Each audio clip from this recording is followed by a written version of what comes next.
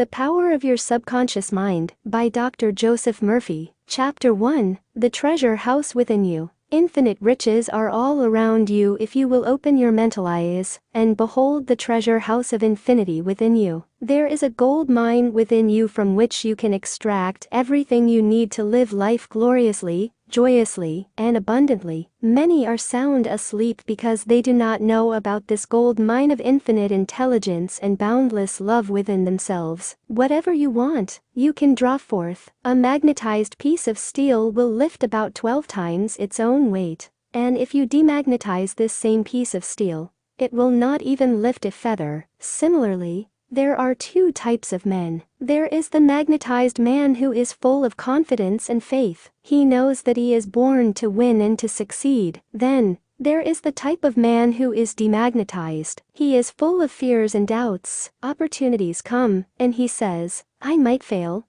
I might lose my money. People will laugh at me. This type of man will not get very far in life because, if he is afraid to go forward, he will simply stay where he is. Become a magnetized man and discover the master secret of the ages. The master secret of the ages. What, in your opinion, is the master secret of the ages? The secret of atomic energy, thermonuclear energy, the neutron bomb, interplanetary travel? No, not any of these. Then, what is this master secret? Where can one find it? And how can it be contacted and brought into action? The answer is extraordinarily simple. This secret is the marvelous, miracle-working power found in your own subconscious mind, the last place that most people would seek it. The marvelous power of your subconscious. You can bring into your life more power, more wealth, more health, more happiness, and more joy by learning to contact and release the hidden power of your subconscious mind. You need not acquire this power, you already possess it, but you want to learn how to use it, you want to understand it, so that you can apply it in all departments of your life. As you follow the simple techniques and processes set forth in this book, you can gain the necessary knowledge and understanding. You can be inspired by a new light. And you can generate a new force enabling you to realize your hopes and make all your dreams come true. Decide now to make your life grander, greater, richer, and nobler than ever before. Within your subconscious depths lie infinite wisdom, infinite power, and infinite supply of all that is necessary, which is waiting for development and expression. Begin now to recognize these potentialities of your deeper mind, and they will take form in the world without. The infinite intelligence within your subconscious mind can reveal to you everything you need to know at every moment of time and point of space. Provided you are open-minded and receptive, you can receive new thoughts and ideas enabling you to bring forth new inventions, make new discoveries, or write books and plays. Moreover, the infinite intelligence in your subconscious can impart to you wonderful kinds of knowledge of an original nature. It can reveal to you and open the way for perfect expression and true place in your life. Through the wisdom of your subconscious mind, you can attract the ideal companion, as well as the right business associate or partner. It can find the right buyer for your home and provide you with all the money you need and the financial freedom to be, to do, and to go as your heart desires. It is your right to discover this inner world of thought, feeling, and power, of light, love, and beauty. Though invisible, its forces are mighty. Within your subconscious mind you will find the solution for every problem and the cause for every effect. Because you can draw out the hidden powers, you come into actual possession of the power and wisdom necessary to move forward in abundance, security, joy, and dominion. I have seen the power of the subconscious lift people up out of crippled states, making them whole, vital, and strong once more, and free to go out into the world to experience happiness, health, and joyous expression. There is a miraculous healing power in your subconscious that can heal the troubled mind and the broken heart. It can open the prison door of the mind and liberate you. It can free you from all kinds of material and physical bondage. Necessity of a working basis. Substantial progress in any field of endeavor is impossible in the absence of a working basis. which is universal in its application. You can become skilled in the operation of your subconscious mind. You can practice its powers with a certainty of results in exact proportion to your knowledge of its principles, and to your application of them for definite specific purposes and goals you wish to achieve. Being a former chemist, I would like to point out that if you combine hydrogen and oxygen in the proportions of 2 atoms of the former to 1 of the latter, water will be the result. You are very familiar with the fact that 1 atom of oxygen and 1 atom of carbon will produce carbon monoxide, a poisonous gas. But if you add another atom of oxygen, you will get carbon dioxide, a harmless gas, and so on throughout the vast realm of chemical compounds. You must not think that the principles of chemistry, physics, and mathematics differ from the principles of your subconscious mind. Let us consider a generally accepted principle. Water seeks its own level. This is a universal principle, which is applicable to water everywhere. Consider another principle. Matter expands when heated. This is true anywhere, at any time, and under all circumstances. You can heat a piece of steel, and it will expand regardless whether the steel is found in China, England, or India. It is a universal truth that matter expands when heated. It is also a universal truth that whatever you impress on your subconscious mind is expressed on the screen of space as condition, experience, and event. Your prayer is answered because your subconscious mind is principle, and by principle, I mean the way a thing works. For example,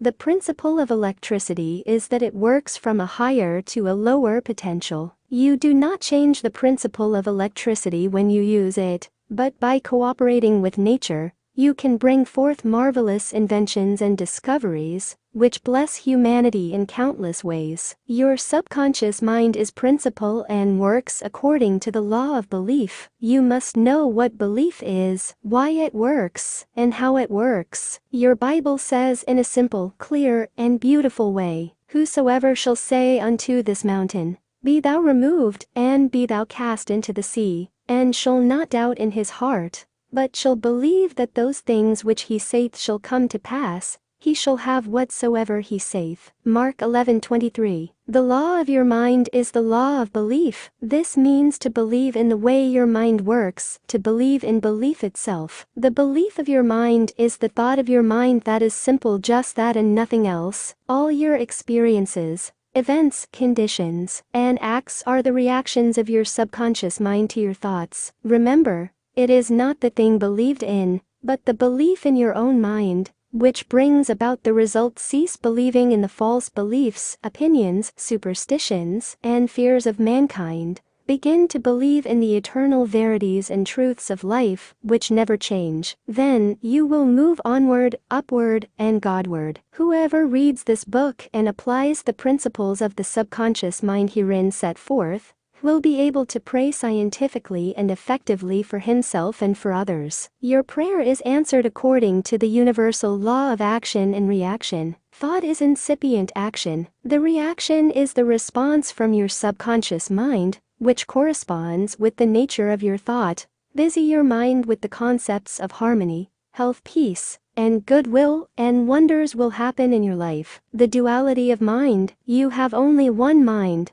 but your mind possesses 2 distinctive characteristics. The line of demarcation between the 2 is well known to all thinking men and women today. The 2 functions of your mind are essentially unlike. Each is endowed with separate and distinct attributes and powers. The nomenclature generally used to distinguish the 2 functions of your mind is as follows: the objective and subjective mind, the conscious and subconscious mind, the waking and sleeping mind, the surface self and the deep self, the voluntary mind and the involuntary mind, the male and the female, and many other terms. You will find the terms conscious and subconscious used to represent the dual nature of your mind throughout this book. The conscious and subconscious minds. An excellent way to get acquainted with the 2 functions of your mind is to look upon your own mind as a garden. You are a gardener, and you are planting seeds, thoughts, in your subconscious mind all day long, based on your habitual thinking. As you sow in your subconscious mind, so shall you reap in your body and environment.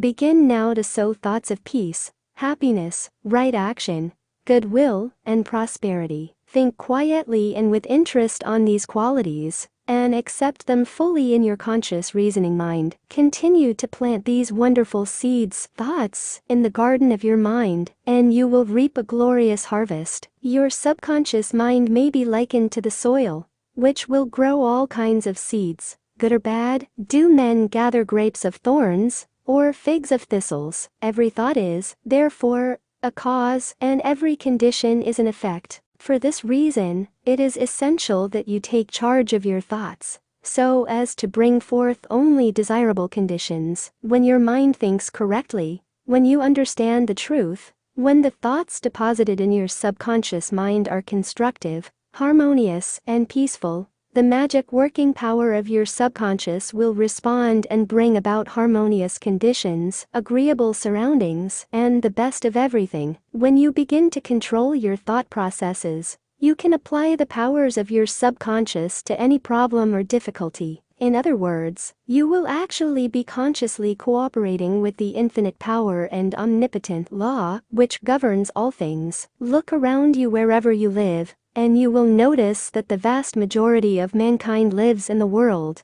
without. The more enlightened men are intensely interested in the world within. Remember, it is the world within, namely, your thoughts, feelings, and imagery that makes your world without. It is, therefore, the only creative power, and everything that you find in your world of expression has been created by you in the inner world of your mind, consciously or unconsciously. A knowledge of the interaction of your conscious and subconscious minds will enable you to transform your whole life. In order to change external conditions, you must change the cause. Most men try to change conditions and circumstances by working with conditions and circumstances. To remove discord, confusion, lack, and limitation, you must remove the cause, and the cause is the way you are using your conscious mind. In other words, the way you are thinking and picturing in your mind. You are living in a fathomless sea of infinite riches. Your subconscious is very sensitive to your thoughts. Your thoughts form the mold or matrix through which the infinite intelligence, wisdom, vital forces, and energies of your subconscious flow. The practical application of the laws of your mind as illustrated in each chapter of this book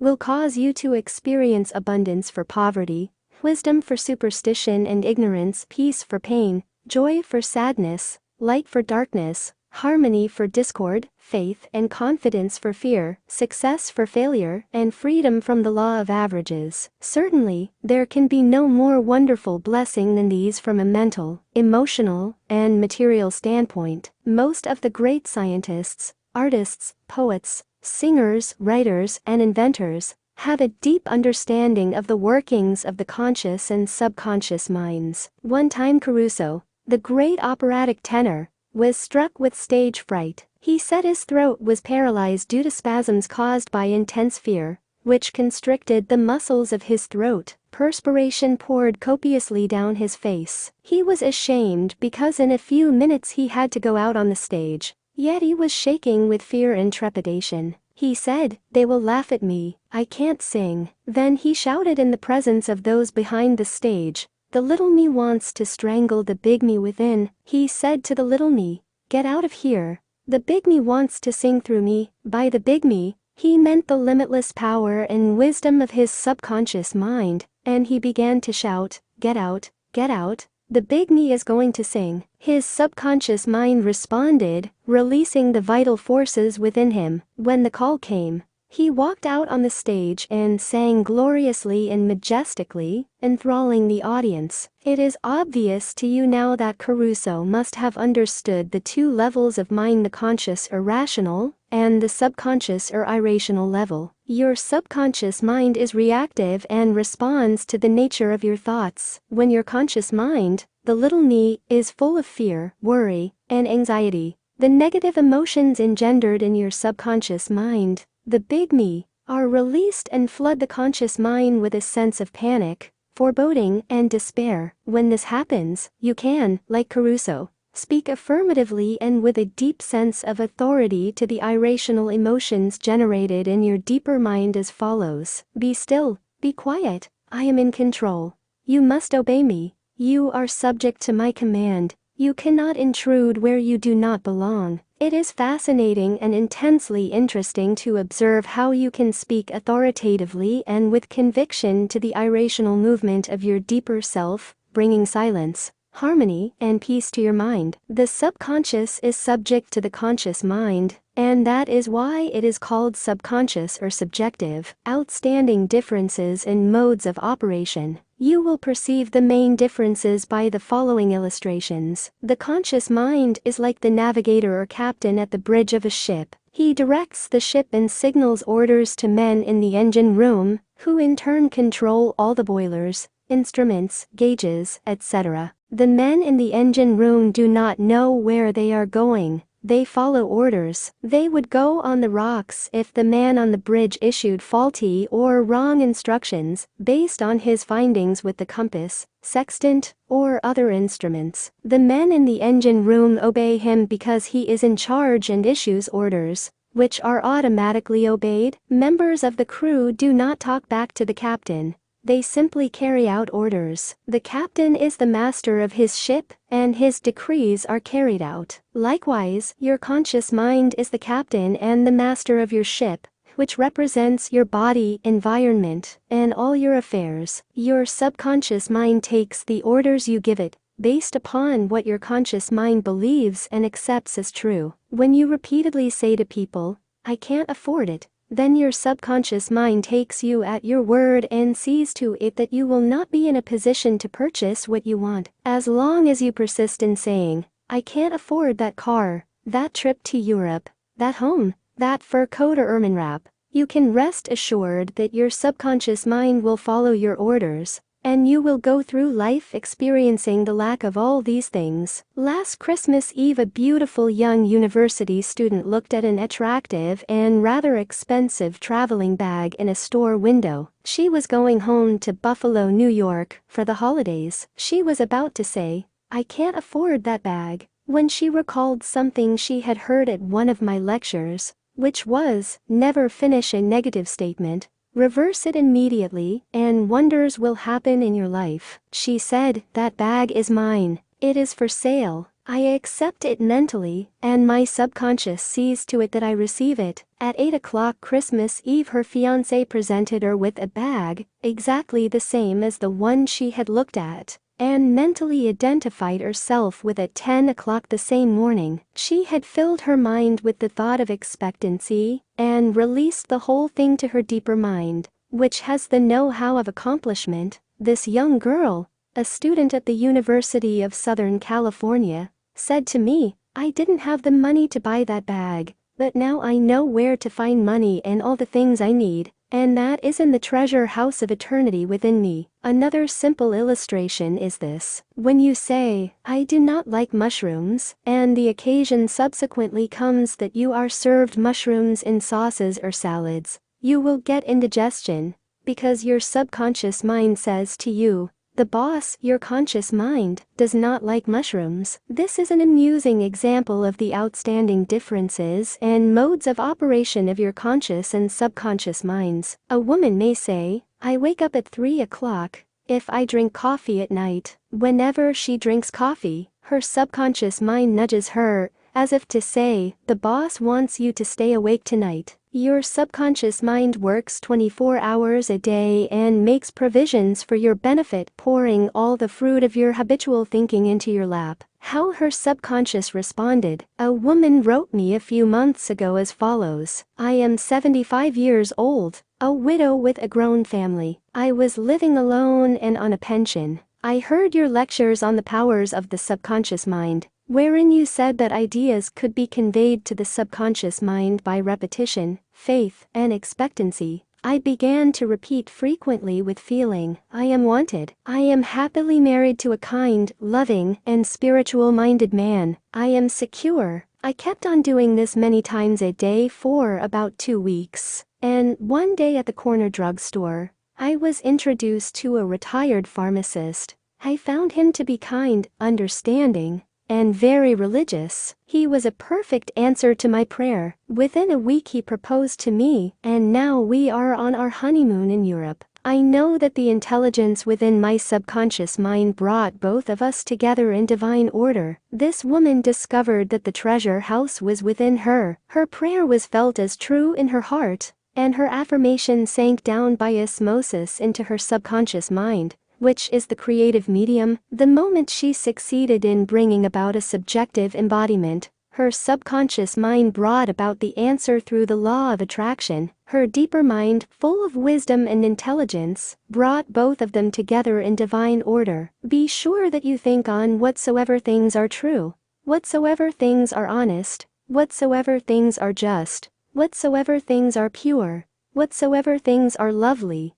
whatsoever things are of good report. If there be any virtue, and if there be any praise, think on these things. Phil. 4:8. Brief summary of ideas worth remembering. 1. The treasure house is within you. Look within for the answer to your heart's desire. 2. The great secret possessed by the great men of all ages was their ability to contact and release the powers of their subconscious mind. You can do the same. 3. Your subconscious has the answer to all problems. If you suggest to your subconscious prior to sleep, "I want to get up at 6 a.m., it will awaken you at that exact time. 4. Your subconscious mind is the builder of your body and can heal you. Lull yourself to sleep every night with the idea of perfect health, and your subconscious, being your faithful servant, will obey you. 5. Every thought is a cause, and every condition is an effect. 6. If you want to write a book,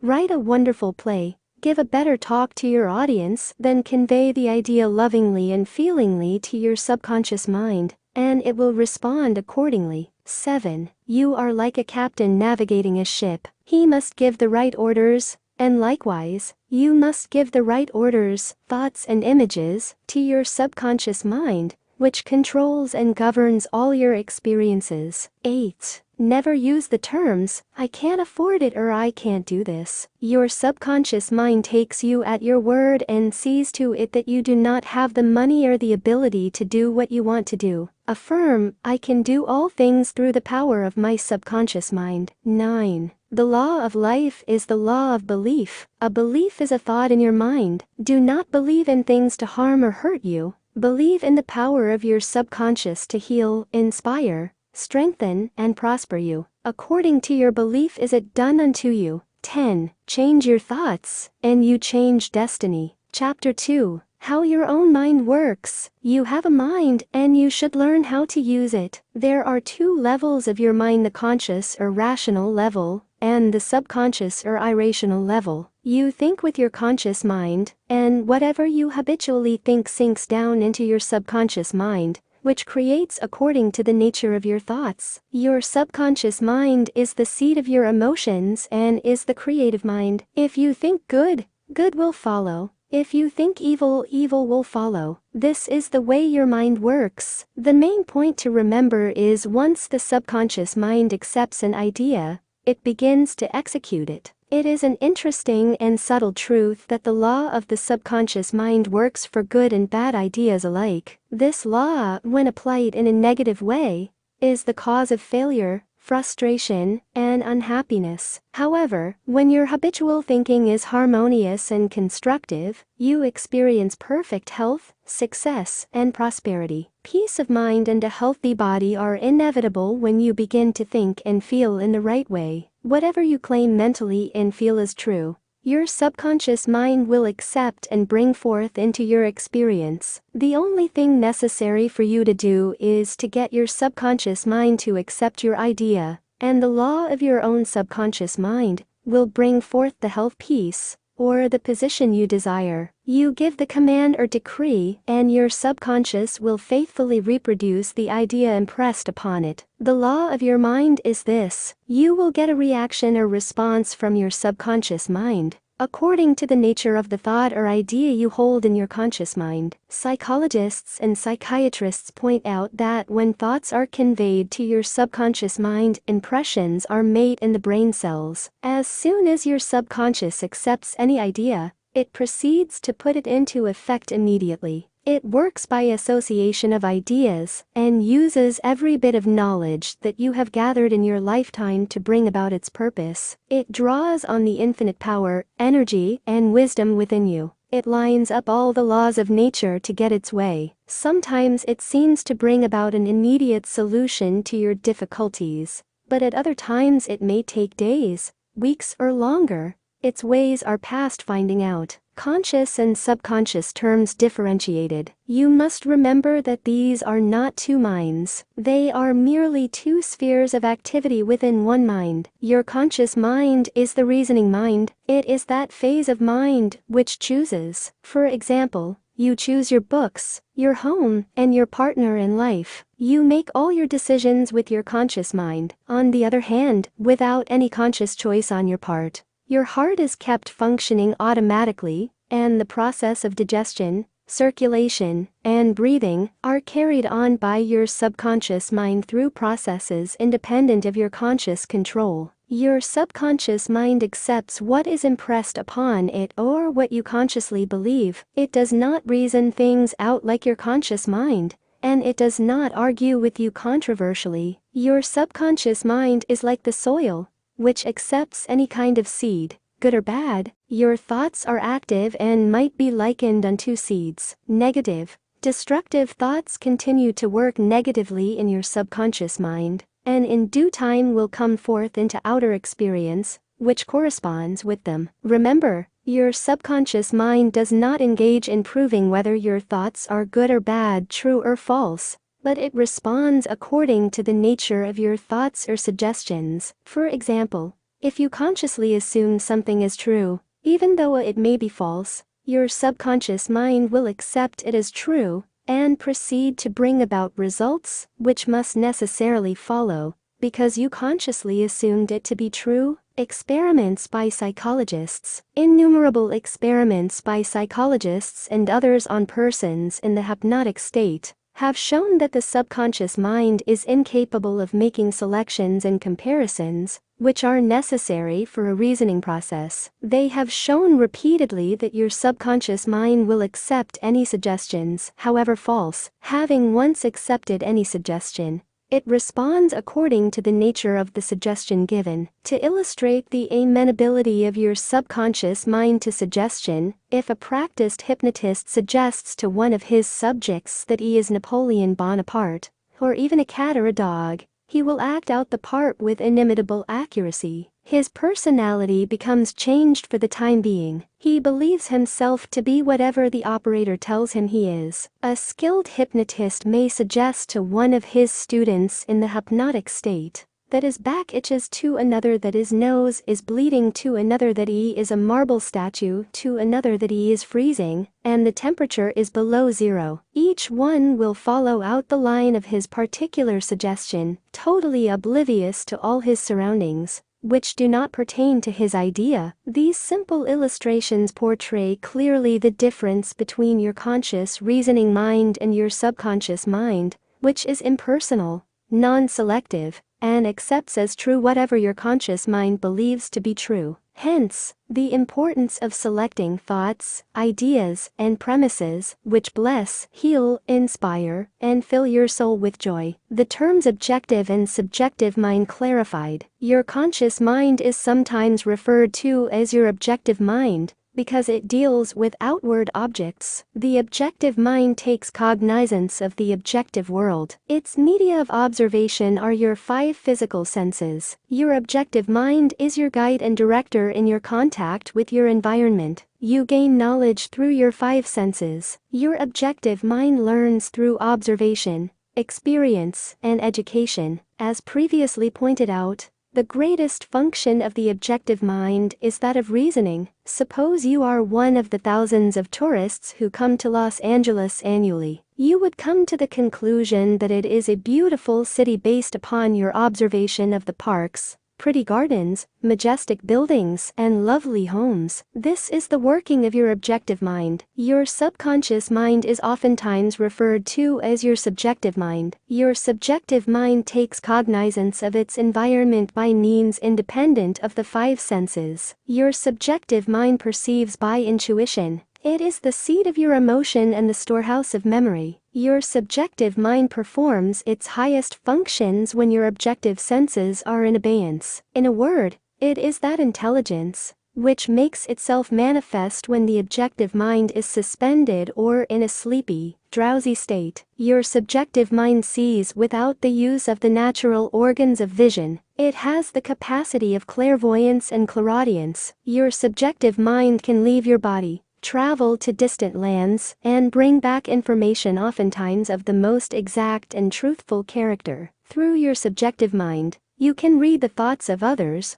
read the contents of sealed envelopes and closed safes. Your subjective mind has the ability to apprehend the thoughts of others without the use of the ordinary objective means of communication. It is of the greatest importance that we understand the interaction of the objective and subjective mind in order to learn the true art of prayer. The subconscious cannot reason like your conscious mind. Your subconscious mind cannot argue controversially. Hence, if you give it wrong suggestions, it will accept them as true, and will proceed to bring them to pass as conditions, experiences, and events. All things that have happened to you are based on thoughts impressed on your subconscious mind through belief. If you have conveyed erroneous concepts to your subconscious mind, the sure method of overcoming them is by the repetition of constructive, harmonious thoughts frequently repeated, which your subconscious mind accepts, thus forming new and healthy habits of thought and life. For your subconscious mind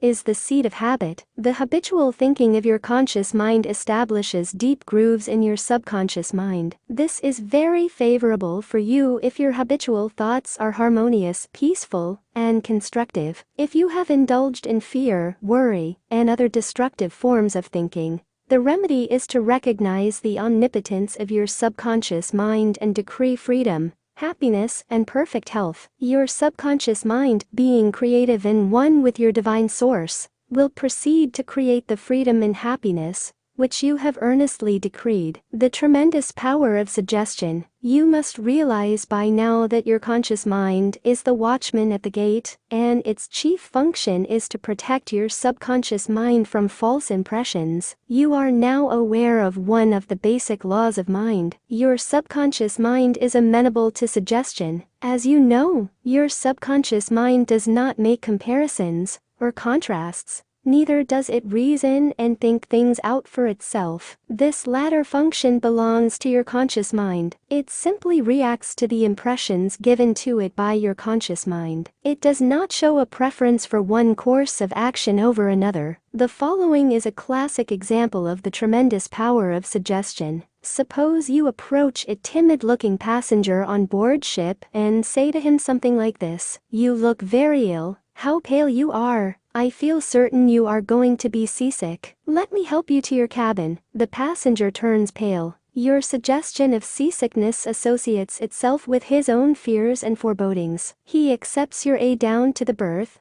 and there your negative suggestion, which was accepted by him, is realized. Different reactions to the same suggestion. It is true that different people will react in different ways to the same suggestion, because of their subconscious conditioning or belief. For example, if you go to a sailor on the ship and say to him sympathetically, "My dear fellow, you're looking very ill, aren't you feeling sick? You look to me as if you were going to be seasick." According to his temperament, he either laughs at your joke or expresses a mild irritation. Your suggestion fell on deaf ears in this instance, because your suggestion of seasickness was associated in his mind with his own immunity from it. Therefore, it called up not fear or worry, but self-confidence. The dictionary says that a suggestion is the act or instance of putting something into one's mind, the mental process by which the thought or idea suggested is entertained,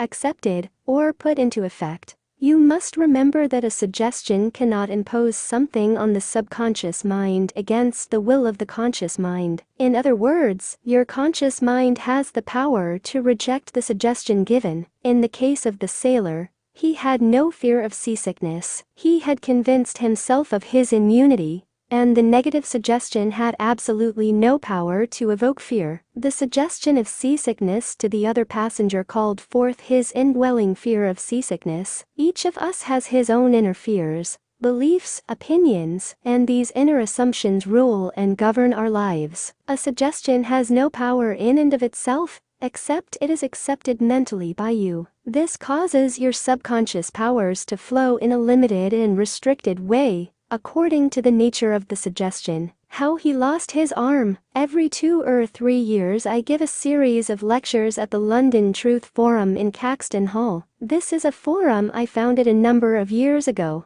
Dr. Evelyn Fleet, the director, told me about an article which appeared in the English newspapers dealing with the power of suggestion. This is the suggestion a man gave to his subconscious mind over a period of about 2 years. I would give my right arm to see my daughter cured. It appeared that his daughter had a crippling form of arthritis, together with a so-called incurable form of skin disease. Medical treatment had failed to alleviate the condition, and the father had an intense longing for his daughter's healing, and expressed his desire in the words just quoted. Dr. Evelyn Fleet said that the newspaper article pointed out that one day the family was out riding when their car collided with another. The father's right arm was torn off at the shoulder, and immediately the daughter's arthritis and skin condition vanished. You must make certain to give your subconscious only suggestions which heal, bless, elevate, and inspire you in all your ways. Remember that your subconscious mind cannot take a joke. It takes you at your word. How autosuggestion banishes fear. Illustrations of autosuggestion.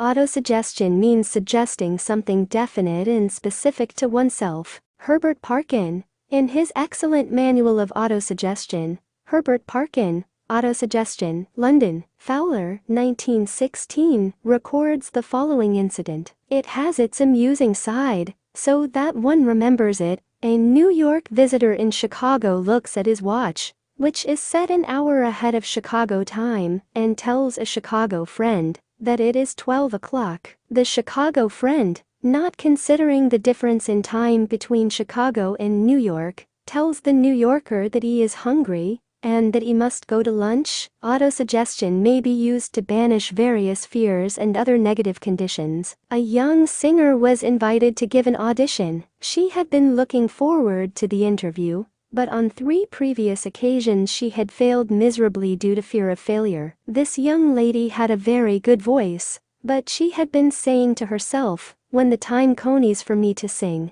maybe they won't like me. I will try, but I'm full of fear and anxiety. Her subconscious mind accepted these negative autosuggestions as a request, and proceeded to manifest them and bring them into her experience. The cause was an involuntary autosuggestion, i.e. silent fear thoughts emotionalized and subjectified. She overcame it by the following technique. 3 times a day she isolated herself in a room. She sat down comfortably in an armchair, relaxed her body, and closed her eyes. She stilled her mind and body as best she could. Physical inertia favors mental passivity, and renders the mind more receptive to suggestion. She counteracted the fear suggestion by saying to herself, I sing beautifully. I am poised, serene, confident, and calm. She repeated this statement slowly, quietly, and with feeling from 5 to 10 times at each sitting. She had 3 such sittings every day,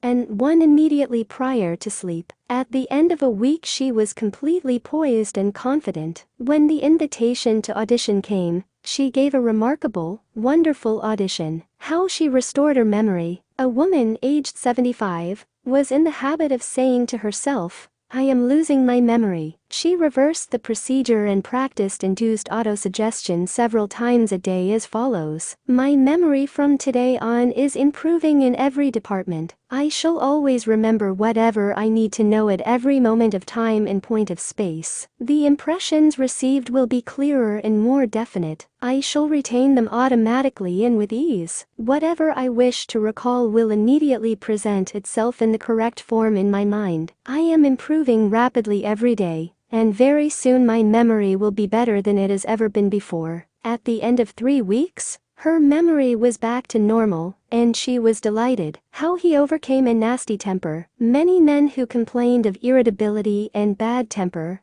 proved to be very susceptible to autosuggestion and obtained marvelous results by using the following statements 3 or 4 times a day, morning, noon, and at night prior to sleep for about a month. Henceforth, I shall grow more good-humored. Joy, happiness, and cheerfulness are now becoming my normal states of mind. Every day I am becoming more and more lovable and understanding. I am now becoming the center of cheer and goodwill to all those about me, infecting them with good humor. This happy, joyous, and cheerful mood is now becoming my normal, natural state of mind. I am grateful. The constructive and destructive power of suggestion. Some illustrations and comments on heterosuggestion. Heterosuggestion means suggestions from another person. In all ages, the power of suggestion has played a part in the life and thought of man in every period of time, and in each country of the earth. In many parts of the world, it is the controlling power in religion. Suggestion may be used to discipline and control ourselves,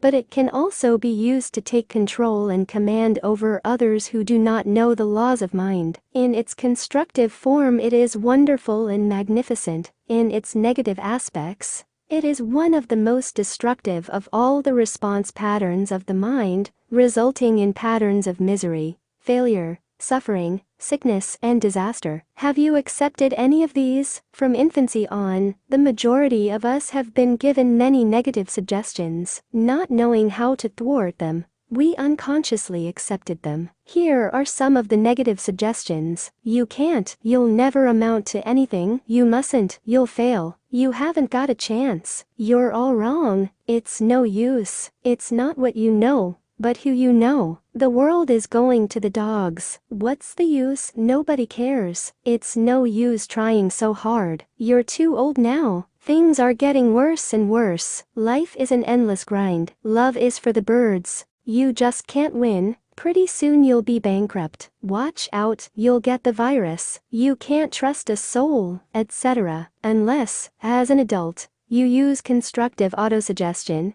which is a reconditioning therapy. The impressions made on you in the past can cause behavior patterns that cause failure in your personal and social life. Autosuggestion is a means releasing you from the mass of negative verbal conditioning that might otherwise distort your life pattern, making the development of good habits difficult. You can counteract negative suggestions. Pick up the paper any day, and you can read dozens of items that could sow the seeds of futility, fear, worry, anxiety, and impending doom. If accepted by you, these thoughts of fear could cause you to lose the will for life. Knowing that you can reject all these negative suggestions by giving your subconscious mind constructive autosuggestions, you counteract all these destructive ideas. Check regularly on the negative suggestions that people make to you. You do not have to be influenced by destructive heterosuggestion. All of us have suffered from it in our childhood and in our teens. If you look back, you can easily recall how parents, friends, relatives, teachers,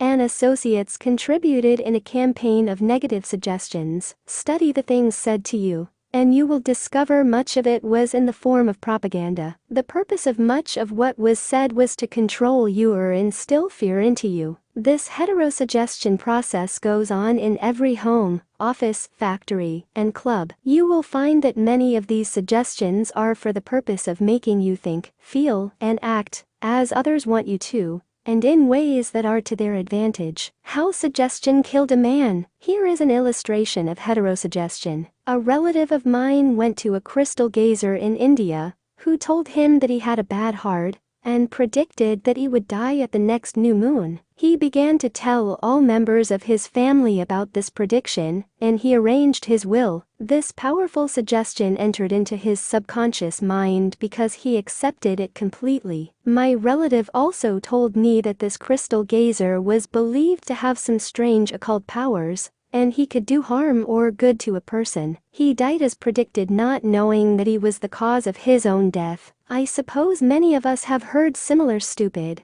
ridiculous, superstitious stories. Let us look at what happened in the light of our knowledge of the way the subconscious mind works. Whatever the conscious, reasoning mind of man believes, the subconscious mind will accept and act upon. My relative was happy, healthy, vigorous, and robust when he went to see the fortune teller. She gave him a very negative suggestion, which he accepted. He became terrified, and constantly dwelt upon the fact that he was going to die at the next new moon. He proceeded to tell everyone about it, and he prepared for the end. The activity took place in his own mind, and his own thought was the cause. He brought about his own so-called death, or rather destruction of the physical body, by his fear and expectation of the end. The woman who predicted his death had no more power than the stones and sticks in the field. Her suggestion had no power to create or bring about the end she suggested. If he had known the laws of his mind, he would have completely rejected the negative suggestion and refused to give her words any attention, knowing in his heart that he was governed and controlled by his own thought and feeling. Like tin arrows aimed at a battleship, her prophecy could have been completely neutralized and dissipated without hurting him. The suggestions of others in themselves have absolutely no power whatever over you except the power that you give them through your own thoughts. You have to give your mental consent, you have to entertain the thought. Then, it becomes your thought, and you do the thinking. Remember, you have the capacity to choose. Choose life. Choose love, choose health, choose abundance. The power of an assumed major premise. Your mind works like a syllogism. This means that whatever major premise your conscious mind assumes to be true, determines the conclusion your subconscious mind comes to in regard to any particular question or problem in your mind. If your premise is true,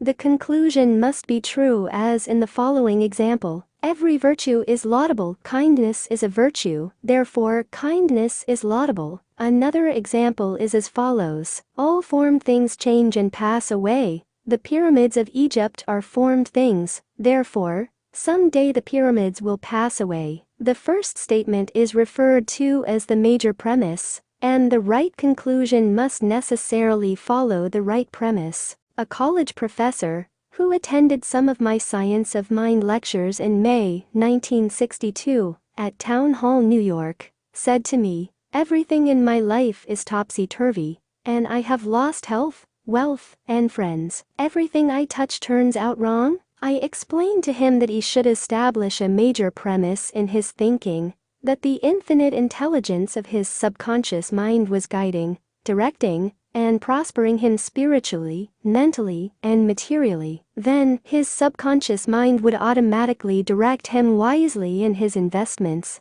decisions, and also heal his body and restore his mind to peace and tranquility. This professor formulated an overall picture of the way he wanted his life to be, and this was his major premise. Infinite intelligence leads and guides me in all my ways. Perfect health is mine, and the law of harmony operates in my mind and body. Beauty, love, peace, and abundance are mine. The principle of right action and divine order govern my entire life. I know my major premise is based on the eternal truths of life, and I know, feel, and believe that my subconscious mind responds according to the nature of my conscious mind thinking. He wrote me as follows. I repeated the above statements slowly, quietly, and lovingly several times a day, knowing that they were sinking deep down into my subconscious mind, and that results must follow. I am deeply grateful for the interview you gave me, and I would like to add that all departments of my life are changing for the better. It works. The subconscious does not argue controversially. Your subconscious mind is all-wise and knows the answers to all questions. It does not argue with you or talk back to you. It does not say, "You must not impress me with that." For example, when you say, "I can't do this. I am too old now. I can't meet this obligation. I was born on the wrong side of the tracks. I don't know the right politician." You are impregnating your subconscious with these negative thoughts, and it responds accordingly. You are actually blocking your own good, thereby bringing lack, limitation, and frustration into your life. When you set up obstacles, impediments, and delays in your conscious mind, you are denying the wisdom and intelligence resident in your subconscious mind. You are actually saying in effect that your subconscious mind cannot solve your problem. This leads to mental and emotional congestion, followed by sickness and neurotic tendencies. To realize your desire and overcome your frustration, affirm boldly several times a day, "The infinite intelligence, which gave me this desire leads, guides, and reveals to me the perfect plan for the unfolding of my desire. I know the deeper wisdom of my subconscious is now responding, and what I feel and claim within is expressed in the without. There is a balance, equilibrium, and equanimity." If you say, "There is no way out, I am lost, there is no way out of this dilemma, I am stymied and blocked," you will get no answer or response from your subconscious mind. If you want the subconscious to work for you, give it the right request, and attain its cooperation. It is always working for you. It is controlling your heartbeat this minute and also your breathing. It heals a cut on your finger, and its tendency is lifeward, forever seeking to take care of you and preserve you. Your subconscious has a mind of its own, but it accepts your patterns of thought and imagery. When you are seeking an answer to a problem, your subconscious will respond, but it expects you to come to a decision and to a true judgment in your conscious mind. You must acknowledge the answer is in your subconscious mind. However, if you say, "I don't think there is any way out, I am all mixed up and confused, why don't I get an answer?" you are neutralizing your prayer. Like the soldier marking time, you do not get anywhere. Still the wheels of your mind relax, let go, and quietly affirm, "My subconscious knows the answer. It is responding to me now. I give thanks because I know the infinite intelligence of my subconscious knows all things, and is revealing the perfect answer to me now. My real conviction is now setting free the majesty and glory of my subconscious mind. I rejoice that it is so." Review of highlights. 1. Think good, and good follows. Think evil, and evil follows. You are what you think all day long. 2. Your subconscious mind does not argue with you. It accepts what your conscious mind decrees. If you say, "I can't afford it," it may be true, but do not say it. Select a better thought. Decree, "I'll buy it. I accept it in my mind." 3. You have the power to choose. Choose health and happiness. You can choose to be friendly, or you can choose to be unfriendly. Choose to be cooperative, joyous, friendly, lovable, and the whole world will respond. This is the best way to develop a wonderful personality. 4. Your conscious mind is the watchman at the gate. Its chief function is to protect your subconscious mind from false impressions. Choose to believe that something good can happen and is happening now. Your greatest power is your capacity to choose. Choose happiness and abundance. 5. The suggestions and statements of others have no power to hurt you. The only power is the movement of your own thought. You can choose to reject the thoughts or statements of others and affirm the good. You have the power to choose how you will react. 6. Watch what you say. You have to account for every idle word. Never say, "I will fail. I will lose my job. I can't pay the rent." Your subconscious cannot take a joke. It brings all these things to pass. 7. Your mind is not evil. No force of nature is evil. It depends how you use the powers of nature. Use your mind to bless, heal, and inspire all people everywhere. 8. Never say, "I can't." Overcome that fear by substituting the following: "I can do all things through the power of my own subconscious mind." 9. Begin to think from the standpoint of the eternal truths and principles of life, and not from the standpoint of fear, ignorance, and superstition. Do not let others do your thinking for you. Choose your own thoughts and make your own decisions. 10. You are the captain of your soul, subconscious mind, and the master of your fate. Remember, you have the capacity to choose. Choose life. Choose love. Choose health. Choose happiness. 11. Whatever your conscious mind assumes and believes to be true, your subconscious mind will accept and bring to pass. Believe in good fortune, divine guidance, right action, and all the blessings of life. Chapter 3. The miracle working power of your subconscious. The power of your subconscious is enormous. It inspires you, it guides you, and it reveals to you names, facts, and scenes from the storehouse of memory. Your subconscious started your heartbeat, controls the circulation of your blood, regulates your digestion, assimilation, and elimination. When you eat a piece of bread, your subconscious mind transmutes it into tissue, muscle, bone, and blood. This process is beyond the ken of the wisest man who walks the earth. Your subconscious mind controls all the vital processes and functions of your body, and knows the answer to all problems. Your subconscious mind never sleeps, and never rests. It is always on the job. You can discover the miracle working power of your subconscious by plainly stating to your subconscious prior to sleep that you wish a certain specific thing accomplished. You will be delighted to discover that forces within you will be released, leading to the desired result. Here, then, is a source of power and wisdom, which places you in touch with omnipotence, or the power that moves the world, guides the planets in their course, and causes the sun to shine. Your subconscious mind is the source of your ideals, aspirations, and altruistic urges. It was through the subconscious mind that Shakespeare perceived great truths hidden from the average man of his day. Undoubtedly,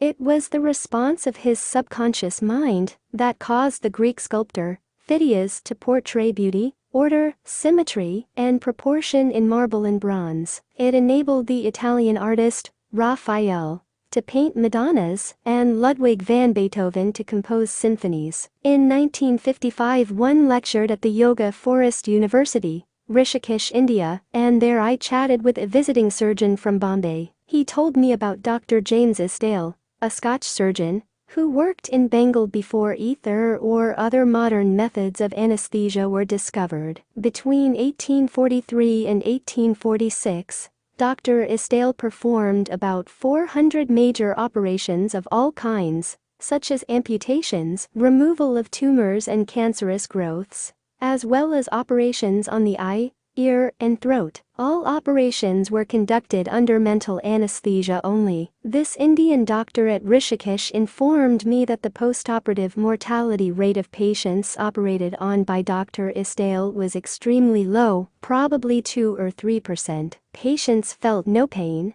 and there were no deaths during the operations. Dr. Isdale suggested to the subconscious minds of all his patients, who were in a hypnotic state, that no infection or septic condition would develop. You must remember that this was before Louis Pasteur, Joseph Lister, and others who pointed out the bacterial origin of disease and causes of infection due to unsterilized instruments and virulent organisms. This Indian surgeon said that the reason for the low mortality rate and the general absence of infection, which was reduced to a minimum, was undoubtedly due to the suggestions of Dr. Isdale to the subconscious minds of his patients. They responded according to the nature of his suggestion. It is simply wonderful when you conceive how a surgeon, over 120 years ago, discovered the miraculous wonder-working powers of the subconscious mind. Doesn't it cause you to be seized with a sort of mystic awe when you stop and think of the transcendental powers of your subconscious mind? Consider its extrasensory perceptions, such as its capacity for clairvoyance and clairaudience, its independence of time and space, its capacity to render you free from all pain and suffering, and its capacity to get the answer to all problems, be they what they may. All these and many more reveal to you that there is a power and an intelligence within you that far transcends your intellect, causing you to marvel at the wonders of it all. All these experiences cause you to rejoice and believe in the miracle-working powers of your own subconscious mind. Your subconscious is your book of life. Whatever thoughts, beliefs, opinions, theories, or dogmas you write, engrave, or impress on your subconscious mind, You shall experience them as the objective manifestation of circumstances, conditions, and events. What you write on the inside, you will experience on the outside. You have two sides to your life, objective and subjective, visible and invisible, thought and its manifestation. Your thought is received by your brain,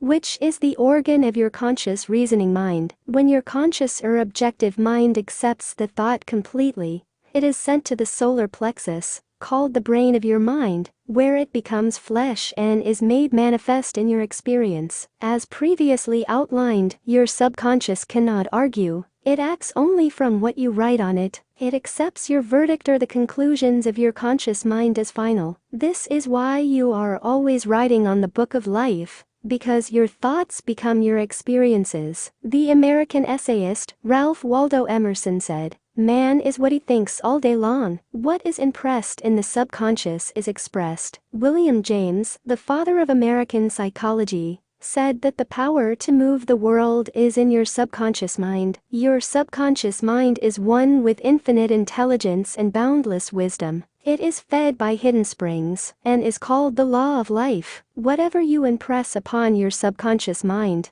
the latter will move heaven and earth to bring it to pass. You must, therefore, impress it with right ideas and constructive thoughts. The reason there is so much chaos and misery in the world is because people do not understand the interaction of their conscious and subconscious minds. When these two principles work in accord, in concord, in peace, and synchronously together, you will have health, happiness, peace, and joy. There is no sickness or discord when the conscious and subconscious work together harmoniously and peacefully. The tomb of Hermes was opened with great expectancy and a sense of wonder, because people believed that the greatest secret of the ages was contained therein. The secret was as within, so without, as above, so below. In other words, whatever is impressed in your subconscious mind is expressed on the screen of space. This same truth was proclaimed by Moses, Isaiah, Jesus, Buddha, Zoroaster, Lats, and all the illumined seers of the ages. Whatever you feel as true subjectively is expressed as conditions, experiences, and events. Motion and emotion must balance. As in heaven your own mind, so on earth in your body and environment. This is the great law of life. You will find throughout all nature the law of action and reaction, of rest and motion. These two must balance, then there will be harmony and equilibrium. You are here to let the life principle flow through you rhythmically and harmoniously. The intake and the outgo must be equal. The impression and the expression must be equal. All your frustration is due to unfulfilled desire. If you think negatively, destructively, and viciously, these thoughts generate destructive emotions, which must be expressed and find an outlet. These emotions, being of a negative nature, are frequently expressed as ulcers, heart trouble, tension, and anxieties. What is your idea or feeling about yourself now? Every part of your being expresses that idea. Your vitality, body, financial status, friends, and social status represent a perfect reflection of the idea you have of yourself. This is the real meaning of what is impressed in your subconscious mind, and which is expressed in all phases of your life. We injure ourselves by the negative ideas which we entertain. How often have you wounded yourself by getting angry, fearful, jealous, or vengeful? These are the poisons that enter your subconscious mind. You were not born with these negative attitudes. Feed your subconscious mind life-giving thoughts, and you will wipe out all the negative patterns lodged therein. As you continue to do this, all the past will be wiped out and remembered no more. The subconscious heals a malignancy of the skin. A personal healing will ever be the most convincing evidence of the healing power of the subconscious mind. Over 40 years ago, I resolved a malignancy of the skin through prayer. Medical therapy had failed to check the growth,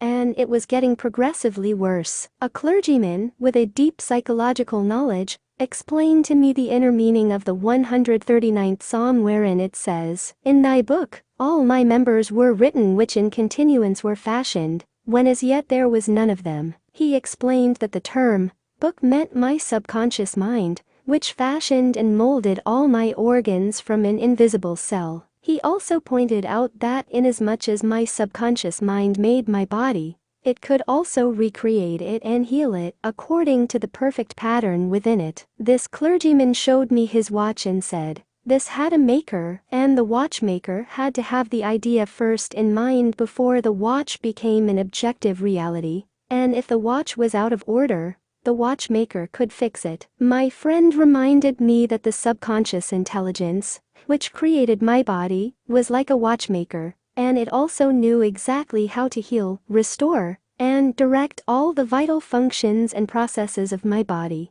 But that I had to give it the perfect idea of health. This would act as cause, and the effect would be a healing. I prayed in a very simple way as follows. My body and all its organs were created by the infinite intelligence in my subconscious mind. It knows how to heal me. Its wisdom fashioned all my organs, tissues, muscles, and bones. This infinite healing presence within me is now transforming every atom of my being, making me whole and perfect now. I give thanks for the healing I know is taking place now. Wonderful are the works of the creative intelligence within me. I prayed aloud for about 5 minutes 2 or 3 times a day, repeating the above simple prayer. In about 3 months my skin was whole and perfect. As you can see, all I did was give life-giving patterns of wholeness, beauty, and perfection to my subconscious mind, thereby obliterating the negative images and patterns of thought lodged in my subconscious mind,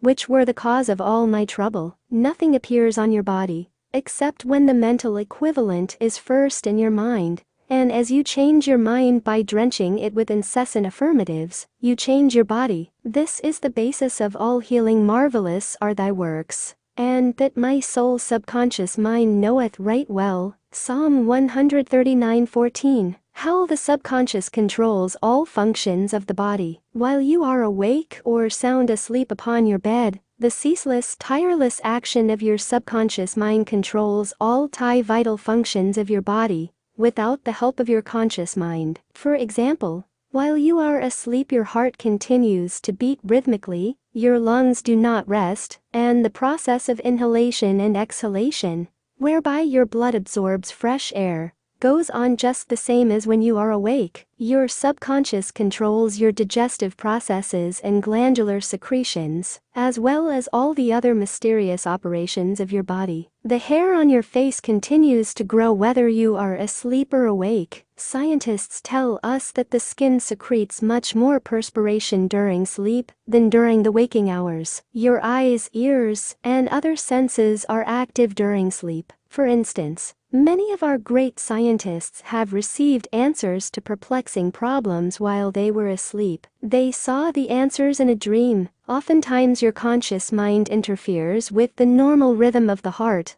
lungs, and functioning of the stomach and intestines by worry, anxiety, fear, and depression. These patterns of thought interfere with the harmonious functioning of your subconscious mind. When mentally disturbed, the best procedure is to let go, relax, and still the wheels of your thought processes. Speak to your subconscious mind, telling it to take over in peace, harmony, and divine order. You will find that all the functions of your body will become normal again. Be sure to speak to your subconscious mind with authority and conviction, and it will conform to your command. Your subconscious seeks to preserve your life and restore you to health at all costs. It causes you to love your children, which also illustrates an instinctive desire to preserve all life. Let us suppose you accidentally ate some bad food. Your subconscious mind would cause you to regurgitate it. If you inadvertently took some poison, your subconscious powers would proceed to neutralize it.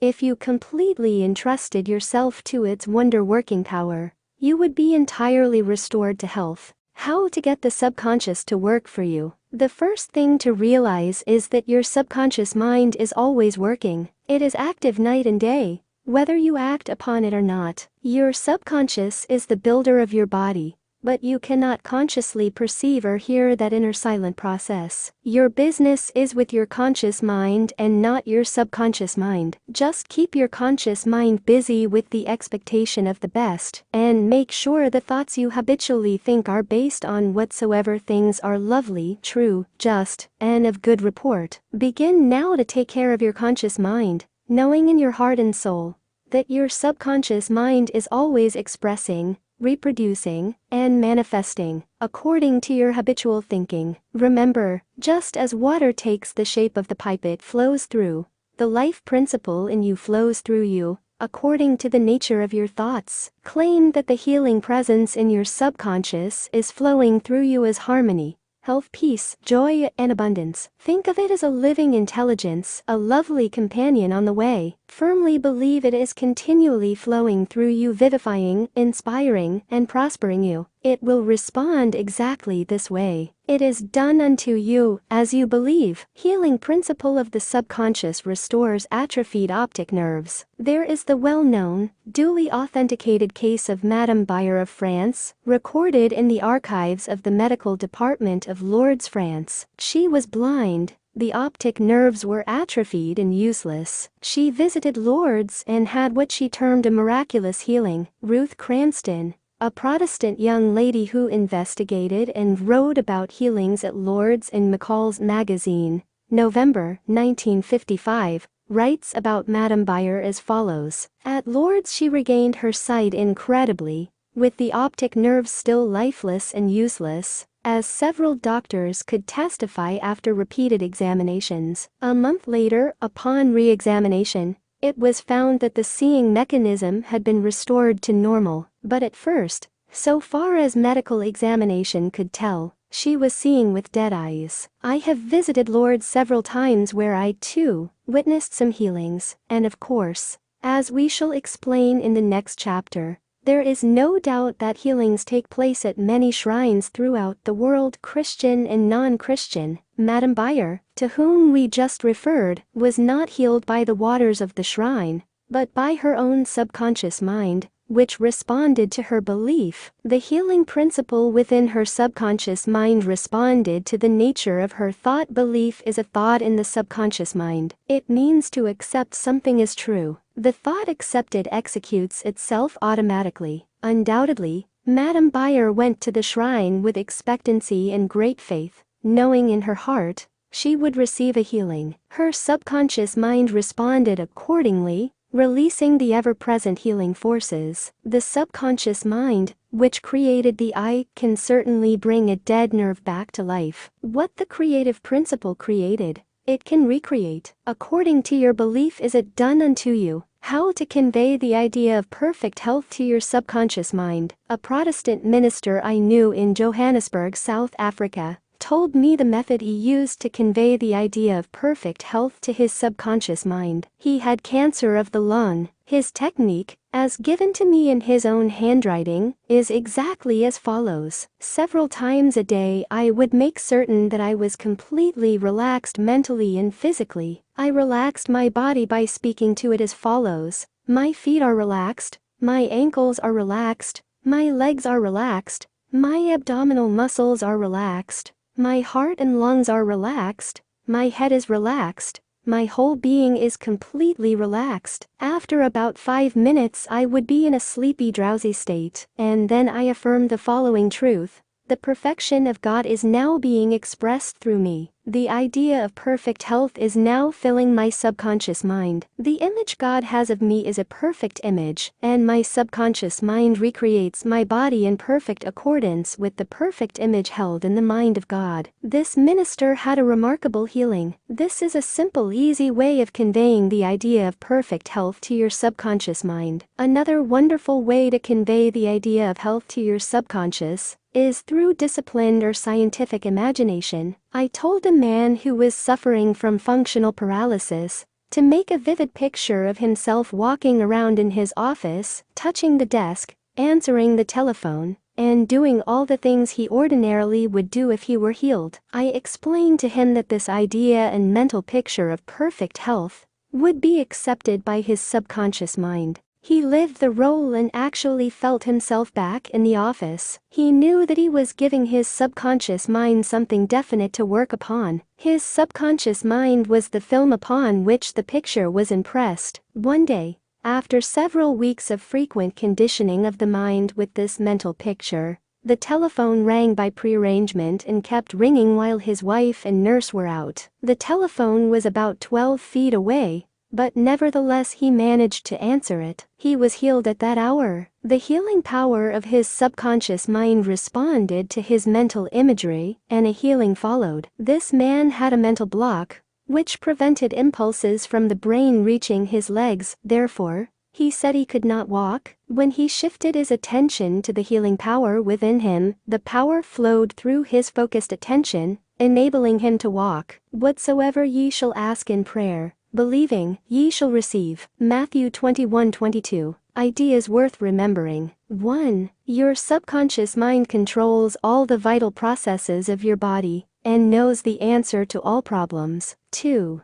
Prior to sleep, turn over a specific request to your subconscious mind and prove its miracle working power to yourself. 3. Whatever you impress on your subconscious mind is expressed on the screen of space as conditions, experiences, and events. Therefore, you should carefully watch all ideas and thoughts entertained in your conscious mind. 4. The law of action and reaction is universal. Your thought is action, and the reaction is the automatic response of your subconscious mind to your thought. Watch your thoughts. 5. All frustration is due to unfulfilled desires. If you dwell on obstacles, delays, and difficulties, your subconscious mind responds accordingly, and you are blocking your own good. 6. The life principle will flow through you rhythmically and harmoniously if you consciously affirm, I believe that the subconscious power, which gave me this desire, is now fulfilling it through me. This dissolves all conflicts. 7. You can interfere with the normal rhythm of your heart, lungs, and other organs by worry, anxiety, and fear. Feed your subconscious with thoughts of harmony, health, and peace, and all the functions of your body will become normal again. 8. Keep your conscious mind busy with the expectation of the best, and your subconscious will faithfully reproduce your habitual thinking. 9. Imagine the happy ending or solution to your problem, feel the thrill of accomplishment, and what you imagine and feel will be accepted by your subconscious mind and bring it to pass. Chapter 4. Mental Healings in Ancient Times. Down through the ages, men of all nations have somehow instinctively believed that somewhere there resided a healing power, which could restore to normal the functions and sensations of man's body. They believed that this strange power could be invoked under certain conditions, and that the alleviation of human suffering would follow. The history of all nations presents testimony in support of this belief. In the early history of the world, the power of secretly influencing men for good or evil, including the healing of the sick, was said to be possessed by the priests and holy men of all nations. Healing of the sick was supposed to be a power derived directly by them from God, and the procedures and processes of healing varied throughout the world. The healing processes took the form of supplications to God attended by various ceremonies, such as the laying on of hands, incantations, the application of amulets, talismans, rings, relics, and images. For example, in the religions of antiquity, priests in the ancient temples gave drugs to the patient and practiced hypnotic suggestions prior to the patient's sleep, telling him that the gods would visit him in his sleep and heal him. Many healings followed. Obviously, all this was the work of potent suggestions to the subconscious mind. After the performance of certain mysterious rites, the devotees of Hecate would see the goddess during sleep, provided that before going to sleep, they had prayed to her according to weird and fantastic instructions. They were told to mix lizards with resin, frankincense, and myrrh, and pound all this together in the open air under the crescent moon. Healings were reported in many cases following this grotesque procedure. It is obvious that these strange procedures, as mentioned in the illustrations given, favored suggestion and acceptance by the subconscious mind of these people, by making a powerful appeal to their imagination. Actually, in all these healings, the subconscious mind of the subject was the healer. In all ages, unofficial healers have obtained remarkable results in cases where authorized medical skill has failed. This gives cause for thought. How do these healers in all parts of the world affect their cures? The answer to all these healings is due to the blind belief of the sick person, which released the healing power resident in his subconscious mind. Many of the remedies and methods employed were rather strange and fantastic, which fared the imagination of the patients, causing an aroused emotional state. This state of mind facilitated the suggestion of health, and was accepted both by the conscious and subconscious mind of the sick. This will be elaborated on further in the next chapter. Biblical accounts of the use of the subconscious powers. What things soever ye desire, when ye pray, believe that ye receive them, and ye shall have them. Mark 11:24. Note the difference in tenses. The inspired writer tells us to believe and accept as true the fact that our desire has already been accomplished and fulfilled, that it is already completed, and that its realization will follow as a thing in the future. The success of this technique depends on the confident conviction that the thought, the idea, the picture, is already a fact in mind. In order for anything to have substance in the realm of mind, it must be thought of as actually existing there. Here in a few cryptic words is a concise and specific direction for making use of the creative power of thought. By impressing upon the subconscious the particular thing which you desire, your thought, idea, plan, or purpose is as real on its own plane as your hand or your heart. In following the biblical technique, you completely eliminate from your mind all consideration of conditions, circumstances, or anything which might imply adverse contingencies. You are planting a seed concept in the mind, which, if you leave it undisturbed, will infallibly germinate into external fruition. The prime condition, which Jesus insisted upon, was faith. Over and over again you read in the Bible, according to your faith is it done unto you. If you plant certain types of seeds in the ground, you have faith they will grow after their kind. This is the way of seeds, and trusting the laws of growth and agriculture, you know that the seeds will come forth after their kind. Faith as mentioned in the Bible is a way of thinking, an attitude of mind, an inner certitude, knowing that the idea you fully accept in your conscious mind will be embodied in your subconscious mind and made manifest. Faith is, in a sense, accepting as true what your reason and senses deny, i.e. a shutting out of the little, rational, analytical, conscious mind, and embracing an attitude of complete reliance on the inner power of your subconscious mind. A classical instance of Bible technique is recorded in Matthew 9:28-30. And when he was come into the house, the blind men came to him, and Jesus saith unto them, Believe ye that I am able to do this? They said unto him, Yea, Lord. Then touched he their eyes, saying, According to your faith be it unto you. And their eyes were opened, and Jesus straitly charged them, saying, See that no man know it. In the words according to your faith be it unto you, you can see that Jesus was actually appealing to the cooperation of the subconscious mind of the blind men. Their faith was their great expectancy, their inner feeling, their inner conviction that something miraculous would happen, and that their prayer would be answered. And it was. This is the time-honored technique of healing, utilized alike by all healing groups throughout the world, regardless of religious affiliation. In the words, see that no man know it, Jesus enjoins the newly healed patients not to discuss their healing, because they might be subjected to the skeptical and derogatory criticisms of the unbelieving. This might tend to undo the benefits they had received at the hand of Jesus, by depositing thoughts of fear, doubt, and anxiety in the subconscious mind. For with authority and power, he commandeth the unclean spirits, and they came out. Luke 4:36. When the sick came to Jesus to be healed, they were healed by their faith together with his faith and understanding of the healing power of the subconscious mind. Whatever he decreed, he felt inwardly to be true. He and the people needing help were in the one universal subjective mind, and his silent inner knowing and conviction of the healing power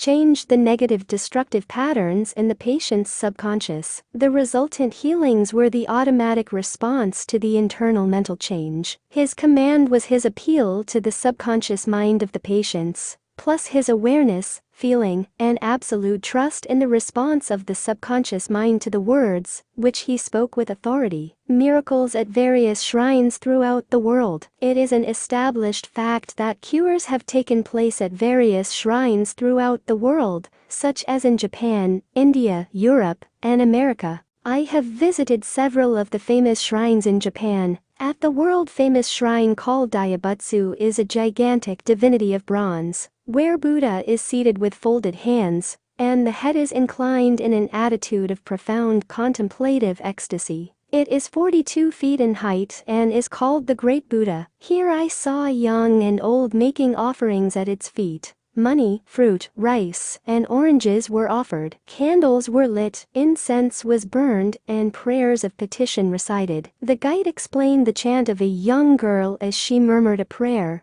bowed low, and placed 2 oranges as an offering. She also lit a candle. He said she had lost her voice, and it was restored at the shrine. She was thanking Buddha for restoring her voice. She had the simple faith that Buddha would give her back her singing voice if she followed a certain ritual, fasted, and made certain offerings. All this helped to kindle faith and expectancy, resulting in a conditioning of her mind to the point of belief. Her subconscious mind responded to her belief. To illustrate further the power of imagination and blind belief, I will relate the case of a relative of mine who had tuberculosis. His lungs were badly diseased. His son decided to heal his father. He came home to Perth, Western Australia, where his father lived, and said to him that he had met a monk who had returned from one of the healing shrines in Europe. This monk sold him a piece of the true cross. He said that he gave the monk the equivalent of $500 for it. This young man had actually picked up a splinter of wood from the sidewalk,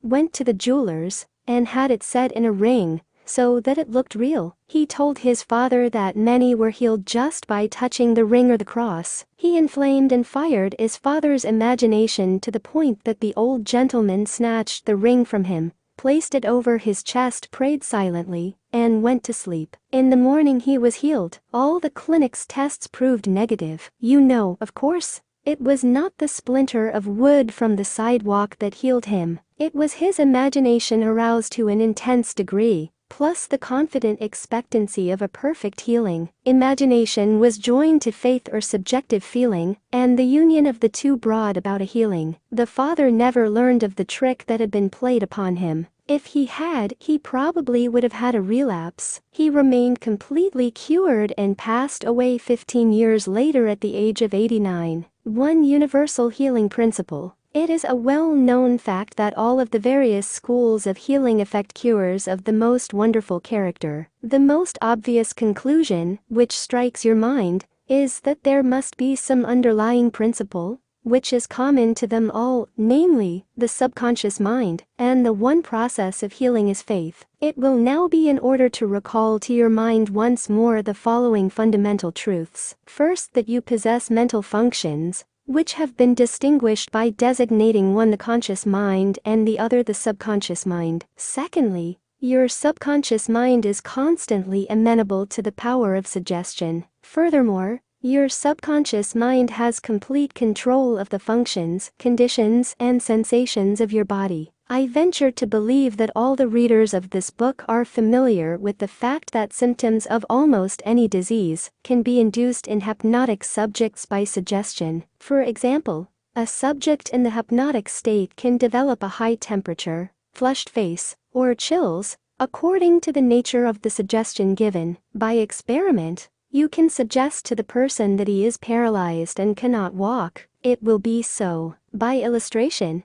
you can hold a cup of cold water under the nose of the hypnotic subject and tell him, "This is full of pepper, smell it." He will proceed to sneeze. What do you think caused him to sneeze, the water or the suggestion? If a man says he is allergic to timothy grass, you can place a synthetic flower or an empty glass in front of his nose, when he is in a hypnotic state, and tell him it is Timothy grass. He will portray the usual allergic symptoms. This indicates that the cause of the disease is in the mind. The healing of the disease can also take place mentally. You realize that remarkable healings take place through osteopathy, chiropractic medicine, and naturopathy, as well as through all the various religious bodies throughout the world. But it is obvious that all of these healings are brought about through the subconscious mind, the only healer there is. Notice how it heals a cut on your face caused by shaving. It knows exactly how to do it. The doctor dresses the wound and says, "Nature heals it." Nature refers to natural law, the law of the subconscious mind, or self-preservation, which is the function of the subconscious mind. The instinct of self-preservation is the first law of nature. Your strongest instinct is the most potent of all autosuggestions. Widely different theories. It would be tedious and unprofitable to discuss to any great extent the numerous theories advanced by different religious sects and prayer therapy groups. There are a great number who claim that because their theory produces results, it is, therefore, the correct one. This, as explained in this chapter, cannot be true. You are aware that there are all types of healing. Franz Anton Mesmer, an Austrian physician, 1734–1815, who practiced in Paris, discovered that by applying magnets to the diseased body, he could cure that disease miraculously. He also performed cures with various other pieces of glass and metals. He discontinued this form of healing and claimed that his cures were due to animal magnetism,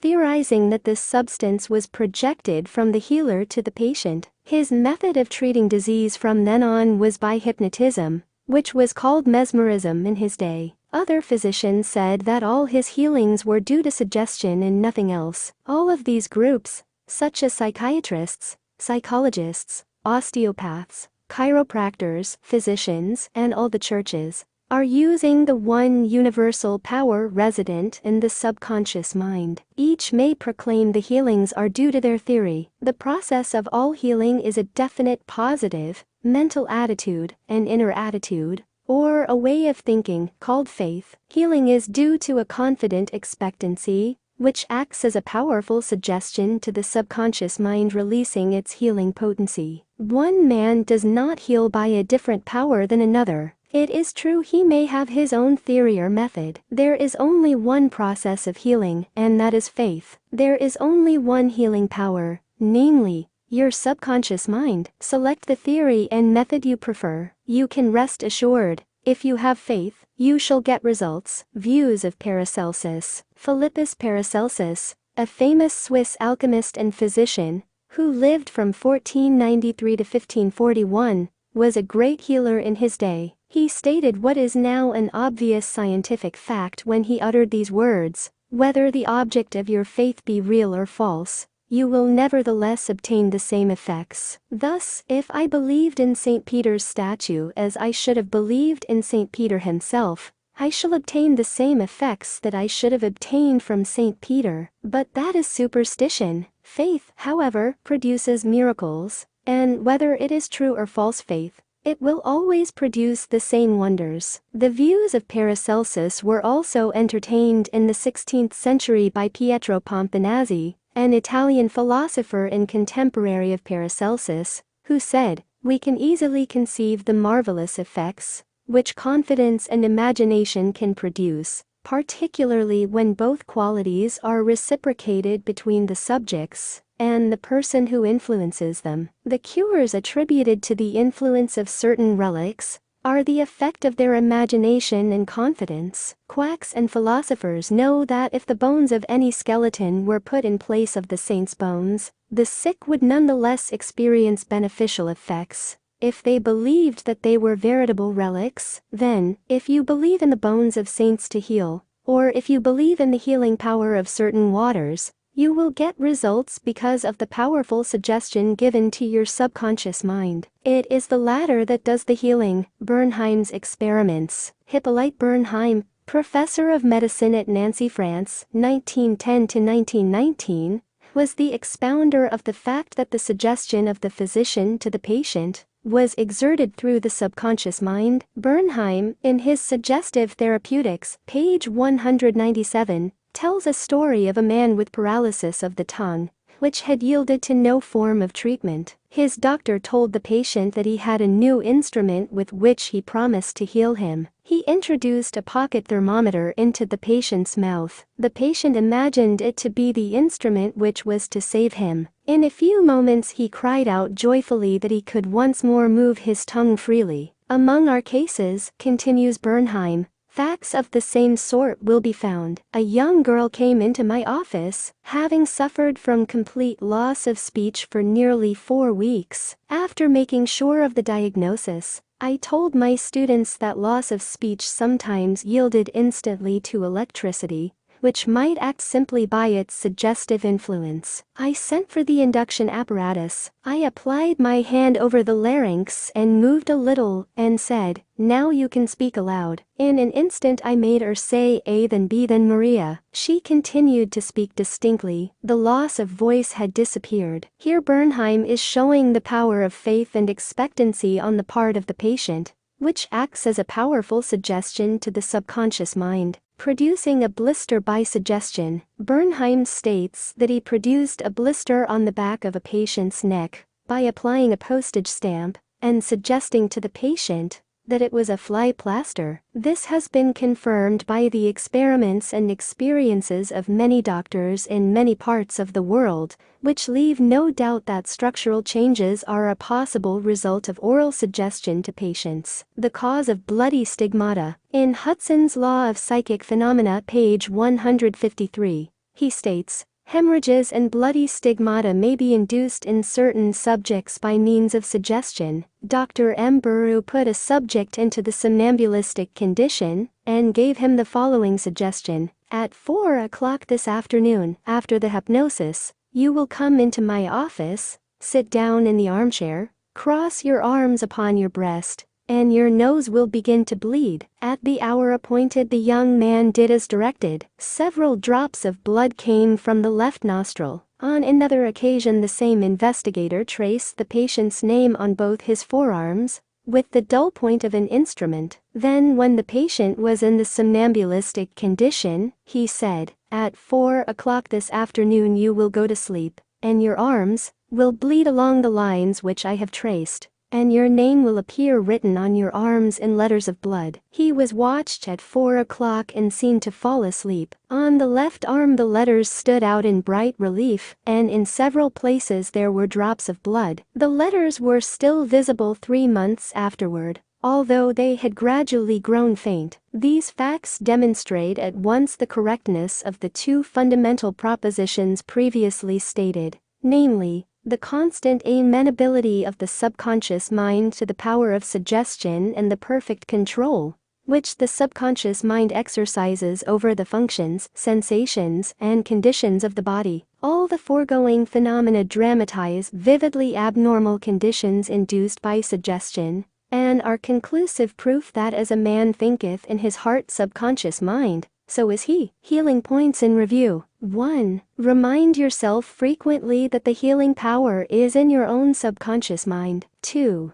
Know that faith is like a seed planted in the ground. It grows after its kind. Plant the idea, seed, in your mind, water and fertilize it with expectancy, and it will manifest. 3. The idea you have for a book, new invention, or play is real in your mind. This is why you can believe you have it now. Believe in the reality of your idea, plan, or invention, and as you do, it will become manifest. 4. In praying for another, know that your silent inner knowing of wholeness, beauty, and perfection can change the negative patterns of the other's subconscious mind and bring about wonderful results. 5. The miraculous healings you hear about at various shrines are due to imagination and blind faith, which act on the subconscious mind, releasing the healing power. 6. All disease originates in the mind. Nothing appears on the body unless there is a mental pattern corresponding to it. 7. The symptoms of almost any disease can be induced in you by hypnotic suggestion. This shows you the power of your thought. 8. There is only one process of healing, and that is faith. There is only one healing power, namely, your subconscious mind. 9. Whether the object of your faith is real or false,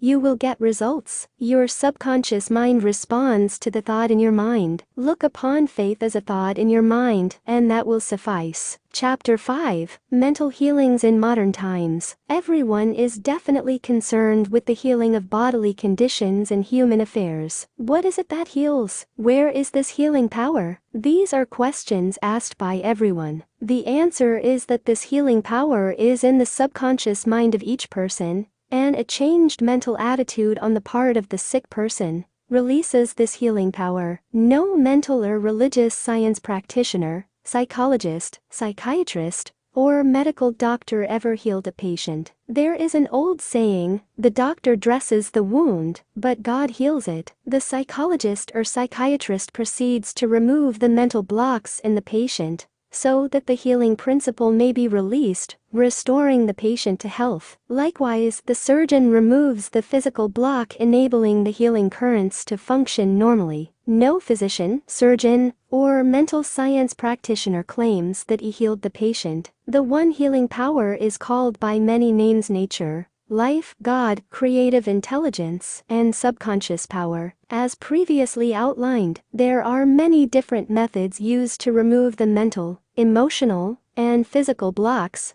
which inhibit the flow of the healing life principle animating all of us. The healing principle resident in your subconscious mind can and will, if properly directed by you or some other person, heal your mind and body of all disease. This healing principle is operative in all men regardless of creed, color, or race. You do not have to belong to some particular church in order to use and participate in this healing process. Your subconscious will heal the burn or cut on your hand, even though you profess to be an atheist or agnostic. The modern mental therapeutic procedure is based on the truth that the infinite intelligence and power of your subconscious mind responds according to your faith. The mental science practitioner or minister follows the injunction of the Bible, i.e., he goes into his closet and shuts the door, which means he stills his mind, relaxes, lets go, and thinks of the infinite healing presence within him. He closes the door of his mind to all outside distractions as well as appearances,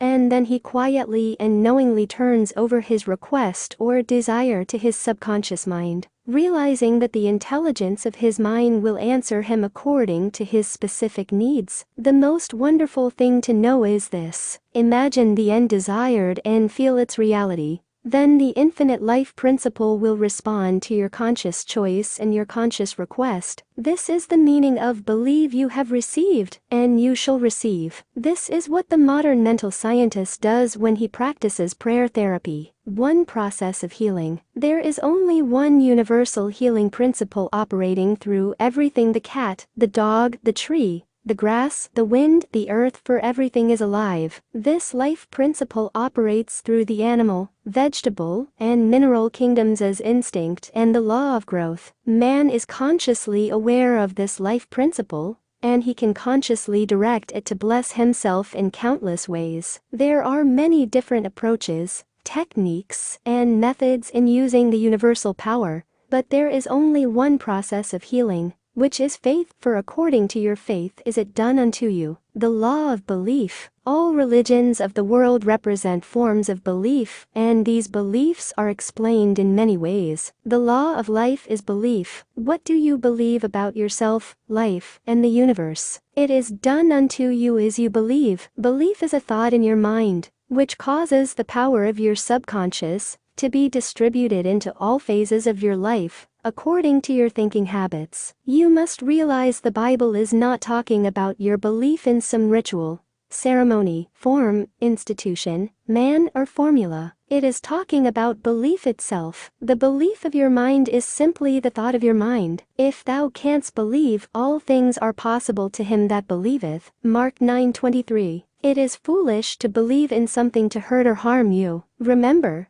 it is not the thing believed in that hurts or harms you, but the belief or thought in your mind, which creates the result. All your experiences, all your actions, and all the events and circumstances of your life are but the reflections and reactions to your own thought. Prayer therapy is the combined function of the conscious and subconscious mind scientifically directed. Prayer therapy is the synchronized, harmonious, and intelligent function of the conscious and subconscious levels of mind, specifically directed for a definite purpose. In scientific prayer or prayer therapy, you must know what you are doing and why you are doing it. You trust the law of healing. Prayer therapy is sometimes referred to as mental treatment, and another term is scientific prayer. In prayer therapy, you consciously choose a certain idea, mental picture, or plan, which you desire to experience. You realize your capacity to convey this idea or mental image to your subconscious by feeling the reality of the state assumed. As you remain faithful in your mental attitude, your prayer will be answered. Prayer therapy is a definite mental action for a definite specific purpose. Let us suppose that you decide to heal a certain difficulty by prayer therapy. You are aware that your problem or sickness,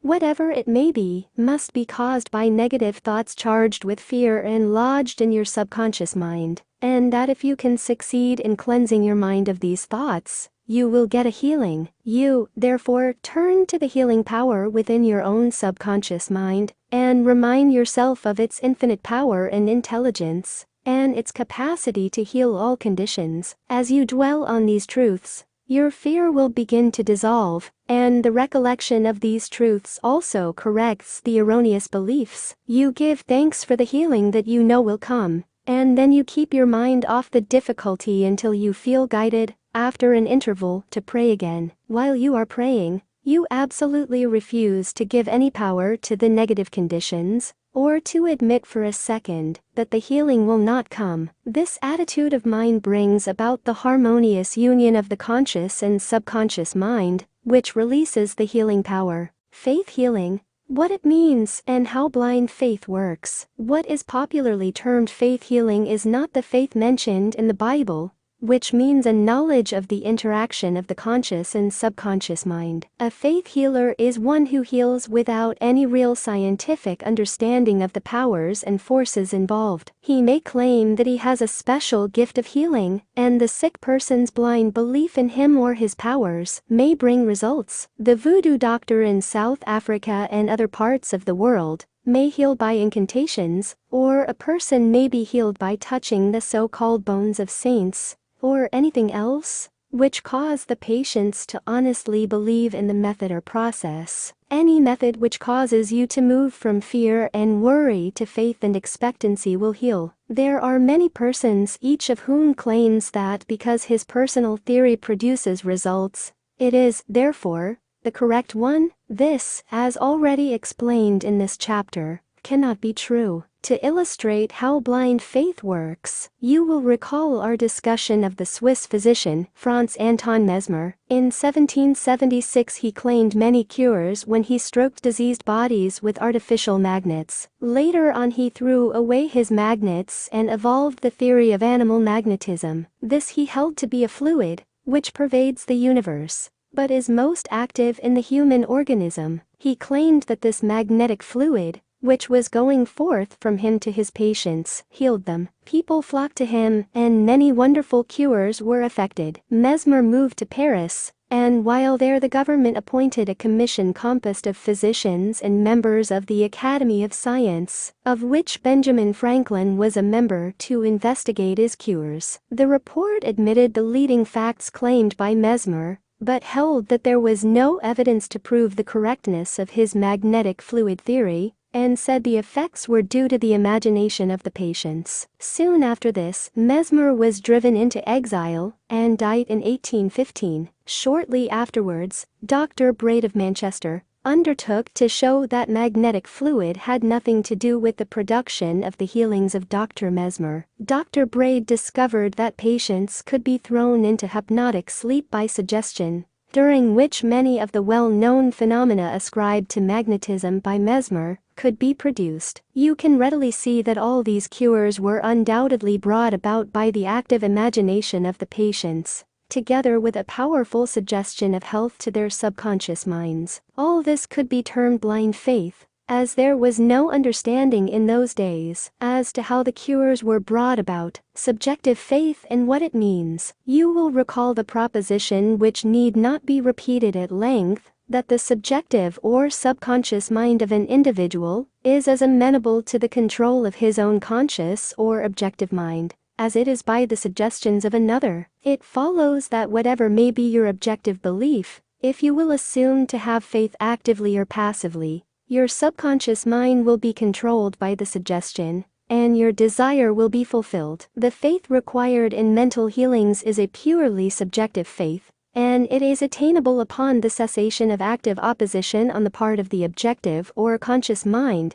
In the healing of the body, it is, of course, desirable to secure the concurrent faith of both the conscious and subconscious mind. However, it is not always essential if you will enter into a state of passivity and receptivity, by relaxing the mind and the body, and getting into a sleepy state. In this drowsy state, your passivity becomes receptive to subjective impression. Recently, I was asked by a man, "How is it that I got a healing through a minister?" I did not believe what he said when he told me that there is no such thing as disease, and that matter does not exist. This man at first thought his intelligence was being insulted, and he protested against such a palpable absurdity. The explanation is simple. He was quieted by soothing words and told to get into a perfectly passive condition, to say nothing, and think of nothing for the time being. His minister also became passive, and affirmed quietly, peacefully, and constantly for about 1/2 hour, that this man would have perfect health, peace, harmony, and wholeness. He felt immense relief and was restored to health. It is easy to see that his subjective faith had been made manifest by his passivity under treatment, and the suggestions of perfect healthfulness by the minister were conveyed to his subconscious mind. The two subjective minds were then en rapport. The minister was not handicapped by antagonistic autosuggestions of the patient, arising from objective doubt of the power of the healer, or the correctness of the theory. In this sleepy, drowsy state, the conscious mind resistance is reduced to a minimum, and results followed. The subconscious mind of the patient, being necessarily controlled by such suggestion, exercised its functions in accordance therewith, and a healing followed. The meaning of absent treatment. Suppose you learned that your mother was sick in New York City and you lived in Los Angeles. Your mother would not be physically present where you are, but you could pray for her. It is the Father within which doeth the work. The creative law of mind, subconscious mind, serves you and will do the work. Its response to you is automatic. Your treatment is for the purpose of inducing an inner realization of health and harmony in your mentality. This inner realization, acting through the subconscious mind, operates through your mother's subconscious mind, as there is but one creative mind. Your thoughts of health, vitality, and perfection operate through the one universal subjective mind, and set a law in motion on the subjective side of life, which manifests through her body as a healing. In the mind principle there is no time or space. It is the same mind that operates through your mother no matter where she may be. In reality there is no absent treatment, as opposed to present treatment, for the universal mind is omnipresent. You do not try to send out thoughts or hold a thought. Your treatment is a conscious movement of thought, and as you become conscious of the qualities of health, well-being, and relaxation, these qualities will be resurrected in the experience of your mother, and results will follow. The following is a perfect example of what is called absent treatment. Recently, a listener of our radio program in Los Angeles prayed as follows for her mother in New York, who had a coronary thrombosis. The healing presence is right where my mother is. Her bodily condition is but a reflection of her thought life, like shadows cast on the screen. I know that in order to change the images on the screen, I must change the projection reel. My mind is the projection reel, and I now project in my own mind the image of wholeness, harmony, and perfect health for my mother. The infinite healing presence, which created my mother's body and all her organs, is now saturating every atom of her being, and a river of peace flows through every cell of her body. The doctors are divinely guided and directed, and whoever touches my mother is guided to do the right thing. I know that disease has no ultimate reality. If it had, no one could be healed. I now align myself with the infinite principle of love and life, and I know and decree that harmony, health, and peace are now being expressed in my mother's body. She prayed in the above manner several times daily, and her mother had a most remarkable recovery after a few days, much to the amazement of her specialist. He complimented her on her great faith in the power of God. The conclusion arrived at in the daughter's mind set the creative law of mind in motion on the subjective side of life, which manifested itself through her mother's body as perfect health and harmony. What the daughter felt as true about her mother was simultaneously resurrected in the experience of her mother, releasing the kinetic action of the subconscious mind. A psychologist friend of mine told me that one of his lungs was infected. X-rays and analysis showed the presence of tuberculosis. At night before going to sleep, he would quietly affirm, "Every cell, nerve, tissue, and muscle of my lungs are now being made whole, pure, and perfect. My whole body is being restored to health and harmony." These are not his exact words, but they represent the essence of what he affirmed. A complete healing followed in about a month's time. Subsequent X-rays showed a perfect healing. I wanted to know his method, so I asked him why he repeated the words prior to sleep. Here is his reply. The kinetic action of the subconscious mind continues throughout your sleep time period. Hence, give the subconscious mind something good to work on as you drop off into slumber. This was a very wise answer. In thinking of harmony and perfect health, he never mentioned his trouble by name. I strongly suggest that you cease talking about your ailments or giving them a name. The only sap from which they draw life is your attention and fear of them. Like the above-mentioned psychologist, become a mental surgeon. Then your troubles will be cut off like dead branches are pruned from a tree. If you are constantly naming your aches and symptoms, you inhibit the kinetic action, which means the release of the healing power and energy of your subconscious mind. Furthermore, by the law of your own mind, these imaginings tend to take shape as the thing I greatly feared. Fill your mind with the great truths of life and walk forward in the light of love. Summary of your aids to health. 1. Find out what it is that heals you. Realize that correct directions given to your subconscious mind will heal your mind and body. 2. Develop a definite plan for turning over your requests or desires to your subconscious mind. 3. Imagine the end desired and feel its reality. Follow it through, and you will get definite results. 4. Decide what belief is. Know that belief is a thought in your mind, and what you think you create. 5. It is foolish to believe in sickness and something to hurt or to harm you. Believe in perfect health, prosperity, peace, wealth, and divine guidance. 6. Great and noble thoughts upon which you habitually dwell become great acts. 7. Apply the power of prayer therapy in your life. Choose a certain plan, idea, or mental picture. Mentally and emotionally unite with that idea, and as you remain faithful to your mental attitude, your prayer will be answered. 8. Always remember, if you really want the power to heal, you can have it through faith, which means a knowledge of the working of your conscious and subconscious mind. Faith comes with understanding. 9. Blind faith means that a person may get results in healing without any scientific understanding of the powers and forces involved. 10. Learn to pray for your loved ones who may be ill. Quiet your mind and your thoughts of health, vitality, and perfection, operating through the one universal subjective mind, will be felt and resurrected in the mind of your loved one. Chapter 6. Practical Techniques in Mental Healings. An engineer has a technique and a process for building a bridge or an engine. Like the engineer, your mind also has a technique for governing, controlling, and directing your life. You must realize that methods and techniques are primary. In building the Golden Gate Bridge, the chief engineer understood mathematical principles, stresses and strains. Secondly, he had a picture of the ideal bridge across the bay. The third step was his application of tried and proven methods,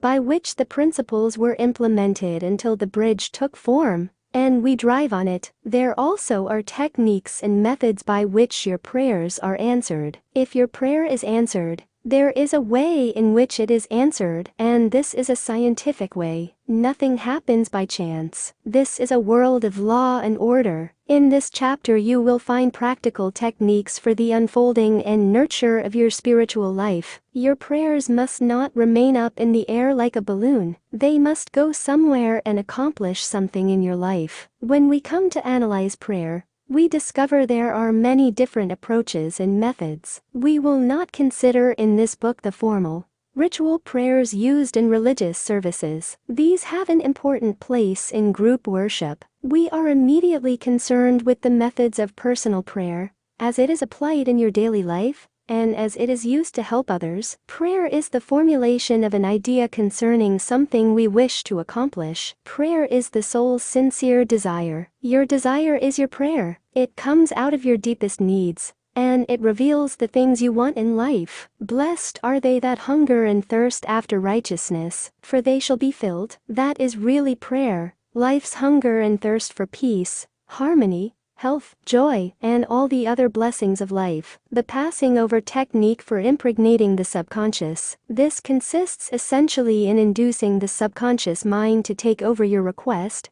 as handed it by the conscious mind. This passing over is best accomplished in the reverie-like state. Know that in your deeper mind is infinite intelligence and infinite power. Just calmly think over what you want. See it coming into fuller fruition from this moment forward. Be like the little girl who had a very bad cough and a sore throat. She declared firmly and repeatedly, "It is passing away now. It is passing away now." It passed away in about an hour. Use this technique with complete simplicity and naivety. Your subconscious will accept your blueprint. If you were building a new home for yourself and family, you know that you would be intensely interested in regard to the blueprint for your home. You would see to it that the builders conformed to the blueprint. You would watch the material and select only the best wood, steel, in fact, the best of everything. What about your mental home and your mental blueprint for happiness and abundance? All your experiences and everything that enters into your life depend upon the nature of the mental building blocks,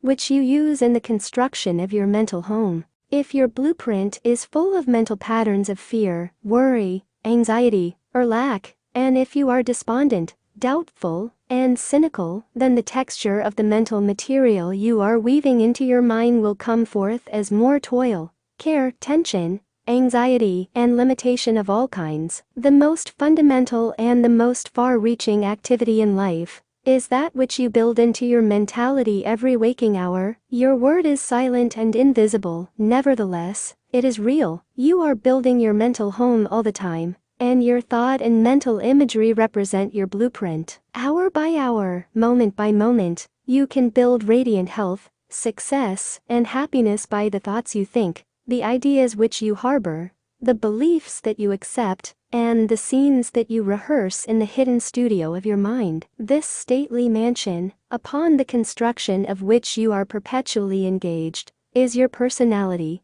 your identity in this plane, your whole life story on this earth. Get a new blueprint. Build silently by realizing peace, harmony, joy, and goodwill in the present moment. By dwelling upon these things and claiming them, your subconscious will accept your blueprint and bring all these things to pass. By their fruits ye shall know them. The science and art of true prayer. The term science means knowledge, which is coordinated, arranged, and systematized. Let us think of the science and art of true prayer as it deals with the fundamental principles of life and the techniques and processes by which they can be demonstrated in your life, as well as in the life of every human being, when he applies them faithfully. The art is your technique or process, and the science behind it is the definite response of creative mind to your mental picture or thought. Ask, and it shall be given you. Seek, and ye shall find. Knock, and it shall be opened unto you. Matthew 7:7. Here you are told you shall receive that for which you ask. It shall be opened to you when you knock, and you shall find that for which you are searching. This teaching implies the definiteness of mental and spiritual laws. There is always a direct response from the infinite intelligence of your subconscious mind to your conscious thinking. If you ask for bread, you will not receive a stone. You must ask believing. If you are to receive, your mind moves from the thought to the thing. Unless there is first an image in the mind, it cannot move, for there would be nothing for it to move toward. Your prayer, which is your mental act, must be accepted as an image in your mind before the power from your subconscious will play upon it and make it productive. You must reach a point of acceptance in your mind, an unqualified and undisputed state of agreement. This contemplation should be accompanied by a feeling of joy and restfulness in foreseeing the certain accomplishment of your desire. The sound basis for the art and science of true prayer is your knowledge and complete confidence that the movement of your conscious mind will gain a definite response from your subconscious mind, which is one with boundless wisdom and infinite power. By following this procedure, your prayers will be answered. The visualization technique. The easiest and most obvious way to formulate an idea is to visualize it, to see it in your mind's eye as vividly as if it were alive. You can see with the naked eye only what already exists in the external world. In a similar way, that which you can visualize in your mind's eye already exists in the invisible realms of your mind. Any picture which you have in your mind is the substance of things hoped for and the evidence of things not seen. What you form in your imagination is as real as any part of your body. The idea and the thought are real and will one day appear in your objective world. If you are faithful to your mental image, this process of thinking forms impressions in your mind. These impressions in turn become manifested as facts and experiences in your life. The builder visualizes the type of building he wants. He sees it as he desires it to be completed. His imagery and thought processes become a plastic mold from which the building will emerge, a beautiful or an ugly one, a skyscraper or a very low one. His mental imagery is projected as it is drawn on paper. Eventually, the contractor and his workers gather the essential materials,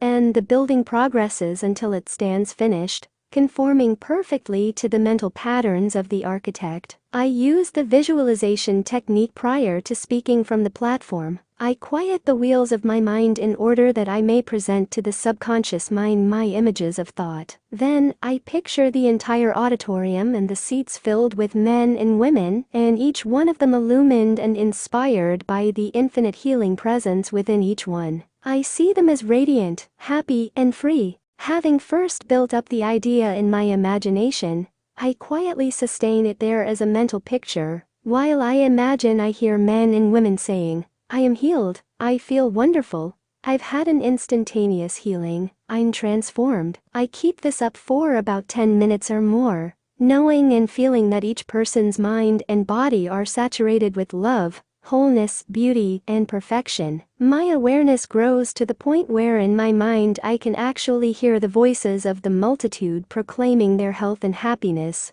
Then I release the whole picture and go onto the platform. Almost every Sunday some people stop and say that their prayers were answered. Mental movie method. The Chinese say, "A picture is worth 1,000 words." William James, the father of American psychology, stressed the fact that the subconscious mind will bring to pass any picture held in the mind and backed by faith. Act as though I am, and I will be. A number of years ago I was in the Middle West lecturing in several states, and I desired to have a permanent location in the general area from which I could serve those who desired help. I traveled far, but the desire did not leave my mind. One evening, while in a hotel in Spokane, Washington, I relaxed completely on a couch, immobilized my attention, and in a quiet, passive manner, imagined that I was talking to a large audience, saying in effect, "I am glad to be here. I have prayed for the ideal opportunity." I saw in my mind's eye the imaginary audience, and I felt the reality of it all. I played the role of the actor, dramatized this mental movie, and felt satisfied that this picture was being conveyed to my subconscious mind,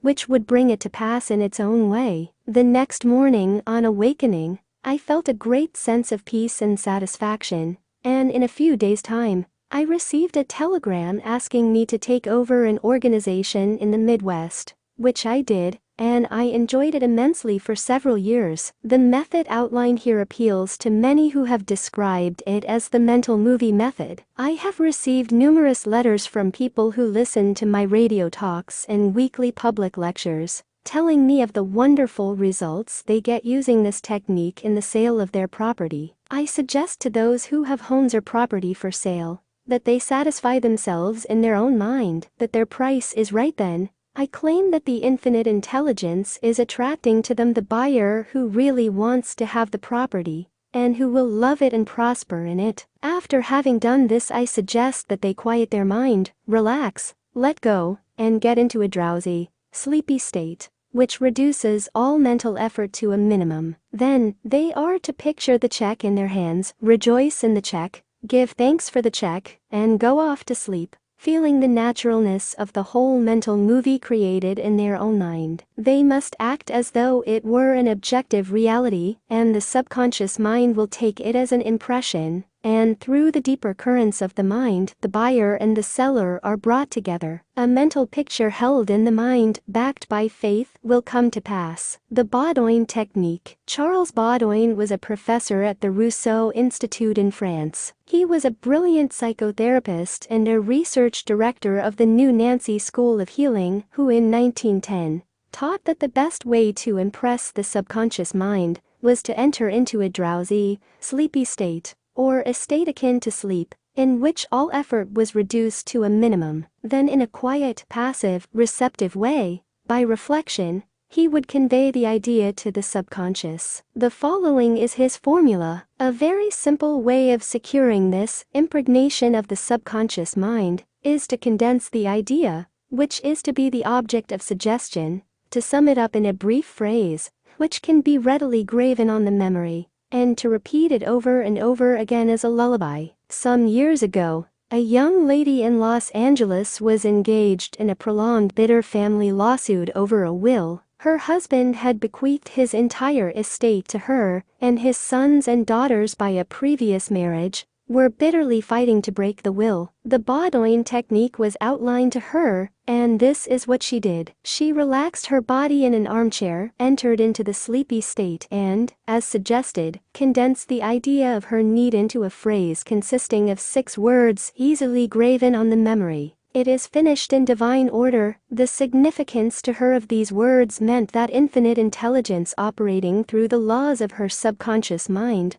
would bring about a harmonious adjustment through the principle of harmony. She continued this procedure every night for about 10 nights. After she got into a sleepy state, she would affirm slowly, quietly, and feelingly the statement, "It is finished in divine order," over and over again, feeling a sense of inner peace and an all-pervading tranquility. Then she went off into her deep, normal sleep. On the morning of the 11th day, following the use of the above technique, she awakened with a sense of well-being, a conviction that it was finished. Her attorney called her the same day, saying that the opposing attorney and his clients were willing to settle. A harmonious agreement was reached, and litigation was discontinued. The sleeping technique. By entering into a sleepy, drowsy state, effort is reduced to a minimum. The conscious mind is submerged to a great extent when in a sleepy state. The reason for this is that the highest degree of outcropping of the subconscious occurs prior to sleep and just after we awaken. In this state, the negative thoughts, which tend to neutralize your desire and so prevent acceptance by your subconscious mind,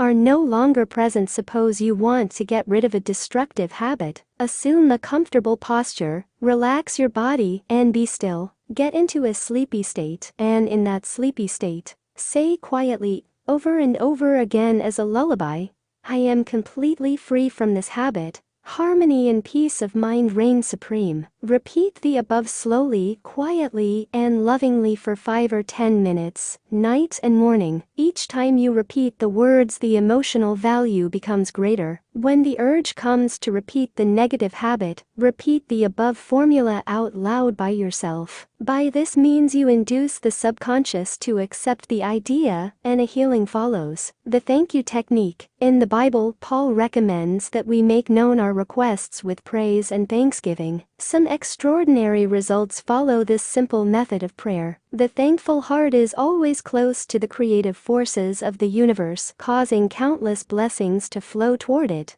By the law of reciprocal relationship, based on a cosmic law of action and reaction. For instance, a father promises his son a car for graduation. The boy has not yet received the car, but he is very thankful and happy, and is as joyous as though he had actually received the car. He knows his father will fulfill his promise, and he is full of gratitude and joy. Even though he has not yet received the car, objectively speaking, he has, however, received it with joy and thankfulness in his mind. I shall illustrate how Mr. Broke applied this technique with excellent results. He said, "Bills are piling up. I am out of work. I have 3 children and no money. What shall I do?" Regularly every night and morning, for a period of about 3 weeks, he repeated the words, "Thank you, Father, for my wealth," in a relaxed, peaceful manner, until the feeling or mood of thankfulness dominated his mind. He imagined he was addressing the infinite power and intelligence within him, knowing, of course,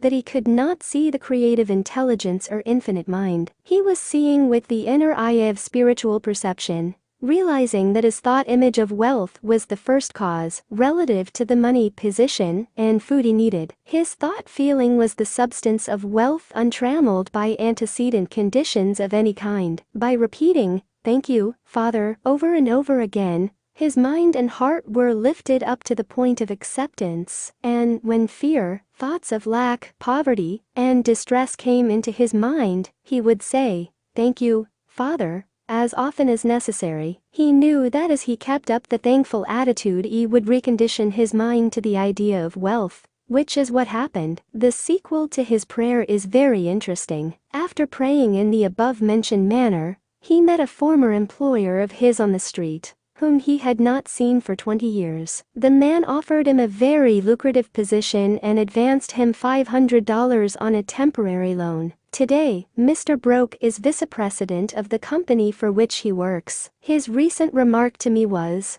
"I shall never forget the wonders of thank you, Father. It has worked wonders for me." The affirmative method. The effectiveness of an affirmation is determined largely by your understanding of the truth and the meaning back of the words. In praying, use not vain repetition. Therefore, the power of your affirmation lies in the intelligent application of definite and specific positives. For example, a boy adds 3 and 3 and puts down 7 on the blackboard. The teacher affirms with mathematical certainty that 3 and 3 are 6, therefore, the boy changes his figures accordingly. The teacher's statement did not make 3 and 3 equal 6, because the latter was already a mathematical truth. The mathematical truth caused the boy to rearrange the figures on the blackboard. It is abnormal to be sick. It is normal to be healthy. Health is the truth of your being. When you affirm health, harmony, and peace for yourself or another, and when you realize these are universal principles of your own being,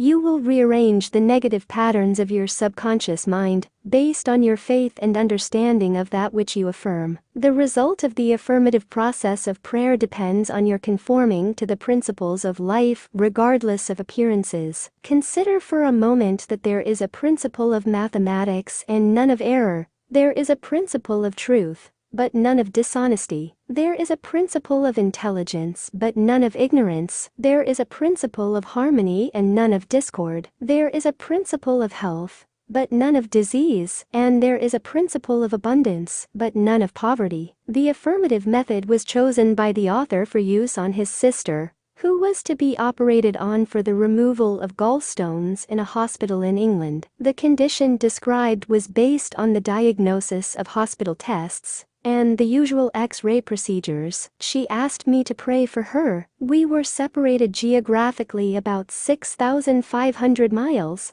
but there is no time or space in the mind principle. Infinite mind or intelligence is present in its entirety at every point simultaneously. I withdrew all thought from the contemplation of symptoms and from the corporeal personality altogether. I affirmed as follows: this prayer is for my sister Catherine. She is relaxed and at peace, poised, balanced, serene, and calm. The healing intelligence of her subconscious mind, which created her body, is now transforming every cell, nerve tissue, muscle, and bone of her being, according to the perfect pattern of all organs lodged in her subconscious mind. Silently, quietly, all distorted thought patterns in her subconscious mind are removed and dissolved, and the vitality, wholeness, and beauty of the life principle are made manifest in every atom of her being. She is now open and receptive to the healing currents, which are flowing through her like a river, restoring her to perfect health, harmony, and peace. All distortions and ugly images are now washed away by the infinite ocean of love and peace flowing through her, and it is so. I affirmed the above several times a day, and at the end of 2 weeks my sister had an examination, which showed a remarkable healing, and the X-ray proved negative. To affirm is to state that it is so, and as you maintain this attitude of mind as true, regardless of all evidence to the contrary, you will receive an answer to your prayer. Your thought can only affirm, for even if you deny something, you are actually affirming the presence of what you deny. Repeating an affirmation, knowing what you are saying and why you are saying it, leads the mind to that state of consciousness, where it accepts that which you state as true. Keep on affirming the truths of life until you get the subconscious reaction, which satisfies. The argumentative method. This method is just what the word implies. It stems from the procedure of Dr. Phineas Parkhurst Quimby of Maine. Dr. Quimby, a pioneer in mental and spiritual healing, lived and practiced in Belfast, Maine, about 100 years ago. A book called The Quimby Manuscripts, published in 1921 by Thomas Y. Crowell Company, New York City, and edited by Horatio Dresser, is available in your library. This book gives newspaper accounts of this man's remarkable results in prayer treatment of the sick. Quimby duplicated many of the healing miracles recorded in the Bible. In brief, the argumentative method employed according to Quimby consists of spiritual reasoning where you convince the patient and yourself that his sickness is due to his false belief, groundless fears, and negative patterns lodged in his subconscious mind. You reason it out clearly in your mind and convince your patient that the disease or ailment is due only to a distorted, twisted pattern of thought, which has taken form in his body. This wrong belief in some external power and external causes has now externalized itself as sickness, and can be changed by changing the thought patterns. You explain to the sick person that the basis of all healing is a change of belief. You also point out that the subconscious mind created the body and all its organs, therefore, it knows how to heal it, can heal it, and is doing so now as you speak. You argue in the courtroom of your mind that the disease is a shadow of the mind based on disease-soaked, morbid thought imagery. You continue to build up all the evidence you can muster on behalf of the healing power within, which created all the organs in the first place, and which has a perfect pattern of every cell, nerve, and tissue within it. Then, you render a verdict in the courthouse of your mind in favor of yourself or your patient. You liberate the sick one by faith and spiritual understanding. Your mental and spiritual evidence is overwhelming. There being but one mind, what you feel as true will be resurrected in the experience of the patient. This procedure is essentially the argumentative method used by Dr. Quimby of Maine from 1849 to 1869. The absolute method is like modern sound wave therapy. Many people throughout the world practice this form of prayer treatment with wonderful results. The person using the absolute method mentions the name of the patient, such as John Jones, then quietly and silently thinks of God and his qualities and attributes, such as God is all bliss, boundless love, infinite intelligence, all-powerful, boundless wisdom, absolute harmony, indescribable beauty, and perfection. As he quietly thinks along these lines, he is lifted up in consciousness into a new spiritual wavelength, at which times he feels the infinite ocean of God's love is now dissolving everything unlike itself in the mind and body of John Jones, for whom he is praying. He feels all the power and love of God are now focused on John Jones, and whatever is bothering or vexing him is now completely neutralized in the presence of the infinite ocean of life and love. The absolute method of prayer might be likened to the sound wave or sonic therapy recently shown me by a distinguished physician in Los Angeles. He has an ultrasound wave machine, which oscillates at a tremendous speed and sends sound waves to any area of the body to which it is directed. These sound waves can be controlled, and he told me of achieving remarkable results in dissolving arthritic calcareous deposits, as well as the healing and removal of other disturbing conditions. To the degree that we rise in consciousness by contemplating qualities and attributes of God, do we generate spiritual electronic waves of harmony, health, and peace. Many remarkable healings follow this technique of prayer. A cripple walks. Dr. Phineas Parkhurst Quimby, of whom we spoke previously in this chapter, used the absolute method in the latter years of his healing career. He was really the father of psychosomatic medicine and the first psychoanalyst. He had the capacity to diagnose clairvoyantly the cause of the patient's trouble, pains, and aches. The following is a condensed account of the healing of a cripple as recorded in Quimby's manuscripts. Quimby was called on to visit a woman who was lame, aged, and bedridden. He states that her ailment was due to the fact that she was imprisoned by a creed so small and contracted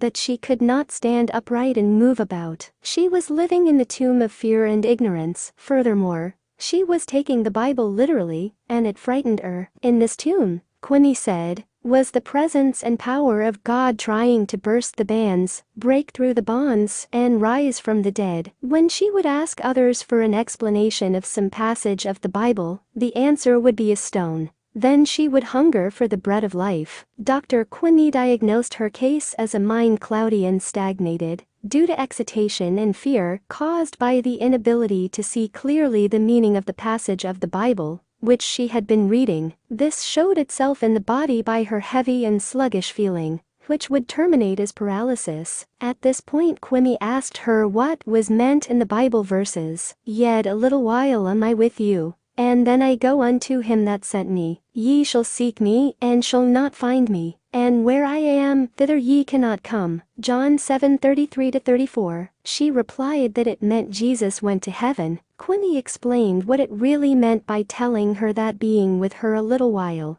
meant his explanation of her symptoms, feelings, and their causes.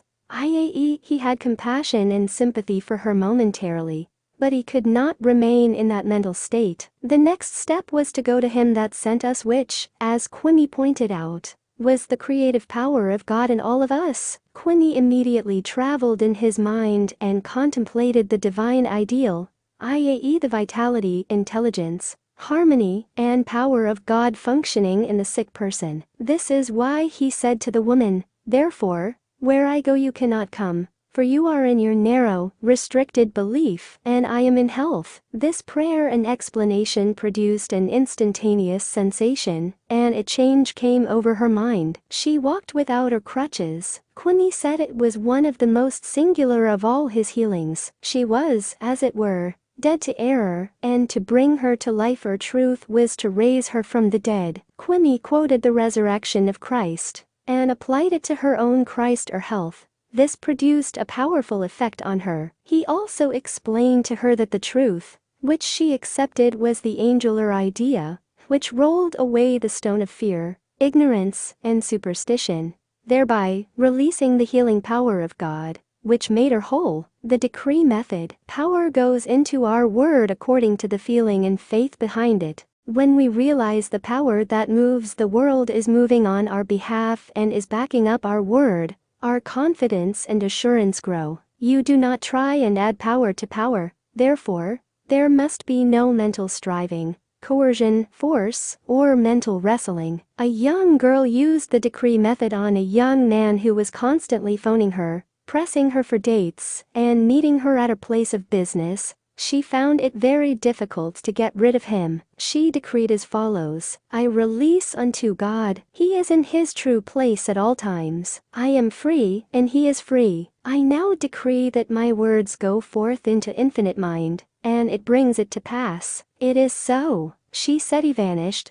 and she has never seen him since, adding, it was as though the ground swallowed him up. Thou shalt decree a thing, and it shall be established unto thee, and the light shall shine upon thy ways. Job 22:28. Serve yourself with scientific truth. 1. Be a mental engineer and use tried and proven techniques in building a grander and greater life. 2. Your desire is your prayer. Picture the fulfillment of your desire now and feel its reality, and you will experience the joy of the answered prayer. 3. Desire to accomplish things the easy way with the sure aid of mental science. 4. You can build radiant health, success, and happiness by the thoughts you think in the hidden studio of your mind. 5. Experiment scientifically until you personally prove that there is always a direct response from the infinite intelligence of your subconscious mind to your conscious thinking. 6. Feel the joy and restfulness in foreseeing the certain accomplishment of your desire. Any mental picture which you have in your mind is the substance of things hoped for, and the evidence of things not seen. 7. A mental picture is worth 1,000 words. Your subconscious will bring to pass any picture held in the mind backed by faith. 8. Avoid all effort or mental coercion in prayer. Get into a sleepy, drowsy state, and lull yourself to sleep feeling and knowing that your prayer is answered. 9.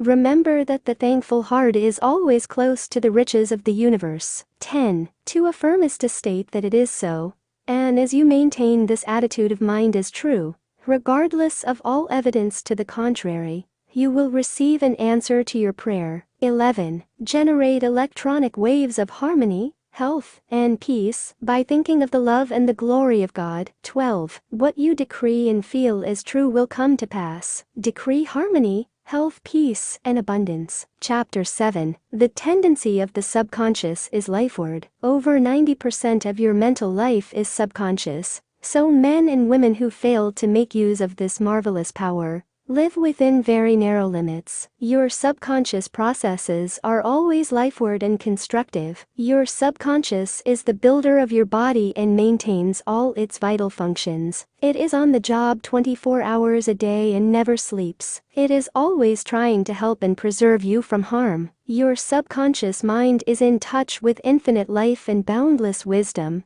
and its impulses and ideas are always lifeward. The great aspirations, inspirations, and visions for a grander and nobler life spring from the subconscious. Your profoundest convictions are those you cannot argue about rationally, because they do not come from your conscious mind. They come from your subconscious mind. Your subconscious speaks to you in intuitions, impulses, hunches, intimations, urges, and ideas, and it is always telling you to rise, transcend, grow, advance, adventure, and move forward to greater heights. The urge to love, to save the lives of others, comes from the depths of your subconscious. For example, during the Great San Francisco earthquake and fire of April 18, 1906, invalids and cripples who had been confined to bed for long periods of time rose up and performed some of the most amazing feats of bravery and endurance. The intense desire welled up within them to save others at all costs, and their subconscious responded accordingly. Great artists, musicians, poets, speakers, and writers tune in with their subconscious powers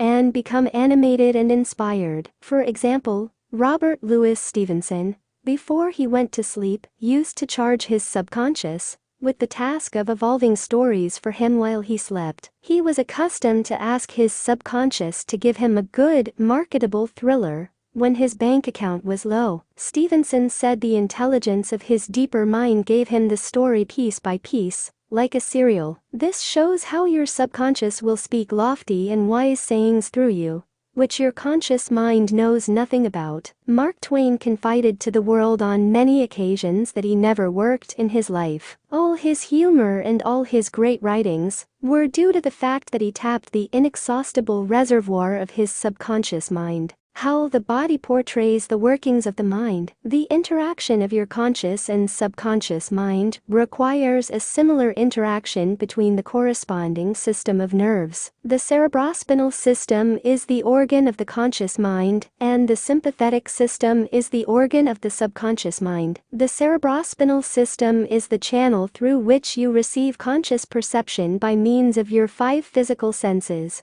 and exercise control over the movement of your body. This system has its nerves in the brain, and it is the channel of your volitional and conscious mental action. The sympathetic system, sometimes referred to as the involuntary nervous system, has its center in a ganglionic mass at the back of the stomach, known as the solar plexus, and is sometimes spoken of as the abdominal brain. It is the channel of that mental action which unconsciously supports the vital functions of the body. The two systems may work separately or synchronously. Judge Thomas Troward, The Edinburgh Lectures on Mental Science, New York, Robert McBride and Company 1909, says, the vagus nerve passes out of the cerebral region as a portion of the voluntary system, and through it, we control the vocal organs. Then it passes onward to the thorax, sending out branches to the heart and lungs. Finally, passing through the diaphragm, it loses the outer coating,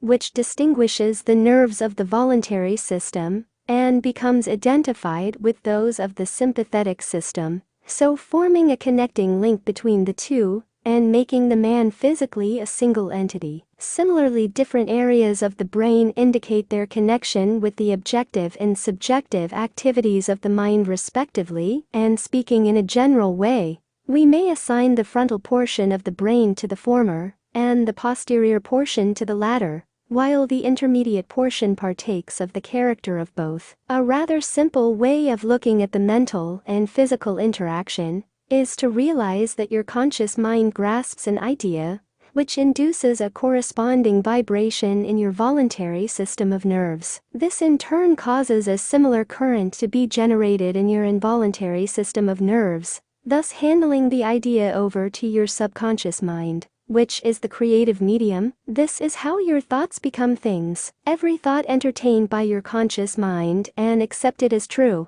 is sent by your brain to your solar plexus, the brain of your subconscious mind, to be made into your flesh, and to be brought forth into your world as a reality. There is an intelligence which takes care of the body. When you study the cellular system and the structure of the organs, such as eyes, ears, heart, liver, bladder, etc., you learn they consist of groups of cells, which form a group intelligence, whereby they function together, and are able to take orders, and carry them out in deductive function, at the suggestion of the master mind, conscious mind. A careful study of the single-celled organism shows you what goes on in your complex body. Though the monocellular organism has no organs, it still gives evidence of mind action and reaction, performing the basic functions of movement, alimentation, assimilation, and elimination. Many say there is an intelligence which will take care of your body if you let it alone. That is true.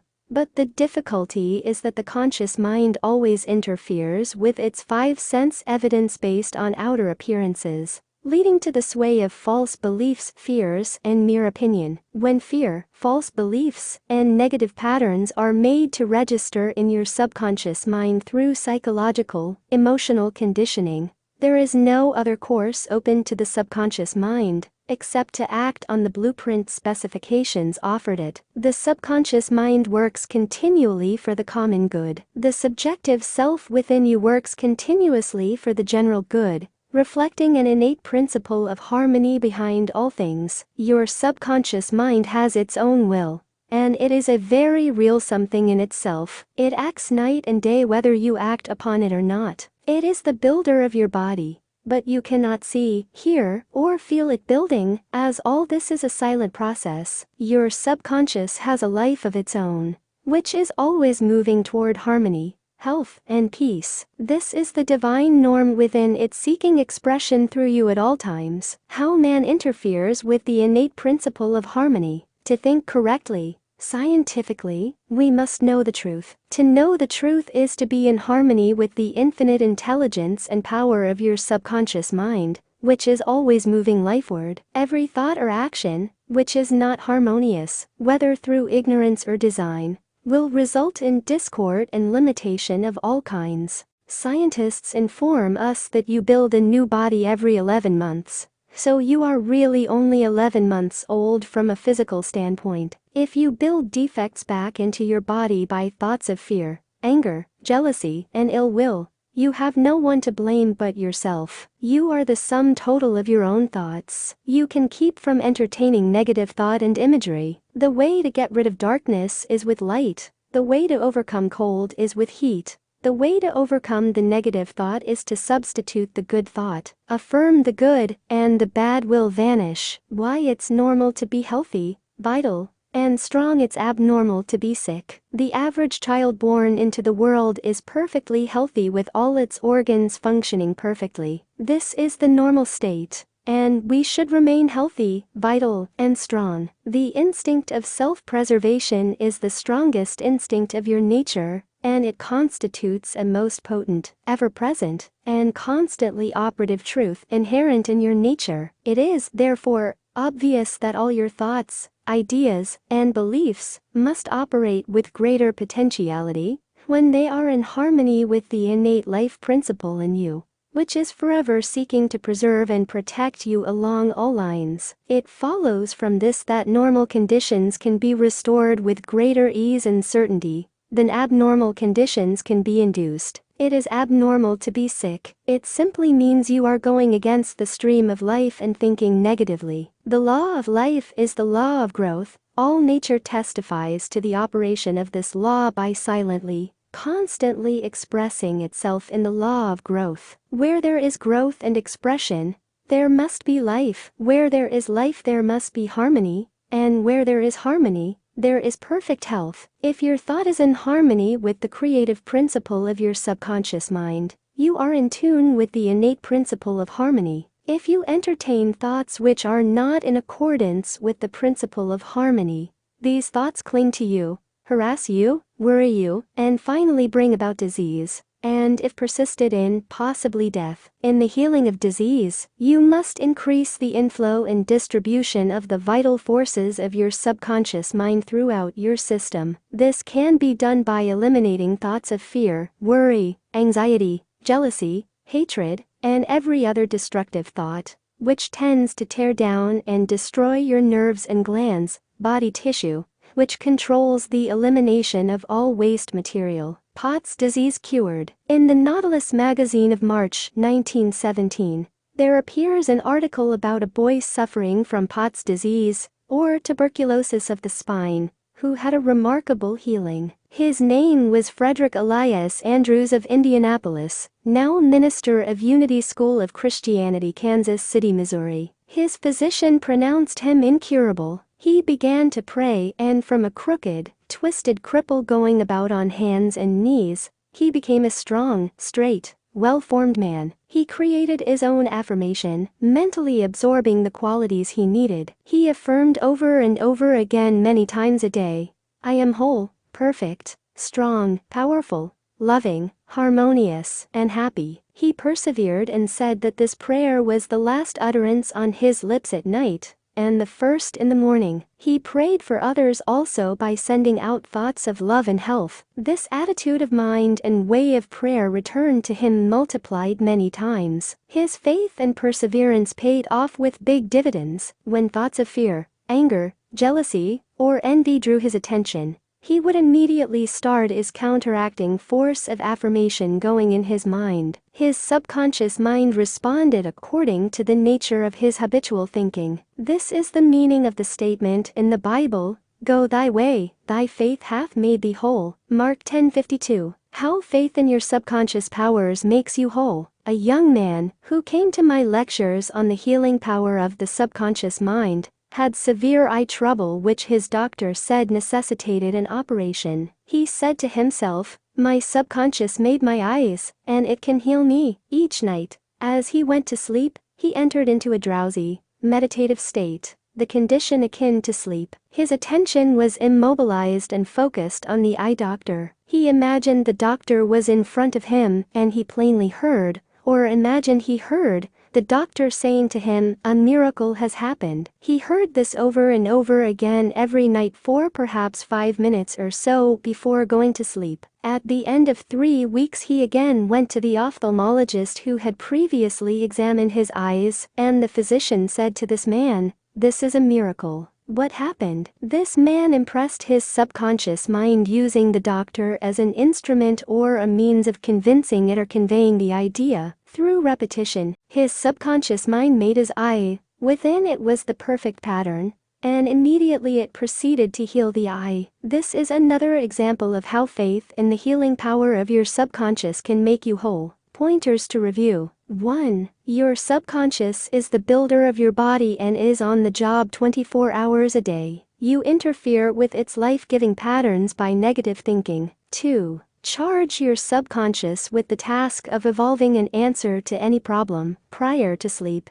and it will answer you. 3. Watch your thoughts. Every thought accepted as true is sent by your brain to your solar plexus, your abdominal brain, and is brought into your world as a reality. 4. Know that you can remake yourself by giving a new blueprint to your subconscious mind. 5. The tendency of your subconscious is always lifeward. Your job is with your conscious mind. Feed your subconscious mind with premises which are true. Your subconscious is always reproducing according to your habitual mental patterns. 6. You build a new body every 11 months. Change your body by changing your thoughts and keeping them changed. 7. It is normal to be healthy. It is abnormal to be ill. There is within the innate principle of harmony. 8. Thoughts of jealousy, fear, worry, and anxiety tear down and destroy your nerves and glands, bringing about mental and physical diseases of all kinds. 9. What you affirm consciously and feel as true will be made manifest in your mind,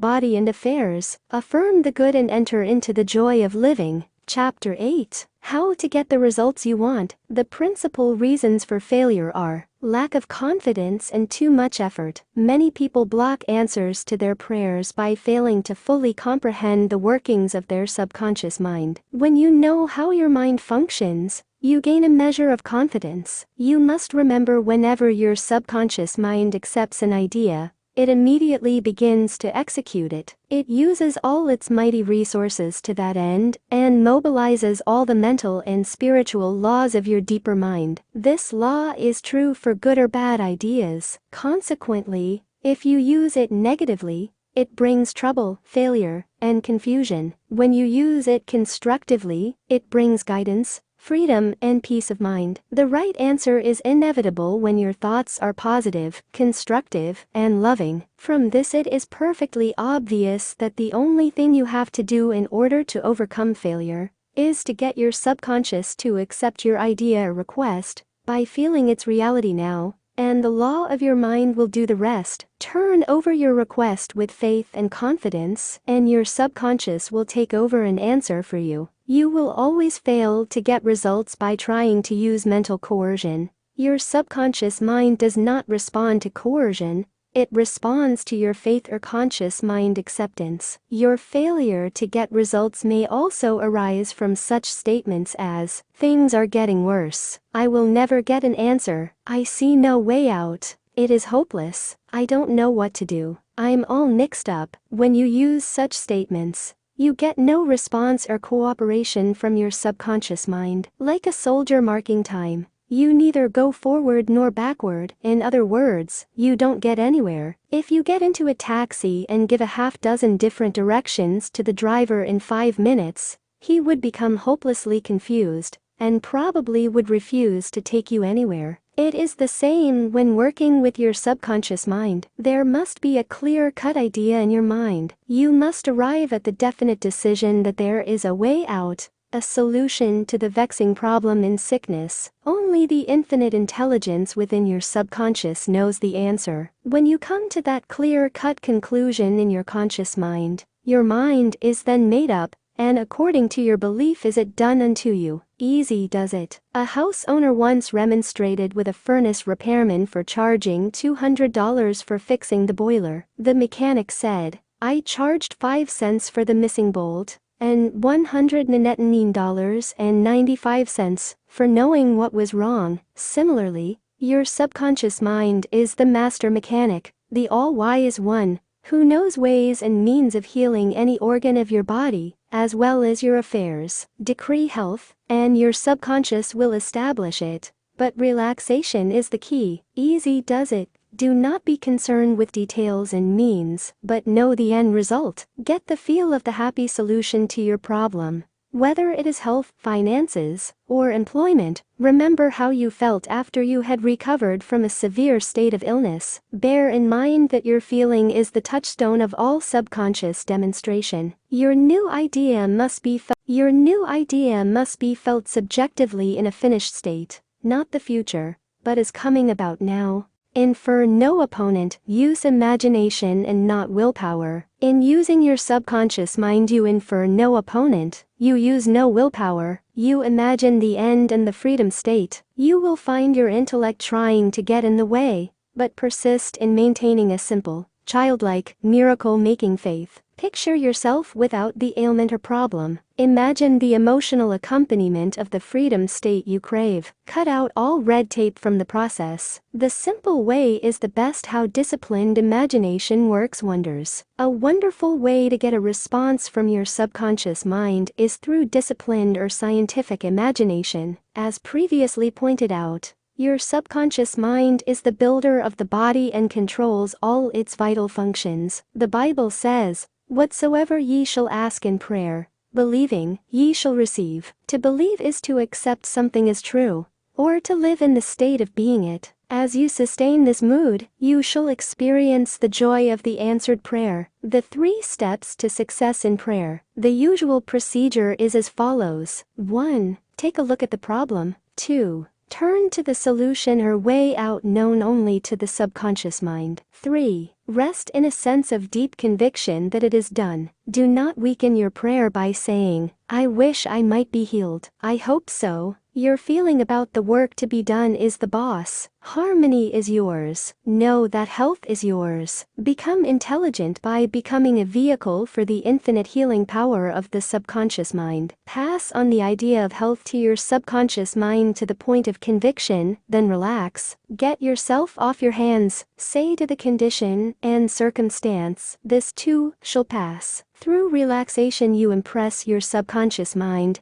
enabling the kinetic energy behind the idea to take over and bring it into concrete realization. The law of reversed effort and why you get the opposite of what you pray for. Kawa, the famous psychologist from France who visited America about 40 years ago, defined the law of reversed effort as follows. When your desires and imagination are in conflict, your imagination invariably gains the day. If, for example, you were asked to walk a plank on the floor, you would do so without question. Now suppose the same plank were placed 20 feet up in the air between 2 walls. Would you walk it? Your desire to walk it would be counteracted by your imagination or fear of falling. Your dominant idea, which would be the picture of falling, would conquer. Your desire, will, or effort to walk on the plank would be reversed, and the dominant idea of failure would be reinforced. Mental effort is invariably self-defeated, eventuating always in the opposite of what is desired. The suggestions of powerlessness to overcome the condition dominate the mind. Your subconscious is always controlled by the dominant idea. Your subconscious will accept the strongest of 2 contradictory propositions. The effortless way is the better. If you say, "I want a healing,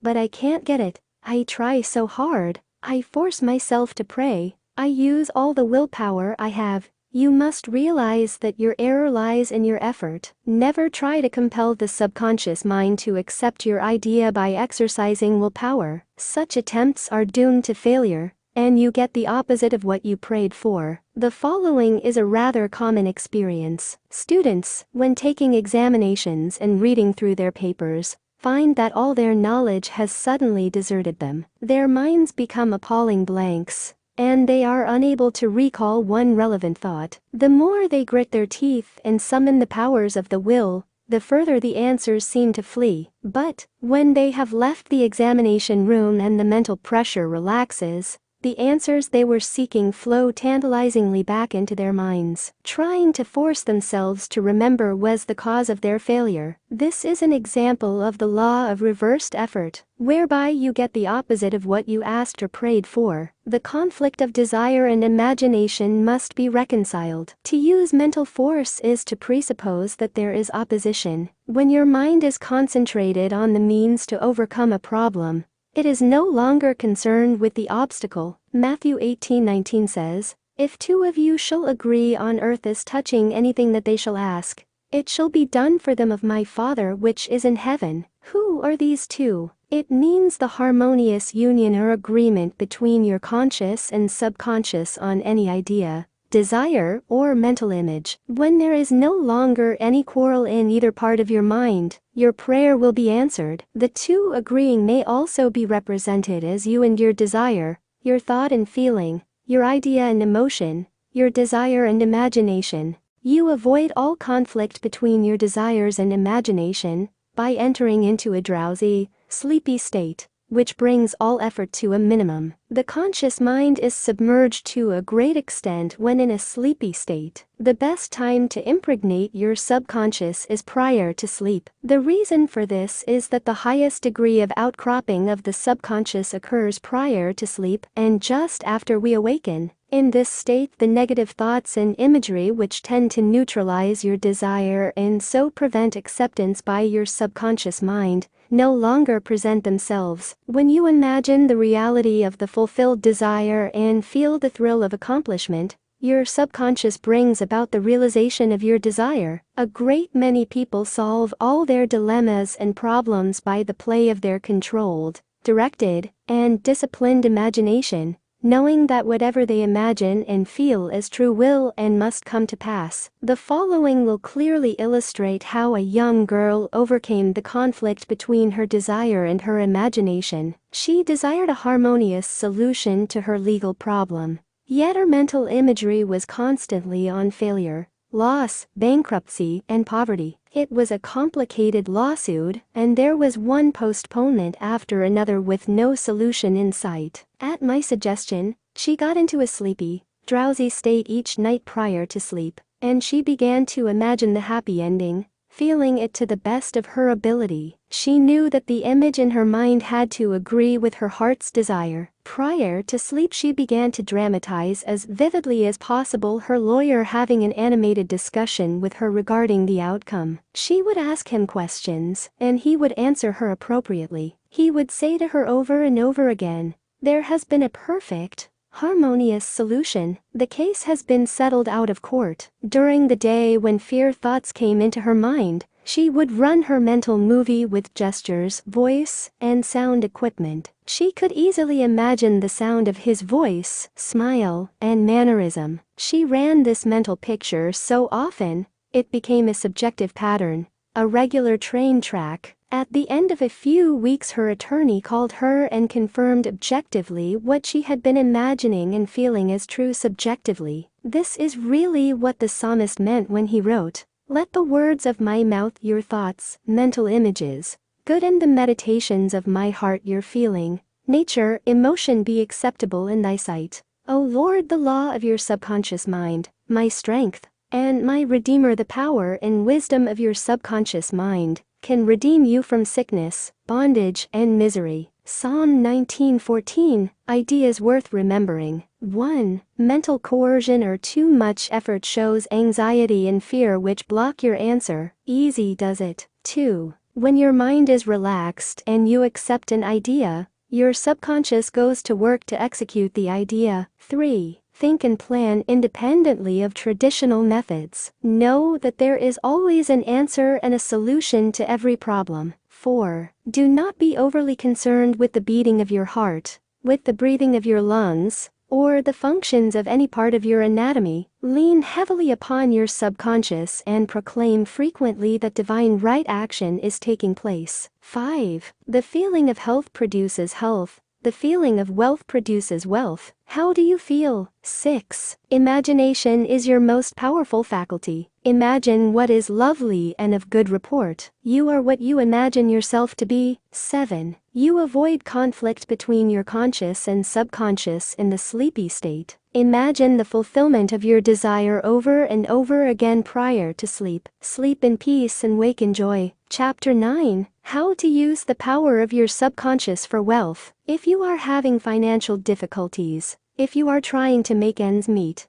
it means you have not convinced your subconscious mind that you will always have plenty and some to spare. You know men and women who work a few hours a week and make fabulous sums of money. They do not strive or slave hard. Do not believe the story that the only way you can become wealthy is by the sweat of your brow and hard labor. It is not so. The effortless way of life is the best. Do the thing you love to do, and do it for the joy and thrill of it. I know an executive in Los Angeles who receives a salary of $75,000 yearly. Last year he went on a 9-month cruise seeing the world and its beauty spots. He said to me that he had succeeded in convincing his subconscious mind that he is worth that much money. He told me that many men in his organization getting about $100 a week knew more about the business than he did and could manage it better, but they had no ambition, no creative ideas, and were not interested in the wonders of their subconscious mind.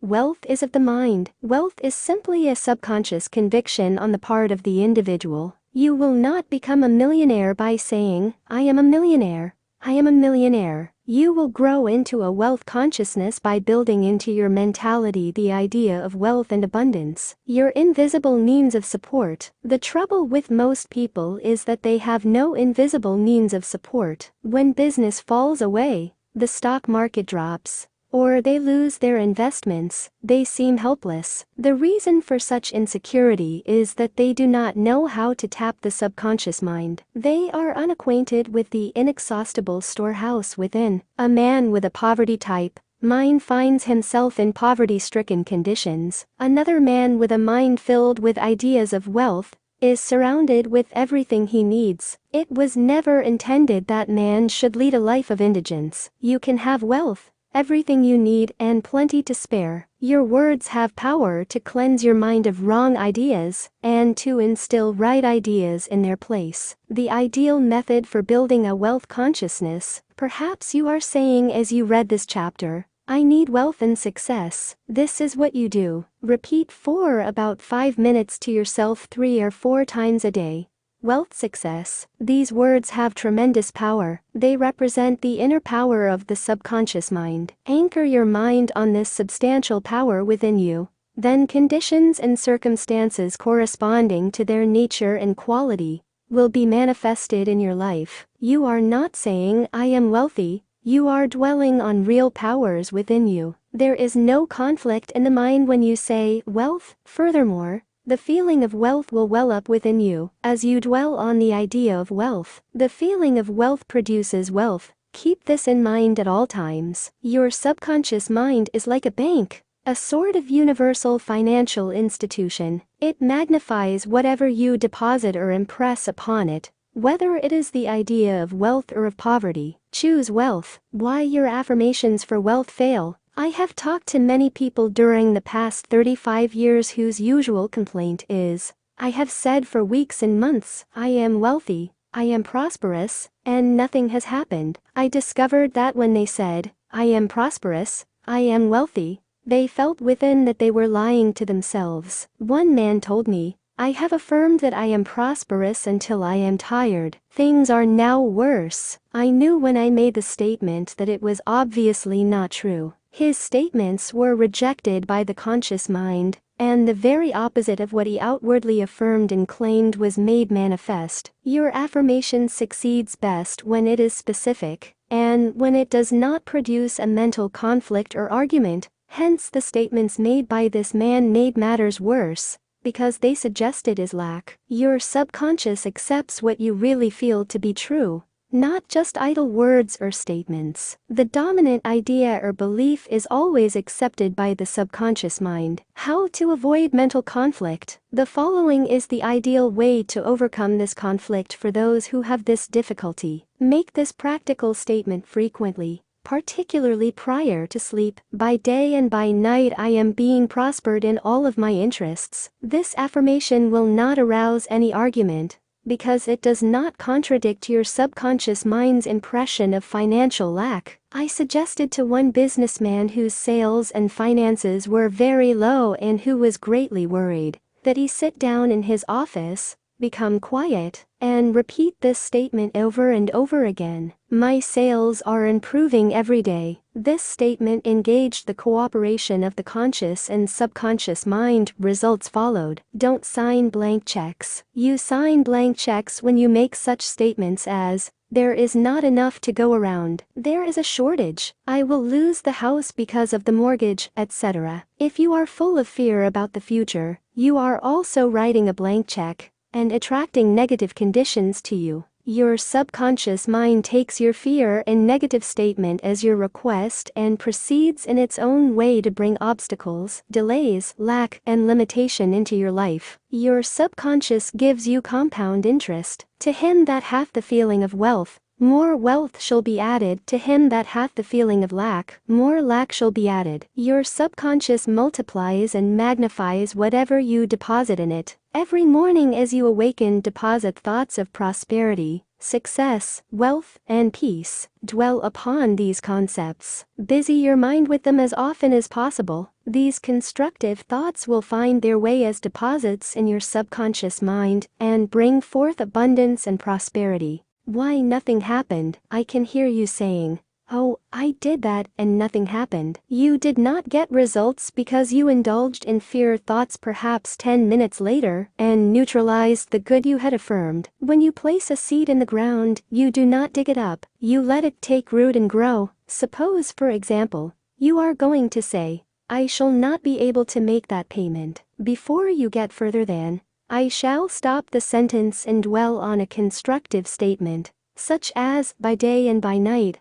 I am prospered in all my ways. True source of wealth. Your subconscious mind is never short of ideas. There are within it an infinite number of ideas ready to flow into your conscious mind and appear as cash in your pocketbook in countless ways. This process will continue to go on in your mind, regardless of whether the stock market goes up or down, or whether the pound sterling or dollar drops in value. Your wealth is never truly dependent on bonds, stocks, or money in the bank. These are really only symbols, necessary and useful, of course, but only symbols. The point I wish to emphasize is that if you convince your subconscious mind that wealth is yours, and that it is always circulating in your life, you will always and inevitably have it, regardless of the form it takes. Trying to make ends meet and the real cause. There are people who claim that they are always trying to make ends meet. They seem to have a great struggle to meet their obligations. Have you listened to their conversation?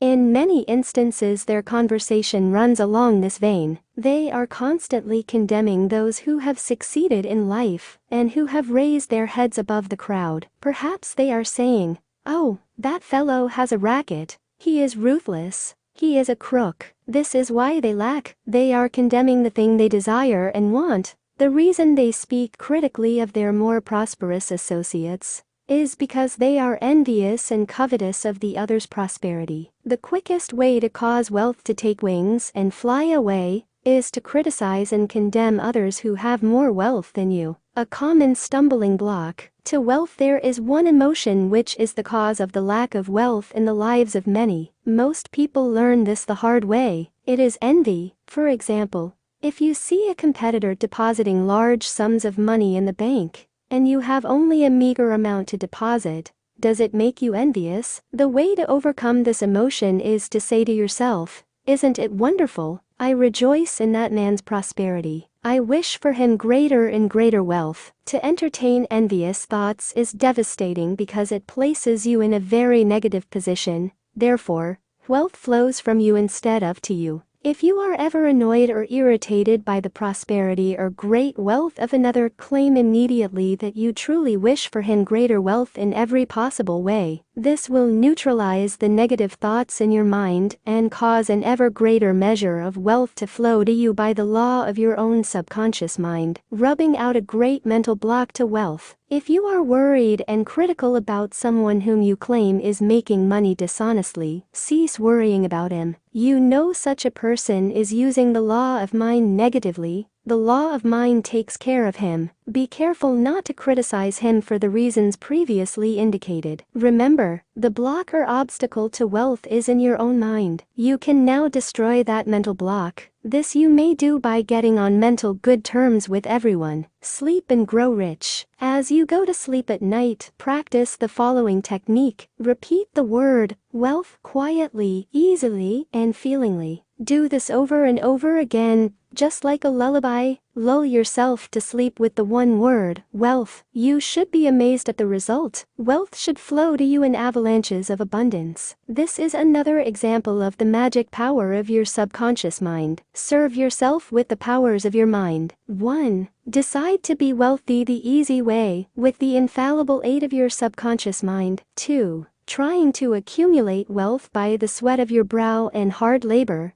is one way to become the richest man in the graveyard. You do not have to strive or slave hard. 3. Wealth is a subconscious conviction. Build into your mentality the idea of wealth. 4. The trouble with most people is that they have no invisible means of support. 5. Repeat the word wealth to yourself slowly and quietly for about 5 minutes prior to sleep, and your subconscious will bring wealth to pass in your experience. 6. The feeling of wealth produces wealth. Keep this in mind at all times. 7. Your conscious and subconscious mind must agree. Your subconscious accepts what you really feel to be true. The dominant idea is always accepted by your subconscious mind. The dominant idea should be wealth, not poverty. 8. You can overcome any mental conflict regarding wealth by affirming frequently, by day and by night, I am being prospered in all of my interests. 9.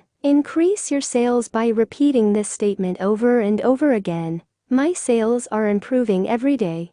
I am advancing, progressing, and getting wealthier every day. 10. Stop writing blank checks, such as, there is not enough to go around, or there is a shortage, etc. Such statements magnify and multiply your loss. 11. Deposit thoughts of prosperity, wealth, and success in your subconscious mind, and the latter will give you compound interest. 12. What you consciously affirm, you must not mentally deny a few moments later. This will neutralize the good you have affirmed. 13. Your true source of wealth consists of the ideas in your mind. You can have an idea worth millions of dollars. Your subconscious will give you the idea you seek. 14. Envy and jealousy are stumbling blocks to the flow of wealth. Rejoice in the prosperity of others. 15. The block to wealth is in your own mind. Destroy that block now by getting on good mental terms with everyone. Chapter 10. Your right to be rich. It is your right to be rich. You are here to lead the abundant life and be happy, radiant, and free. You should, therefore,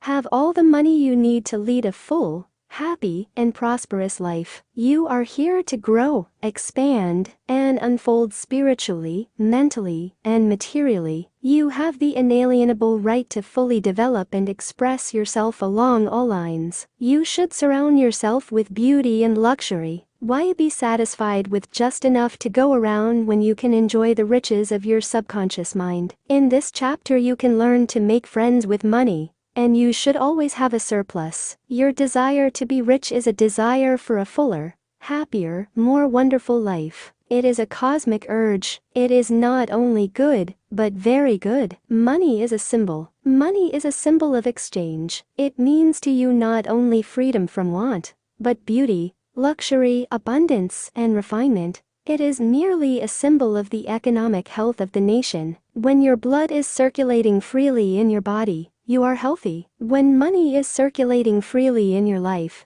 you are economically healthy. When people begin to hoard money, to put it away in tin boxes, and become charged with fear, there is economic illness. Money has taken many forms as a medium of exchange down through the centuries, such as salt, beads, and trinkets of various kinds. In early times, a man's wealth was determined by the number of sheep and oxen he had. Now we use currency and other negotiable instruments, as it is much more convenient to write a check than carry some sheep around with you to pay bills. How to walk the royal road to riches. Knowledge of the powers of your subconscious mind is the means to the royal road to riches of all kinds, spiritual, mental, or financial. The student of the laws of mind believes and knows definitely that regardless of economic situations, stock market fluctuation, depression, strikes, war, other conditions or circumstances, he will always be amply supplied, regardless of what form money takes. The reason for this is that he has conveyed the idea of wealth to his subconscious mind, and it keeps him supplied wherever he may be. He has convinced himself in his mind that money is forever flowing freely in his life, and that there is always a wonderful surplus. Should there be a financial collapse of government tomorrow, and all the man's present holdings become valueless, as the German marks did after the First World War, he would still attract wealth and be cared for, regardless of the form the new currency took. Why you do not have more money. As you read this chapter, you are probably saying, I am worthy of a higher salary than I am receiving. I believe most people are inadequately compensated. One of the causes many people do not have more money is that they are silently or openly condemning it. They refer to money as filthy lucre, or the love of money is the root of all evil. Another reason they do not prosper is that they have a sneaky subconscious feeling there is some virtue in poverty. This subconscious pattern may be due to early childhood training, superstition, or it could be based on a false interpretation of scriptures. Money and a balanced life. One time a man said to me, I am broke. I do not like money. It is the root of all evil. These statements represent a confused, neurotic mind. Love of money to the exclusion of everything else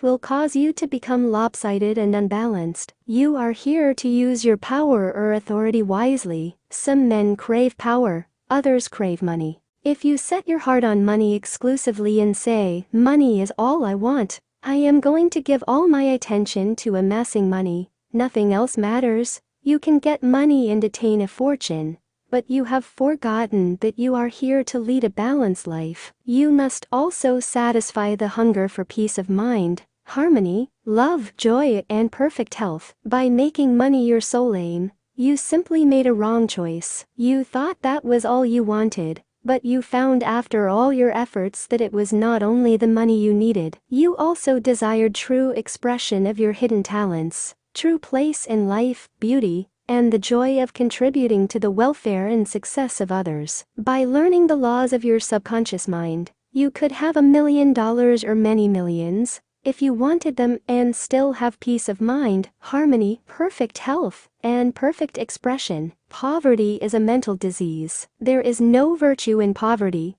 It is a disease like any other mental disease. If you were physically ill, you would think there was something wrong with you. You would seek help and do something about the condition at once. Likewise, if you do not have money constantly circulating in your life, there is something radically wrong with you. The urge of the life principle in you is toward growth, expansion, and the life more abundant. You are not here to live in a hovel, dress in rags, and go hungry. You should be happy, prosperous, and successful. Why you must never criticize money. Cleanse your mind of all weird and superstitious beliefs about money. Do not ever regard money as evil or filthy. If you do, you cause it to take wings and fly away from you. Remember that you lose what you condemn. You cannot attract what you criticize. Getting the right attitude toward money. Here is a simple technique you may use to multiply money in your experience. Use the following statements several times a day.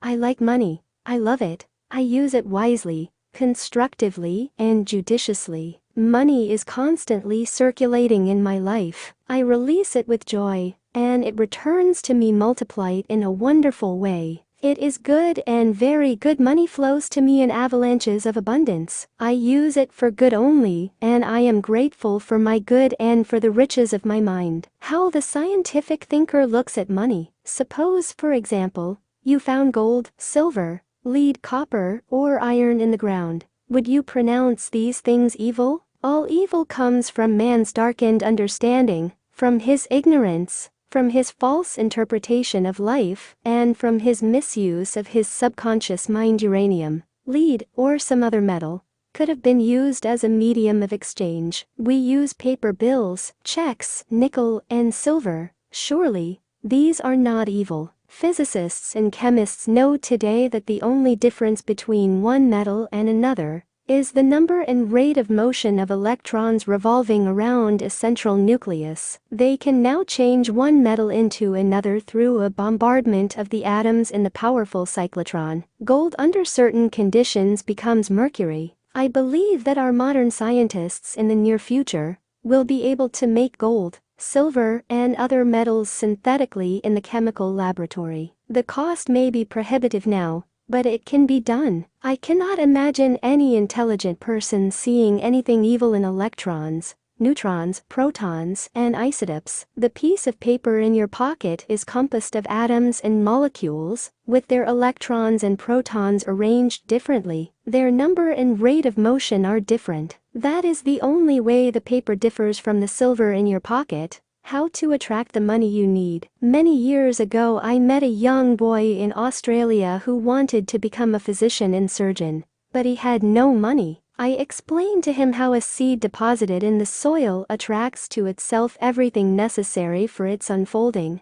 and that all he had to do was to take a lesson from the seed and deposit the required idea in his subconscious mind. For expenses this young, brilliant boy used to clean out doctors' offices, wash windows, and do odd repair jobs. He told me that every night, as he went to sleep, he used to picture in his mind's eye a medical diploma on a wall with his name on it in big, bold letters. He used to clean and shine the framed diplomas in the medical building where he worked. It was not hard for him to engrave the image of a diploma in his mind and develop it there. Definite results followed as he persisted with his mental picture every night for about 4 months. The sequel of this story was very interesting. One of the doctors took a great liking to this young boy, and after training him in the art of sterilizing instruments, giving hypodermic injections, and other miscellaneous first aid work, he employed him as a technical assistant in his office. The doctor later sent him to medical school at his own expense. Today, this young man is a prominent medical doctor in Montreal, Canada. He discovered the law of attraction by using his subconscious mind the right way. He operated an age-old law which says, having seen the end,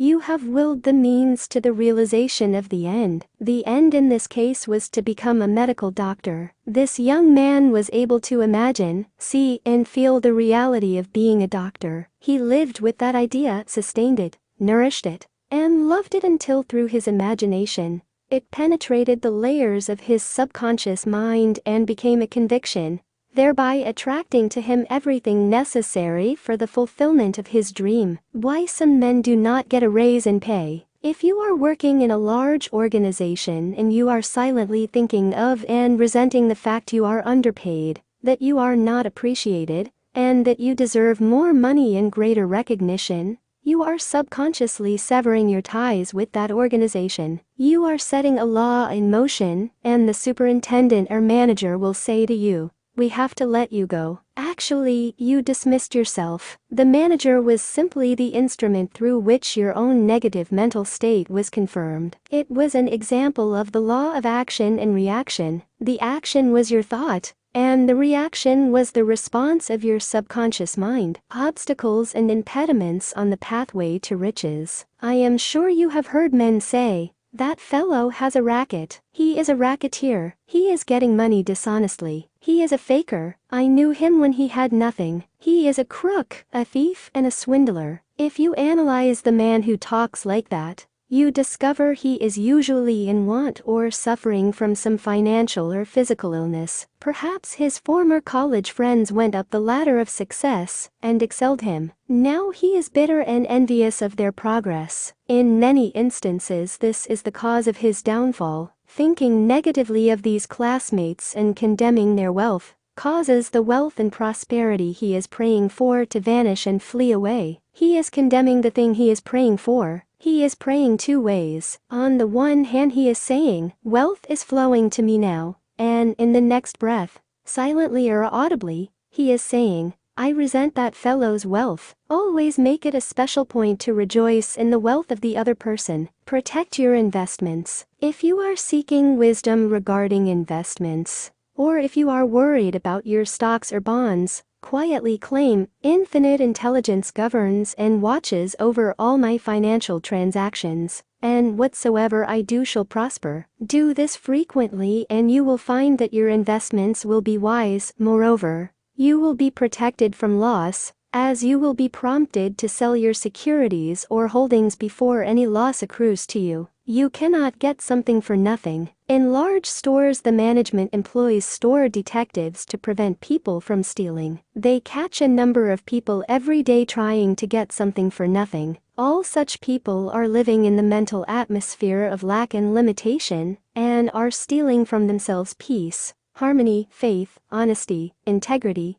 goodwill, and confidence. Furthermore, they are attracting to themselves all manner of loss, such as loss of character, prestige, social status, and peace of mind. These people lack faith in the source of supply and the understanding of how their minds work. If they would mentally call on the powers of their subconscious mind and claim that they are guided to their true expression, they would find work in constant supply. Then by honesty, integrity, and perseverance, they would become a credit to themselves and to society at large. Your constant supply of money. Recognizing the powers of your subconscious mind and the creative power of your thought or mental image is the way to opulence, freedom, and constant supply. Accept the abundant life in your own mind. Your mental acceptance and expectancy of wealth has its own mathematics and mechanics of expression. As you enter into the mood of opulence, all things necessary for the abundant life will come to pass. Let this be your daily affirmation. Write it in your heart. I am one with the infinite riches of my subconscious mind. It is my right to be rich, happy, and successful. Money flows to me freely, copiously, and endlessly. I am forever conscious of my true worth. I give of my talents freely, and I am wonderfully blessed financially. It is wonderful. Step up this way to riches. 1. Be bold enough to claim that it is your right to be rich, and your deeper mind will honor your claim. 2. You don't want just enough to go around. You want all the money you need to do all the things you want to do, and when you want to do them. Get acquainted with the riches of your subconscious mind. 3. When money is circulating freely in your life, you are economically healthy. Look at money like the tide, and you will always have plenty of it. The ebb and flow of the tide is constant. When the tide is out, you are absolutely sure that it will return. 4. Knowing the laws of your subconscious mind, you will always be supplied regardless of what form money takes. 5. One reason many people simply make ends meet and never have enough money is that they condemn money. What you condemn takes wings and flies away. 6. Do not make a god of money. It is only a symbol. Remember that the real riches are in your mind. You are here to lead a balanced life. This includes acquiring all the money you need. 7. Don't make money your sole aim. Claim wealth, happiness, peace, true expression, and love, and personally radiate love and goodwill to all. Then your subconscious mind will give you compound interest in all these fields of expression. 8. There is no virtue in poverty. It is a disease of the mind, and you should heal yourself of this mental conflict or malady at once. 9. You are not here to live in a hovel, to dress in rags, or to go hungry. You are here to lead the life more abundant. 10. Never use the terms filthy lucre or I despise money. You lose what you criticize. There is nothing good or bad, but thinking of it in either light makes it so. 11. Repeat frequently, I like money. I use it wisely, constructively, and judiciously. I release it with joy, and it returns 1,000-fold. 12. Money is not evil any more so than copper, lead, tin, or iron which you may find in the ground. All evil is due to ignorance and misuse of the mind's powers. 13. To picture the end result in your mind causes your subconscious to respond and fulfill your mental picture. 14. Stop trying to get something for nothing. There is no such thing as a free lunch. You must give to receive. You must give mental attention to your goals, ideals, and enterprises, and your deeper mind will back you up. The key to wealth is application of the laws of the subconscious mind, by impregnating it with the idea of wealth. Chapter 11. Your subconscious mind as a partner in success. Success means successful living. A long period of peace, joy, and happiness on this plane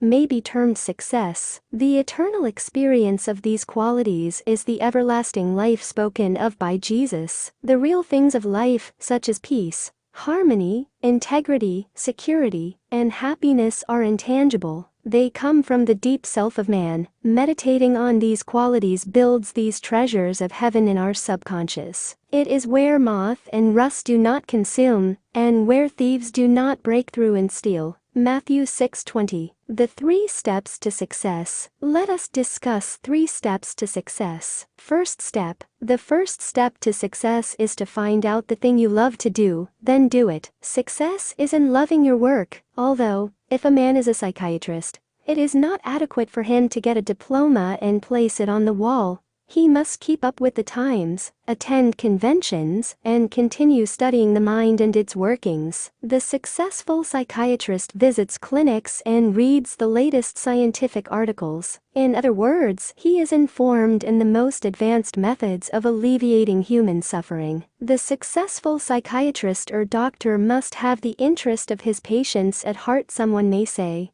"How can I put the first step into operation? I do not know what I should do." In such a case, pray for guidance as follows. The infinite intelligence of my subconscious mind reveals to me my true place in life. Repeat this prayer quietly, positively, and lovingly to your deeper mind. As you persist with faith and confidence, the answer will come to you as a feeling, a hunch, or a tendency in a certain direction. It will come to you clearly and in peace, and as an inner silent awareness. Second step. The second step to success is to specialize in some particular branch of work, and know more about it than anyone else. For example, if a young man chooses chemistry as his profession, he should concentrate on one of the many branches in this field. He should give all of his time and attention to his chosen specialty. He should become sufficiently enthusiastic to try to know all there is available about his field. If possible, he should know more than anyone else. The young man should become ardently interested in his work,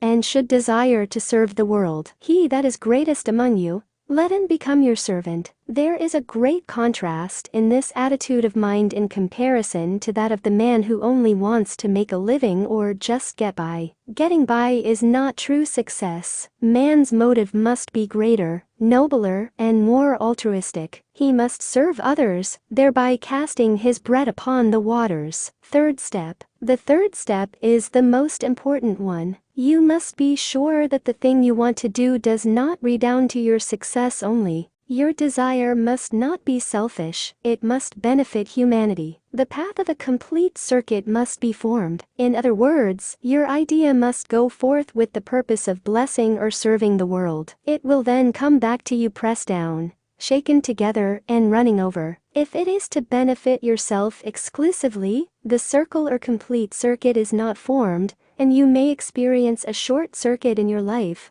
which may consist of limitation or sickness. The measure of true success, some people may say, but Mr. James made a fortune in selling fraudulent oil stock. A man may seem to succeed for a while, but the money he obtained by fraud usually takes wings and flies away. When we rob from another, we rob from ourselves, because we are in a mood of lack and limitation, which may manifest itself in our body, home life, and affairs. What we think and feel, we create. We create what we believe. Even though a man may have accumulated a fortune fraudulently, he is not successful. There is no success without peace of mind. What good is man's accumulated wealth if he cannot sleep nights, is sick, or has a guilt complex? I knew a man in London who told me of his exploits. He had been a professional pickpocket and had amassed a large amount of money. He had a summer home in France and lived in a royal fashion in England. His story was that he was in constant dread of being arrested by Scotland Yard. He had many inner disorders which were undoubtedly caused by his constant fear and deep-seated guilt complex. He knew he had done wrong. This deep sense of guilt attracted all kinds of trouble to him. Subsequently, he voluntarily surrendered to the police and served a prison sentence. After his release from prison,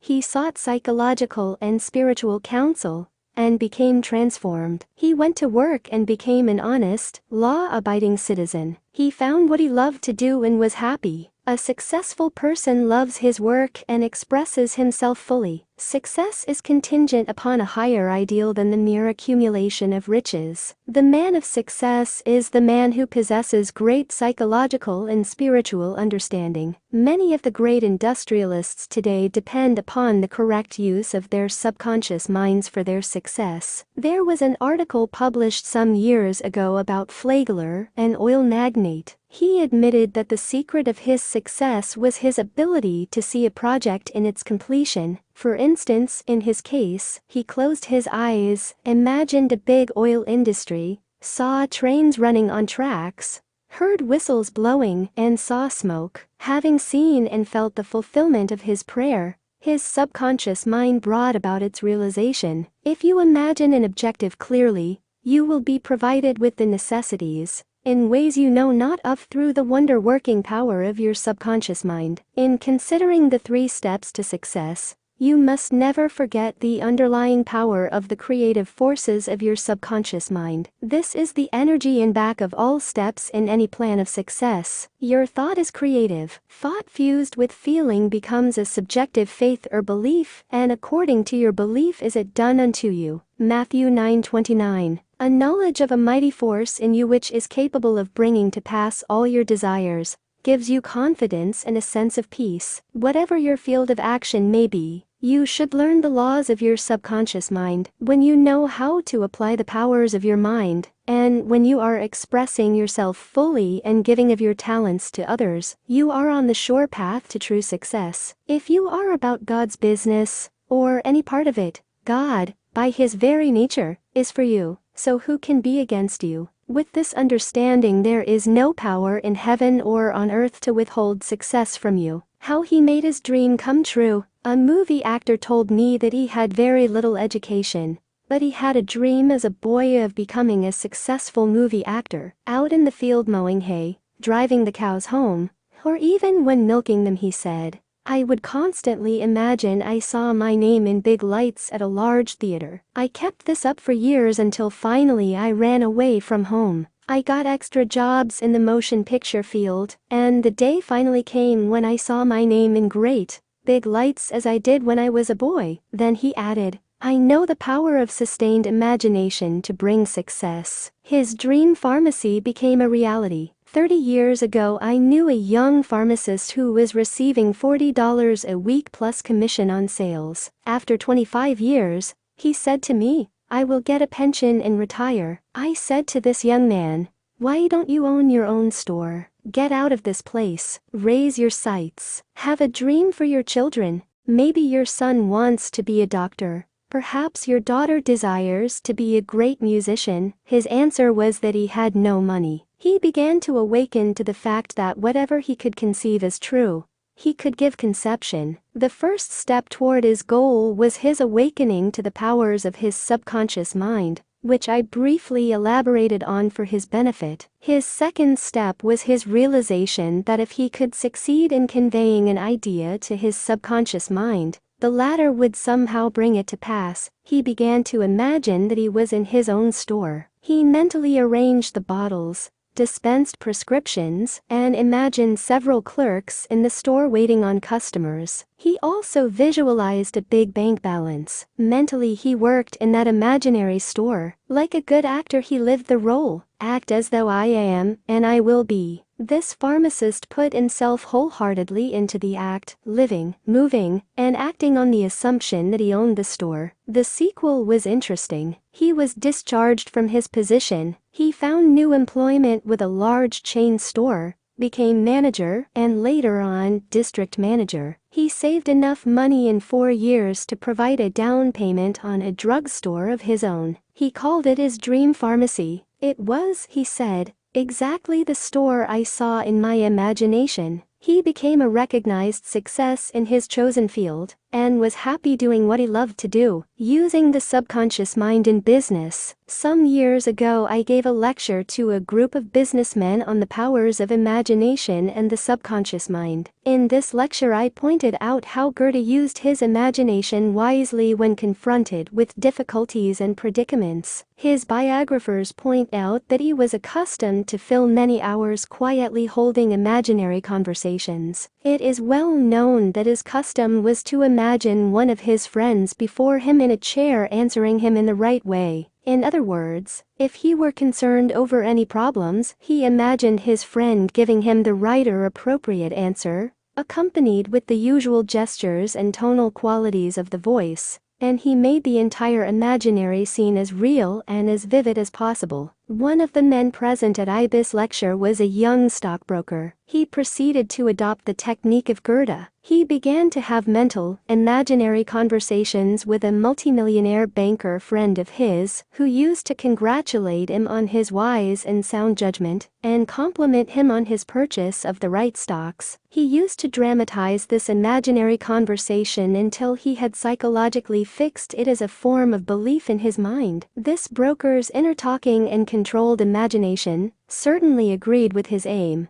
which was to make sound investments for his clients. His main purpose in life was to make money for his clients, and to see them prosper financially by his wise counsel. He is still using his subconscious mind in his business, and he is a brilliant success in his field of endeavor. Boy of 16 years turns failure into success. A young boy who was attending high school said to me, "I am getting very poor grades. My memory is failing. I do not know what is the matter." I discovered that the only thing wrong with this boy was his attitude, which was one of indifference and resentment toward some of his teachers and fellow students. I taught him how to use his subconscious mind, and how to succeed in his studies. He began to affirm certain truths several times a day, particularly at night prior to sleep and also in the morning after awakening. These are the best times to impregnate the subconscious mind. He affirmed as follows: "I realize that my subconscious mind is a storehouse of memory. It retains everything I read and hear from my teachers.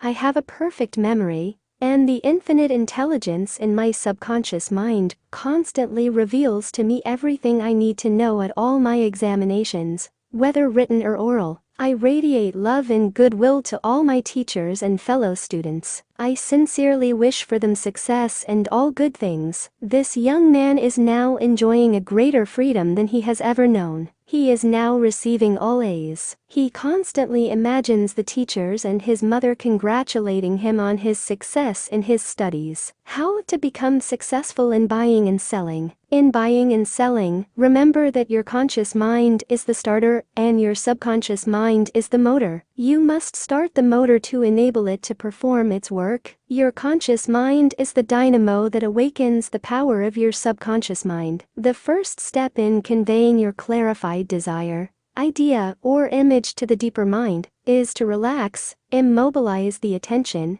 get still, and be quiet. This quiet, relaxed, and peaceful attitude of mind prevents extraneous matter and false ideas from interfering with your mental absorption of your ideal. Furthermore, in the quiet, passive, and receptive attitude of mind, effort is reduced to a minimum. The second step is to begin to imagine the reality of that which you desire. For example, You may wish to buy a home, and in your relaxed state of mind affirm as follows: the infinite intelligence of my subconscious mind is all-wise. It reveals to me now the ideal home, which is central, ideal, is in a lovely environment, meets with all my requirements, and is commensurate with my income. I am now turning this request over to my subconscious mind, and I know it responds according to the nature of my request. I release this request with absolute faith and confidence, in the same way that a farmer deposits a seed in the ground,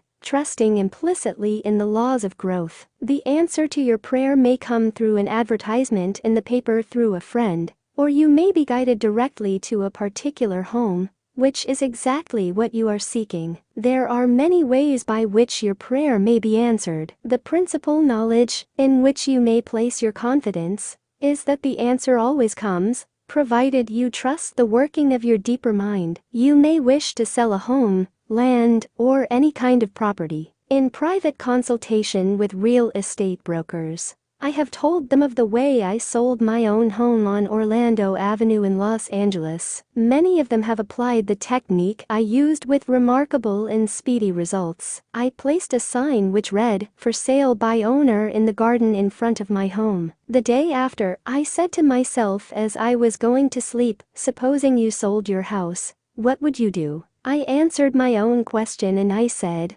I would take that sign down and throw it into the garage. In my imagination, I took hold of the sign, pulled it up from the ground, placed it on my shoulder, went to the garage, threw it on the floor, and said jokingly to the sign, "I don't need you anymore." I felt the inner satisfaction of it all, realizing it was finished. The next day a man gave me a deposit of $1,000 and said to me, "Take your sign down. We will go into escrow now." Immediately I pulled the sign up and took it to the garage. The outer action conformed to the inner. There is nothing new about this. As within, so without, meaning according to the image impressed on your subconscious mind, so it is on the objective screen of your life. The outside mirrors the inside. External action follows internal action. Here is another very popular method used in selling homes, land, or any kind of property. Affirm slowly, quietly, and feelingly as follows: infinite intelligence attracts to me the buyer for this home who wants it, and who prospers in it. This buyer is being sent to me by the creative intelligence of my subconscious mind, which makes no mistakes. This buyer may look at many other homes, but mine is the only one he wants and will buy, because he is guided by the infinite intelligence within him. I know the buyer is right, the time is right, and the price is right. Everything about it is right. The deeper currents of my subconscious mind are now in operation, bringing both of us together in divine order. I know that it is so. Remember always that what you are seeking is also seeking you, and whenever you want to sell a home or property of any kind, there is always someone who wants what you have to offer. By using the powers of your subconscious mind correctly, you free your mind of all sense of competition and anxiety in buying and selling. How she succeeded in getting what she wanted. There is a young lady who regularly comes to my lectures and classes. She had to change buses 3 times. It took her 1.5 hours each time to come to the lectures. In one lecture I explained how a young man who needed a car in his work received one. She went home and experimented as outlined in my lecture. Here is her letter in part, narrating her application of my method, and published by her permission. Dear Drive, Murphy, this is how I received a Cadillac car. I wanted one to come to the lectures regularly. In my imagination I went through the identical process I would go through if I were actually driving a car. I went to the showroom, and the salesman took me for a ride in one. I also drove it several blocks. I claimed the Cadillac car as my own over and over again. I kept the mental picture of getting into the car, driving it, feeling the upholstery, etc. consistently for over 2 weeks. Last week I drove to your lectures in a Cadillac. My uncle in Inglewood passed away, and left me his Cadillac and his entire estate. A success technique employed by many outstanding executives and businessmen. There are many prominent businessmen who quietly use the abstract term, success, over and over many times a day, until they reach a conviction that success is theirs. They know that the idea of success contains all the essential elements of success. Likewise, you can begin now to repeat the word success to yourself with faith and conviction. Your subconscious mind will accept it as true of you, and you will be under a subconscious compulsion to succeed. You are compelled to express your subjective beliefs, impressions, and convictions. What does success imply to you? You want, undoubtedly, to be successful in your home life and in your relationship with others. You wish to be outstanding in your chosen work or profession. You wish to possess a beautiful home and all the money you need to live comfortably and happily. You want to be successful in your prayer life and in your contact with the powers of your subconscious mind. You are a businessman also because you are in the business of living. Become a successful businessman by imagining yourself doing what you long to do and possessing the things you long to possess. Become imaginative. Mentally participate in the reality of the successful state. Make a habit of it. Go to sleep feeling successful every night and perfectly satisfied, and you will eventually succeed in implanting the idea of success in your subconscious mind. Believe you were born to succeed, and wonders will happen as you pray. Profitable pointers. 1. Success means successful living. When you are peaceful, happy, joyous, and doing what you love to do, you are successful. 2. Find out what you love to do, then do it. If you don't know your true expression, ask for guidance, and the lead will come. 3. Specialize in your particular field and try to know more about it than anyone else. 4. A successful man is not selfish. His main desire in life is to serve humanity. 5. There is no true success without peace of mind. 6. A successful man possesses great psychological and spiritual understanding. 7. If you imagine an objective clearly,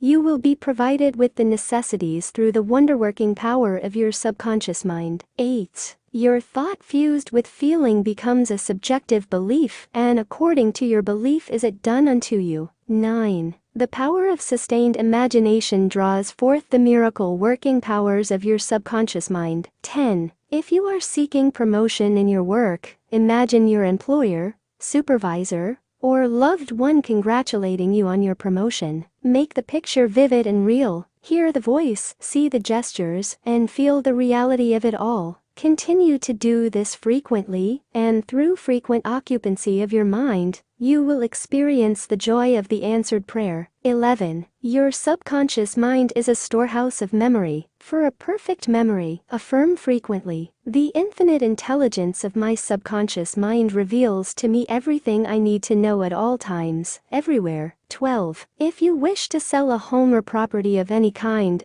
affirm slowly, quietly, and feelingly as follows: "Infinite intelligence attracts to me the buyer for this house or property, who wants it, and who prospers in it." Sustain this awareness, and the deeper currents of your subconscious mind will bring it to pass. 13. The idea of success contains all the elements of success. Repeat the word success to yourself frequently with faith and conviction, and you will be under a subconscious compulsion to succeed. Chapter 12. Scientists use the subconscious mind. Many scientists realize the true importance of the subconscious mind. Edison, Marconi, Kettering, Poincare, Einstein, and many others have used the subconscious mind. It has given them the insight and the know-how for all their great achievements in modern science and industry. Research has shown that the ability to bring into action the subconscious power has determined the success of all the great scientific and research workers. An instance of how a famous chemist, Friedrich von Stradonitz, used his subconscious mind to solve his problem is as follows. He had been working laboriously for a long time trying to rearrange the 6 carbon and the 6 hydrogen atoms of the benzene formula, and he was constantly perplexed and unable to solve the matter. Tired and exhausted, he turned the request over completely to his subconscious mind. Shortly afterward, as he was about to board a London bus, his subconscious presented his conscious mind with a sudden flash of a snake biting its own tail and turning around like a pinwheel. This answer from his subconscious mind gave him the long-sought answer of the circular rearrangement of the atoms that is known as the benzene ring. How a distinguished scientist brought forth his inventions. Nikola Tesla was a brilliant electrical scientist who brought forth the most amazing innovations. When an idea for a new invention came into his mind, he would build it up in his imagination, knowing that his subconscious mind would reconstruct and reveal to his conscious mind all the parts needed for its manufacture in concrete form. Through quietly contemplating every possible improvement, he spent no time in correcting defects and was able to give the technicians the perfect product of his mind. He said, invariably, "My device works as I imagined it should." In 20 years there has not been a single exception. How a famous naturalist solved his problem. Professor Agassiz, a distinguished American naturalist, discovered the indefatigable activities of his subconscious mind while he slept. The following has been reported by his widow in her biography of her famous husband. He had been for 2 weeks striving to decipher the somewhat obscure impression of a fossil fish on the stone slab in which it was preserved. Weary and perplexed, he put his work aside at last, and tried to dismiss it from his mind. Shortly after, he waked one night persuaded that while asleep, he had seen his fish with all the missing features perfectly restored. But when he tried to hold and make fast the image, it escaped him. Nevertheless, he went early to the Jardin des Plantes, thinking that on looking anew at the impression he should see something which would put him on the track of his vision. In vain. The blurred record was as black as ever. The next night he saw the fish again, but with no more satisfactory result. When he awoke it disappeared from his memory as before. Hoping that the same experience might be repeated, on the third night he placed a pencil and paper beside his bed before going to sleep. Accordingly, toward morning the fish reappeared in his dream, confusedly at first, but at last with such distinctness that he had no longer any doubt as to its zoological characters. Still half dreaming in perfect darkness, he traced these characters on the sheet of paper at the bedside. In the morning he was surprised to see in his nocturnal sketch features,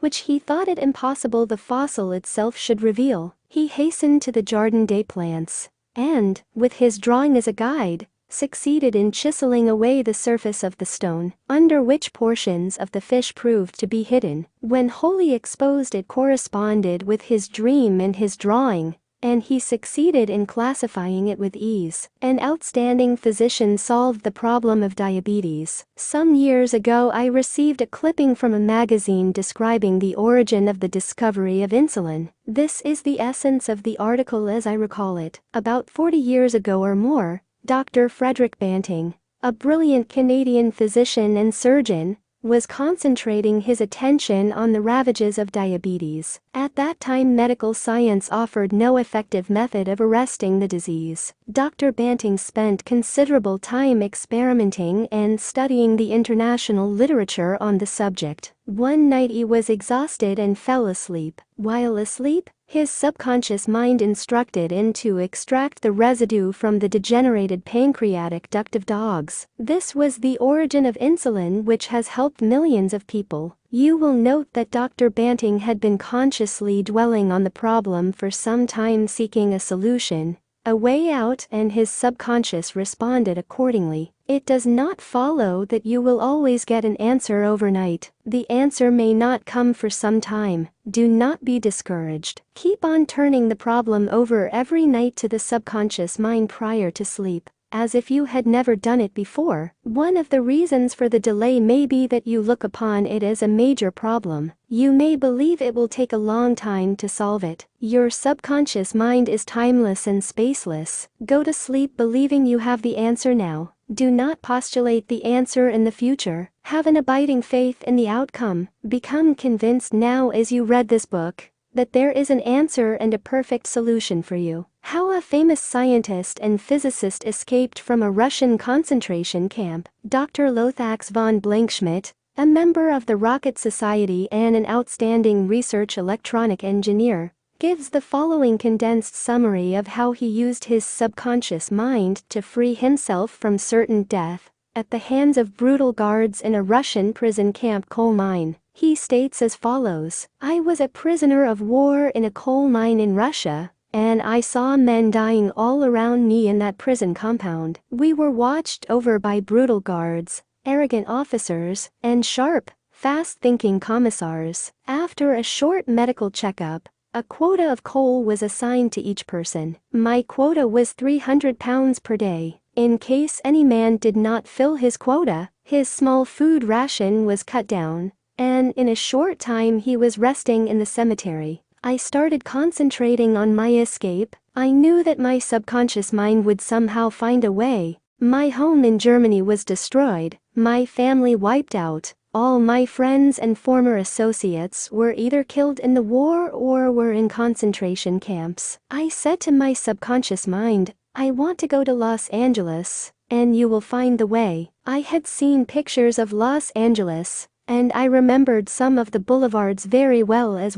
some of the buildings. Every day and night I would imagine I was walking down Wilshire Boulevard with an American girl whom I met in Berlin prior to the war. She is now my wife. In my imagination we would visit the stores, ride buses, and eat in the restaurants. Every night I made it a special point to drive my imaginary American automobile up and down the boulevards of Los Angeles. I made all this vivid and real. These pictures in my mind were as real and as natural to me as one of the trees outside the prison camp. Every morning the chief guard would count the prisoners as they were lined up. He would call out 1, 2, 3, etc., and when 17 was called out, which was my number in sequence, I stepped aside. In the meantime, the guard was called away for a minute or so, and on his return, he started by mistake on the next man as number 17. When the crew returned in the evening, the number of men was the same, and I was not missed, and the discovery would take a long time.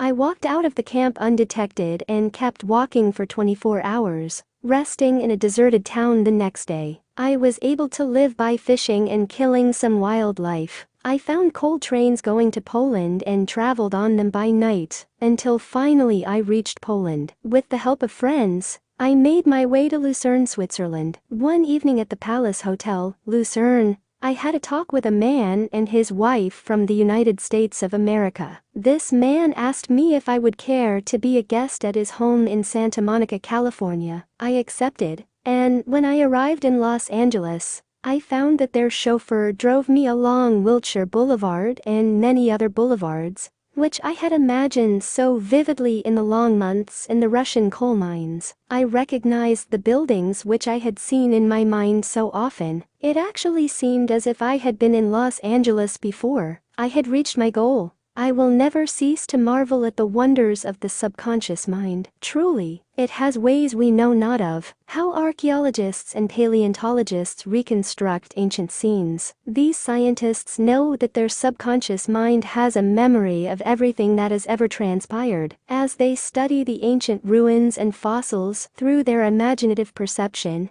their subconscious mind aids them in reconstructing the ancient scenes. The dead past becomes alive and audible once more. Looking at these ancient temples and studying the pottery, statuary, tools, and household utensils of these ancient times, the scientist tells us of an age when there was no language. Communication was done by grunts, groans, and signs. The keen concentration and disciplined imagination of the scientist awakens the latent powers of his subconscious mind, enabling him to clothe the ancient temples with roofs and surround them with gardens, pools, and fountains. The fossil remains are clothed with eyes, sinews, and muscles, and they again walk and talk. The past becomes the living present, and we find that in mind there is no time or space. Through disciplined, controlled, and directed imagination, you can be a companion of the most scientific and inspired thinkers of all time. How to receive guidance from your subconscious when you have what you term a difficult decision to make, or when you fail to see the solution to your problem.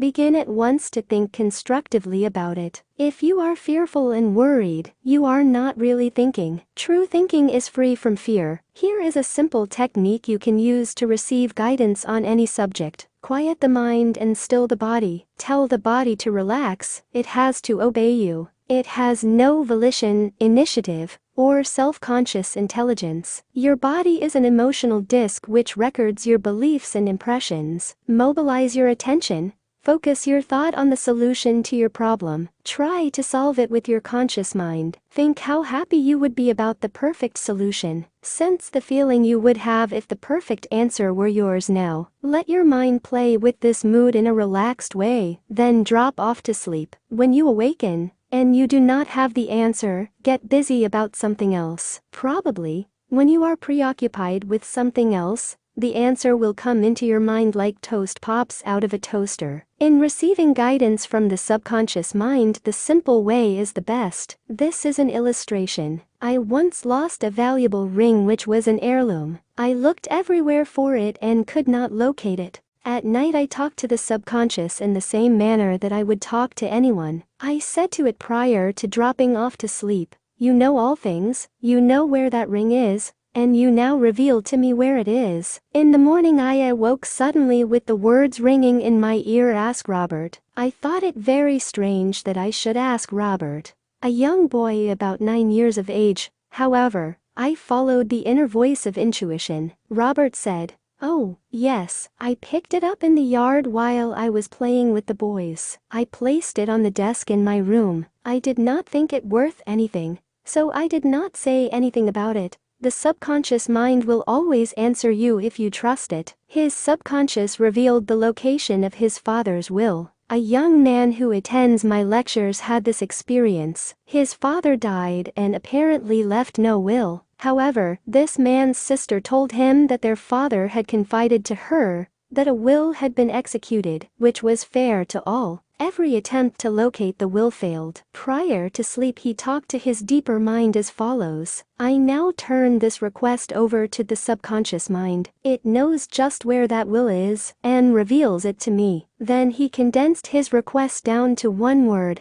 answer, repeating it over and over again as a lullaby. He lulled himself to sleep with the word answer. The next morning this young man had an overpowering hunch to go to a certain bank in Los Angeles, where he found a safe deposit vault registered in the name of his father, the contents of which solved all his problems. Your thought, as you go to sleep, arouses the powerful latency which is within you. For example, let us suppose you are wondering whether to sell your home, buy a certain stock, sever partnership, move to New York or stay in Los Angeles, dissolve the present contract or take a new one. Do this. Sit quietly in your armchair or at the desk in your office. Remember that there is a universal law of action and reaction. The action is your thought. The reaction is the response from your subconscious mind. The subconscious mind is reactive and reflexive. This is its nature. It rebounds, rewards, and repays. It is the law of correspondence. It responds by corresponding. As you contemplate right action,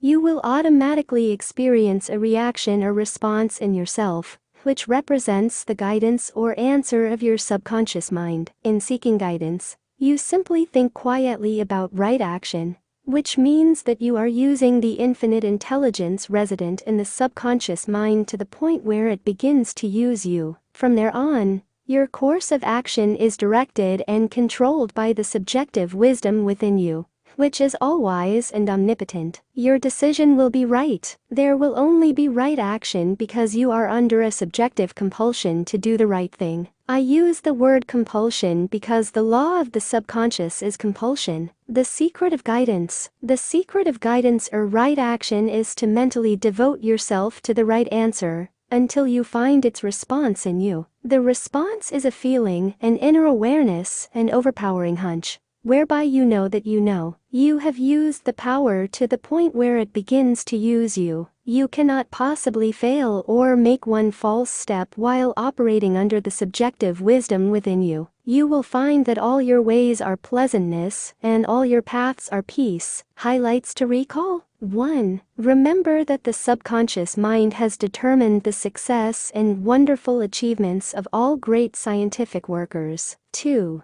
By giving your conscious attention and devotion to the solution of a perplexing problem, your subconscious mind gathers all the necessary information and presents it full-blown to the conscious mind. 3. If you are wondering about the answer to a problem, try to solve it objectively. Get all the information you can from research and also from others. No answer comes, turn it over to your subconscious mind prior to sleep, and the answer always comes. It never fails. 4. You do not always get the answer overnight. Keep on turning your request over to your subconscious until the day breaks and the shadows flee away. 5. You delay the answer by thinking it will take a long time, or that it is a major problem. Your subconscious has no problem, it knows only the answer. 6. Believe that you have the answer now. Feel the joy of the answer and the way you would feel if you had the perfect answer. Your subconscious will respond to your feeling. 7. Any mental picture, backed by faith and perseverance, will come to pass through the miracle-working power of your subconscious. Trust it. Believe in its power, and wonders will happen as you pray. 8. Your subconscious is the storehouse of memory, and within your subconscious are recorded all your experiences since childhood. 9. Scientists meditating on ancient scrolls, temples, fossils, etc., are able to reconstruct scenes of the past and make them alive today. Their subconscious mind comes to their aid. 10. Turn over your request for a solution to your subconscious prior to sleep. Trust it and believe in it, and the answer will come. It knows all and sees all, but you must not doubt or question its powers. 11. The action is your thought, and the reaction is the response of your subconscious mind. If your thoughts are wise, your actions and decisions will be wise. 12. Guidance comes as a feeling, an inner awareness, an overpowering hunch, whereby you know that you know. It is an inner sense of touch. Follow it. Chapter 13. Your subconscious and the wonders of sleep. You spend about 8 out of every 24 hours, or 1/3 of your entire life, in sleep. This is an inexorable law of life. This also applies to the animal and vegetable kingdoms. Sleep is a divine law, and many answers to our problems come to us when we are sound asleep upon the bed. Many people have advocated the theory that you get tired during the day, that you go to sleep to rest the body, and that a reparative process takes place while you sleep. Nothing rests in sleep. Your heart, lungs, and all your vital organs function while you are asleep. If you eat prior to sleep, the food is digested and assimilated. Also, your skin secretes perspiration, and your nails and hair continue to grow. Your subconscious mind never rests or sleeps. It is always active, controlling all your vital forces. The healing process takes place more rapidly while you are asleep, as there is no interference from your conscious mind. Remarkable answers are given to you while you are asleep. Why we sleep. Dr. John Bigelow, a famous research authority on sleep. Dr. John Bigelow, The Mystery of Sleep, New York and London, Harper Brothers, 1903, demonstrated that at night while asleep, you receive impressions showing that the nerves of the eyes, ears, nose, and taste buds are active during sleep, and also that the nerves of your brain are quite active. He says that the main reason we sleep is because the nobler part of the soul is united by abstraction to our higher nature, and becomes a participant in the wisdom and foreknowledge of the gods. Dr. Bigelow states also, the results of my studies have not only strengthened my convictions that the supposed exemption from customary toils and activities was not the final purpose of sleep, but have also made clearer to my mind the conviction that no part of a man's life deserves to be considered more indispensable to its symmetrical and perfect spiritual development than the while he is separated from the phenomenal world in sleep. Prayer, a form of sleep. Your conscious mind gets involved with vexations, strife, and contentions of the day, and it is very necessary to withdraw periodically from sense evidence and the objective world, and commune silently with the inner wisdom of your subconscious mind. By claiming guidance, strength, and greater intelligence in all phases of your life, you will be enabled to overcome all difficulties and solve your daily problems. This regular withdrawal from sense evidence and the noise and confusion of everyday living is also a form of sleep, i.e., you become asleep to the world of the senses and alive to the wisdom and power of your subconscious mind. Startling effects of sleep deprivation. Lack of sleep can cause you to become irritable, moody, and depressed. Dr. George Stevenson of the National Association for Mental Health says,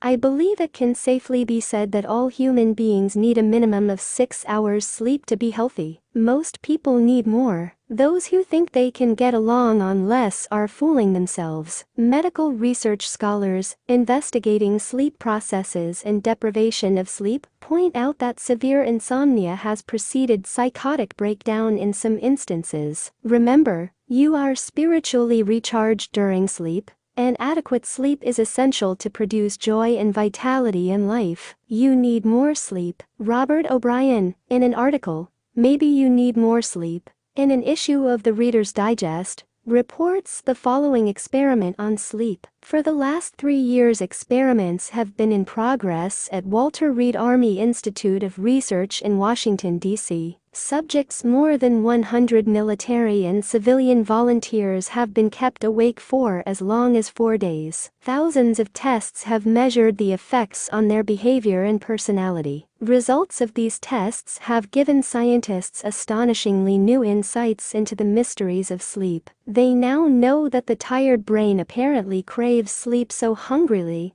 that it will sacrifice anything to get it. After only a few hours of sleep loss, fleeting stolen naps called lapses, or micro-sleep, occurred at the rate of 3 or 4 an hour. As in real sleep, eyelids drooped, heartbeat slowed. Each lapse lasted just a fraction of a second. Sometimes the lapses were periods of blankness, sometimes they were filled with images, wisps of dreams. As hours of sleep loss mounted, the lapses took place more often and lasted longer, perhaps 2 or 3 seconds. Even if the subjects had been piloting an airliner in a thunderstorm, they still couldn't have resisted micro-sleeps for those few priceless seconds. And it can happen to you, as many who have fallen asleep at the wheel of a car can testify. Another startling effect of sleep deprivation was its attack on human memory and perception. Many sleep-deprived subjects were unable to retain information long enough to relate it to the task they were supposed to perform. They were totally befuddled in situations requiring them to hold several factors in mind and act on them, as a pilot must when he skillfully integrates wind direction,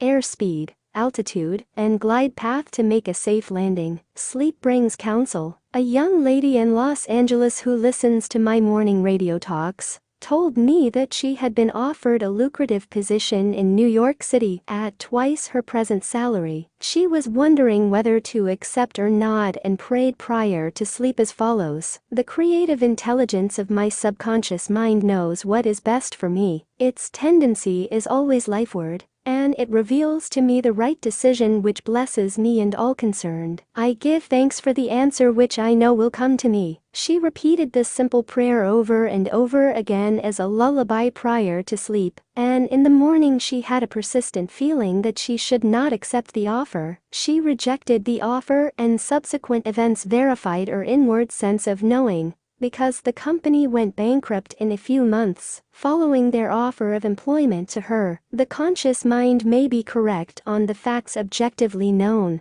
but the intuitive faculty of her subconscious mind saw the failure of the concern in question and prompted her accordingly. Saved from certain disaster. I will illustrate how the wisdom of your subconscious mind can instruct you and protect you relative to your request for right action as you go to sleep. Many years ago, before the Second World War, I was offered a very lucrative assignment in the Orient, and I prayed for guidance and the right decision as follows: "Infinite intelligence within me knows all things, and the right decision is revealed to me in divine order. I will recognize the answer when it comes." I repeated this simple prayer over and over again as a lullaby prior to sleep, and in a dream came the vivid realization of things to come. 3 years hence, an old friend appeared in the dream and said, Read these headlines. Do not go. The headlines of the newspaper which appeared in the dream related to war and the attack on Pearl Harbor. Occasionally, the writer dreams literally. The aforementioned dream was undoubtedly a dramatization of the subconscious mind which projected a person whom I trusted and respected. To some, a warning may come in the form of a mother who appears in a dream. She tells the person not to go here or there.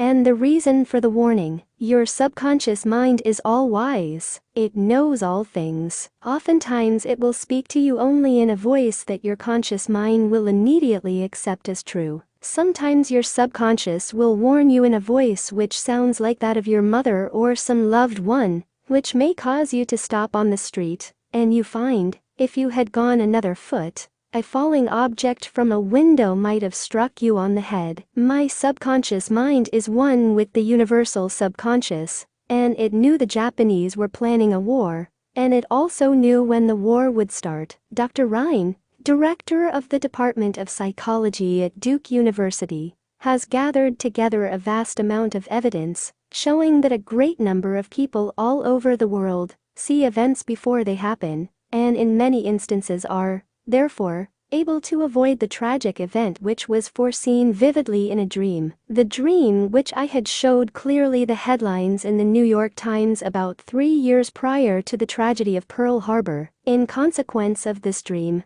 I immediately cancelled the trip as I felt a subconscious compulsion to do so. 3 years later, the Second World War proved the truth of the inner voice of intuition. Your future is in your subconscious mind. Remember that the future, the result of your habitual thinking, is already in your mind, except when you change it through prayer. The future of a country, likewise, is in the collective subconscious of the people of that nation. There is nothing strange in the dream I had wherein I saw the headlines of the New York newspapers long before the war began. The war had already taken place in mind, and all the plans of attack were already engraved on that great recording instrument, the subconscious mind or collective unconscious of the universal mind. Tomorrow's events are in your subconscious mind, so are next week's and next month's, and they may be seen by a highly psychic or clairvoyant person. No disaster or tragedy can happen to you if you decide to pray. Nothing is predetermined or foreordained. Your mental attitude,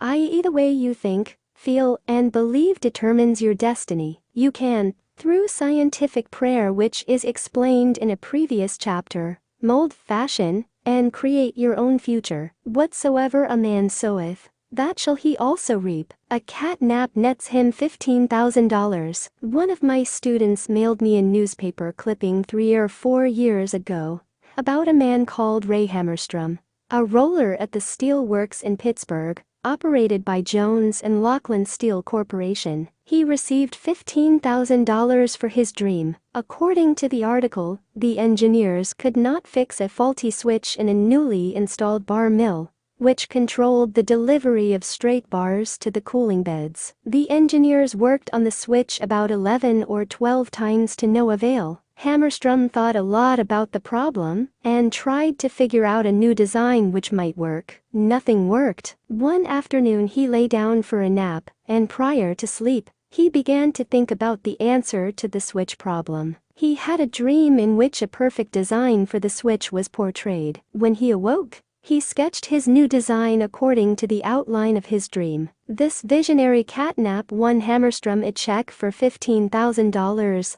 the largest award the firm ever gave an employee for a new idea. How a famous professor solved his problem in sleep. Dr. H.B. Helprecht, professor of Assyrian at the University of Pennsylvania, wrote as follows: "One Saturday evening I had been wearying myself in the vain attempt to decipher 2 small fragments of agate, which were supposed to belong to the finger rings of some Babylonians. About midnight, weary and exhausted, I went to bed and dreamed the following remarkable dream. A tall thin priest of Nippur, about 40 years of age, led me to the treasure chamber of the temple, a small, low-ceilinged room without windows, while scraps of agate and lapis lazuli lay scattered on the floor. Here he addressed me as follows: the 2 fragments, which you have published separately on pages 22 and 26, belong together, and are not finger rings. The first 2 rings served as earrings for the statue of the god. The 2 fragments you have are the portions of them. If you will put them together, you will have confirmation of my words. I awoke at once. I examined the fragments, and to my astonishment found the dream verified. The problem was then at last solved. This demonstrates clearly the creative manifestation of his subconscious mind, which knew the answer to all his problems. How the subconscious worked for a famous writer while he slept. Robert Louis Stevenson, in one of his books, Across the Plains, devotes a whole chapter to dreams. He was a vivid dreamer, and had the persistent habit of giving specific instructions to his subconscious every night prior to sleep. He would request his subconscious to evolve stories for him while he slept. For example,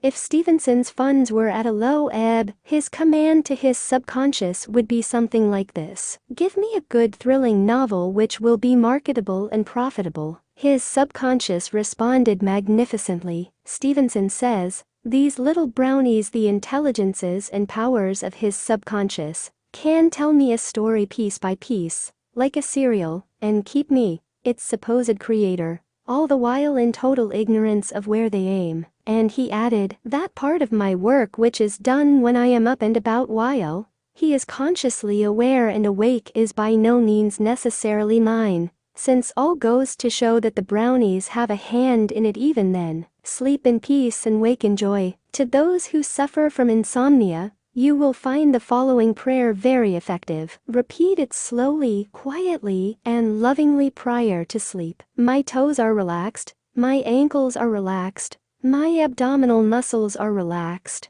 My heart and lungs are relaxed. My hands and arms are relaxed. My neck is relaxed. My brain is relaxed. My face is relaxed. My eyes are relaxed. My whole mind and body are relaxed. I fully and freely forgive everyone, and I sincerely wish for them harmony, health, peace, and all the blessings of life. I am at peace. I am poised, serene, and calm. I rest in security and in peace. A great stillness steals over me, and a great calm quiets my whole being, as I realize the divine presence within me. I know that the realization of life and love heals me. I wrap myself in the mantle of love and fall asleep filled with goodwill for all. Throughout the night peace remains with me, and in the morning I shall be filled with life and love. A circle of love is drawn around me. I will fear no evil, for thou art with me. I sleep in peace. I wake in joy, and in him I live, move, and have my being. Summary of your aids to the wonders of sleep. 1. If you are worried that you will not wake up on time,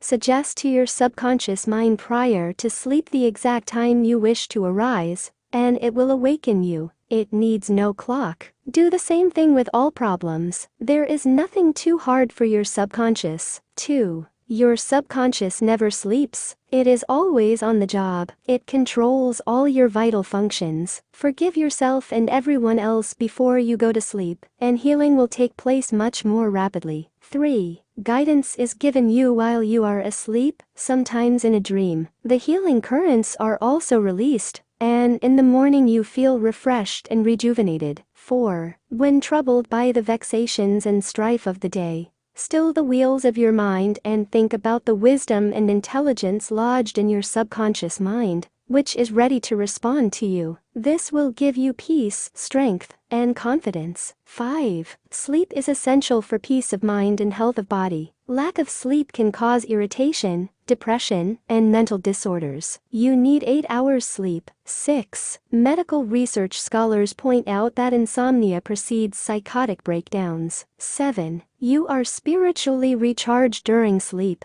Adequate sleep is essential for joy and vitality in life. 8. Your tired brain craves sleep so hungrily that it will sacrifice anything to get it. Many who have fallen asleep at the wheel of an automobile can testify to this. 9. Many sleep-deprived people have poor memories and lack proper coordination. They become befuddled, confused, and disorientated. 10. Sleep brings counsel. Prior to sleep, claim that the infinite intelligence of your subconscious mind is guiding and directing you. Then, watch for the lead which comes, perhaps on awakening. 11. Trust your subconscious completely. Know that its tendency is always lifeward. Occasionally, your subconscious answers you in a very vivid dream and a vision in the night. You can be forewarned in a dream in the same way as the author of this book was warned. 12. Your future is in your mind now, based on your habitual thinking and beliefs. Claiming infinite intelligence leads and guides you, and that all good is yours, and your future will be wonderful. Believe it and accept it. Expect the best, and invariably the best will come to you. 13. If you are writing a novel, play, or book, or are working on an invention, speak to your subconscious mind at night, and claim boldly that its wisdom, intelligence, and power are guiding, directing, and revealing to you the ideal play, novel, book, or revealing the perfect solution, whatever it may be. Wonders will happen as you pray this way. Chapter 14. Your subconscious mind and marital problems. Ignorance of the functions and powers of the mind is the cause of all marital trouble. Friction between husband and wife can be solved by each using the law of mind correctly. By praying together they stay together. The contemplation of divine ideals, the study of the laws of life, the mutual agreement on a common purpose and plan, and the enjoyment of personal freedom bring about that harmonious marriage, that wedded bliss, that sense of oneness where the two become one. The best time to prevent divorce is before marriage. It is not wrong to try to get out of a very bad situation, but why get into the bad situation in the first place? Would it not be better to give attention to the real cause of marital problems, in other words, to really get at the root of the matter involved? As with all other problems of men and women, the problems of divorce, separation, annulment, and endless litigation are directly traceable to lack of knowledge of the working and interrelationship of the conscious and subconscious mind. The meaning of marriage. Marriage to be real must first be on a spiritual basis. It must be of the heart, and the heart is the chalice of love. Honesty, sincerity, kindness, and integrity are also forms of love. Each partner should be perfectly honest and sincere with the other. It is not a true marriage when a man marries a woman for her money, social position, or to lift his ego, because this indicates a lack of sincerity, honesty, and true love. Such a marriage is a farce, a sham, and a masquerade. When a woman says, "I am tired working, I want to get married because I want security," her premise is false. She is not using the laws of mind correctly. Her security depends upon her knowledge of the interaction of the conscious and subconscious mind and its application. For example, a woman will never lack for wealth or health if she applies the techniques outlined in the respective chapters of this book. Her wealth can come to her independent of her husband, father, or anyone else. A woman is not dependent on her husband for health, peace, joy, inspiration, guidance, love, wealth, security, happiness, or anything in the world. Her security and peace of mind come from her knowledge of the inner powers within her, and from the constant use of the laws of her own mind in a constructive fashion. How to attract the ideal husband. You are now acquainted with the way your subconscious mind works. You know that whatever you impress upon it will be experienced in your world. Begin now to impress your subconscious mind with the qualities and characteristics you desire in a man. The following is an excellent technique. Sit down at night in your armchair.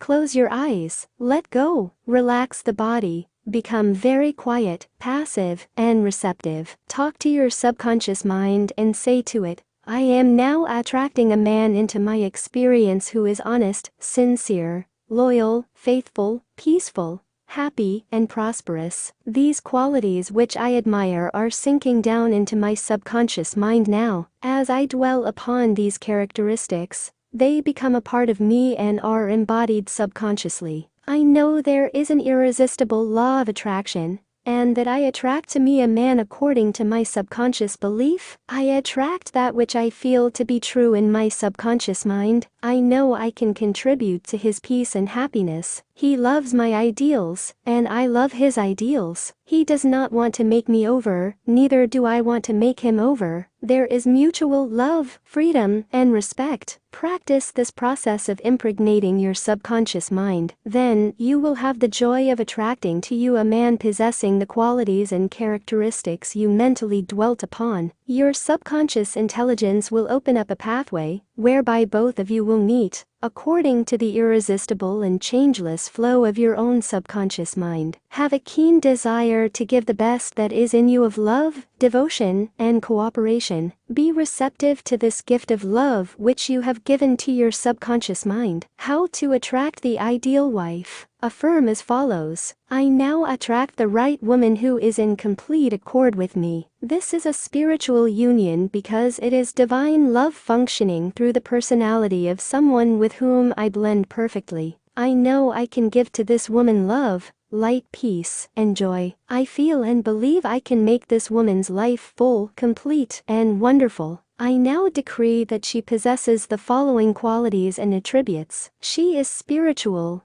loyal, faithful, and true. She is harmonious, peaceful, and happy. We are irresistibly attracted to each other. Only that which belongs to love, truth, and beauty can enter my experience. I accept my ideal companion now. As you think quietly and with interest on the qualities and attributes which you admire in the companion you seek, you will build the mental equivalent into your mentality. Then, the deeper currents of your subconscious mind will bring both of you together in divine order. No need for third mistake. Recently a teacher said to me, I have had 3 husbands, and all 3 have been passive, submissive, and dependent on me to make all decisions and govern everything. Why do I attract such type men? I asked her whether she had known that her second husband was the effeminate type, and she replied, of course not. Had I known, I would not have married him. Apparently she had not learned anything from the first mistake. The trouble was with her own personality makeup. She was very masculine, domineering, and unconsciously wanted someone who would be submissive and passive, so that she could play the dominant role. All this was unconscious motivation, and her subconscious picture attracted to her what she subjectively wanted. She had to learn to break the pattern by adopting the right prayer process. How she broke the negative pattern. The above-mentioned woman learned a simple truth. When you believe you can have the type of man you idealize, it is done unto you as you believe. The following is the specific prayer she used to break the old subconscious pattern and attract to her the ideal mate. I am building into my mentality the type of man I deeply desire. The man I attract for a husband is strong, powerful, loving, very masculine, successful, honest, loyal, and faithful. He finds love and happiness with me. I love to follow where he leads. I know he wants me, and I want him. I am honest, sincere, loving, and kind. I have wonderful gifts to offer him. They are goodwill, a joyous heart, and a healthy body. He offers me the same. It is mutual. I give and I receive. Divine intelligence knows where this man is, and the deeper wisdom of my subconscious mind is now bringing both of us together in its own way, and we recognize each other immediately. I release this request to my subconscious mind which knows how to bring my request to pass. I give thanks for the perfect answer. She prayed in the above manner night and morning, affirming these truths, and knowing that through frequent occupation of the mind, she would reach the mental equivalent of that which she sought. The answer to her prayer. Several months went by. She had a great number of dates and social engagements, none of which was agreeable to her. When she was about to question, waver, doubt, and vacillate, she reminded herself that the infinite intelligence was bringing it to pass in its own way, and that there was nothing to be concerned about. Her final decree in her divorce proceedings was granted, which brought her a great sense of release and mental freedom. Shortly afterward she went to work as a receptionist in a doctor's office. She told me that the minute she saw the physician she knew he was the man she was praying about. Apparently he knew it too, because he proposed to her the first week she was in the office, and their subsequent marriage was ideally happy. This physician was not the passive or submissive type, but was a real man, a former football player, an outstanding athlete, and was a deeply spiritual man, though he was completely devoid of any sectarian or denominational affiliation. She got what she prayed for because she claimed it mentally, until she reached the point of saturation. In other words, she mentally and emotionally united with her idea, and it became a part of her in the same way that an apple becomes a part of her bloodstream. Should I get a divorce? Divorce is an individual problem. It cannot be generalized. In some cases, of course, there never should have been a marriage. In some cases, divorce is not the solution. No more so than marriage is the solution for a lonely man. Divorce may be right for one person and wrong for another. A divorced woman may be far more sincere and noble than many of her married sisters, who perhaps are living a lie. For example, I once talked with a woman whose husband was a dope fiend, an ex-convict, a wife-beater, and a non-provider. She had been told it was wrong to get a divorce. I explained to her that marriage is of the heart. If two hearts blend harmoniously, lovingly, and sincerely, that is the ideal marriage. The pure action of the heart is love. Following this explanation, she knew what to do. She knew in her heart that there is no divine law which compelled her to be browbeaten, intimidated, and beaten because someone said, "I pronounce you man and wife." If you are in doubt as to what to do, ask for guidance, knowing that there is always an answer, and you will receive it. Follow the lead that comes to you in the silence of your soul. It speaks to you in peace. Drifting into divorce. Recently, a young couple, married for only a few months, were seeking a divorce. I discovered that the young man had a constant fear that his wife would leave him. He expected rejection, and he believed that she would be unfaithful. These thoughts haunted his mind and became an obsession with him. His mental attitude was one of separation and suspicion. She felt unresponsive to him. It was his own feeling or atmosphere of loss and separation operating through them. This brought about a condition or action in accordance with the mental pattern behind it. There is a law of action and reaction, or cause and effect. The thought is the action, and the response of the subconscious mind is the reaction. His wife left home and asked for a divorce, which is what he feared and believed she would do. Divorce begins in the mind. Divorce takes place first in the mind. The legal proceedings follow after. These two young people were full of resentment, fear, suspicion, and anger. These attitudes weaken, exhaust, and debilitate the whole being. They learned that hate divides, and that love unites. They began to realize what they had been doing with their minds. Neither one of them knew the law of mental action, and they were misusing their minds and bringing on chaos and misery. These two people went back together at my suggestion and experimented with prayer therapy. They began to radiate love, peace, and goodwill to each other. Each one practiced radiating harmony, health, peace, and love to the other, and they alternated in the reading of the Psalms every night. Their marriage is growing more beautiful every day. The nagging wife. Many times the reason the wife nags is because she gets no attention. Oftentimes, it is a craving for love and affection. Give your wife attention, and show your appreciation. Praise and exalt all her many good points. There is also the nagging type of woman who wants to make the man conform to her particular pattern. This is about the quickest way in the world to get rid of a man. The wife and the husband must cease being scavengers,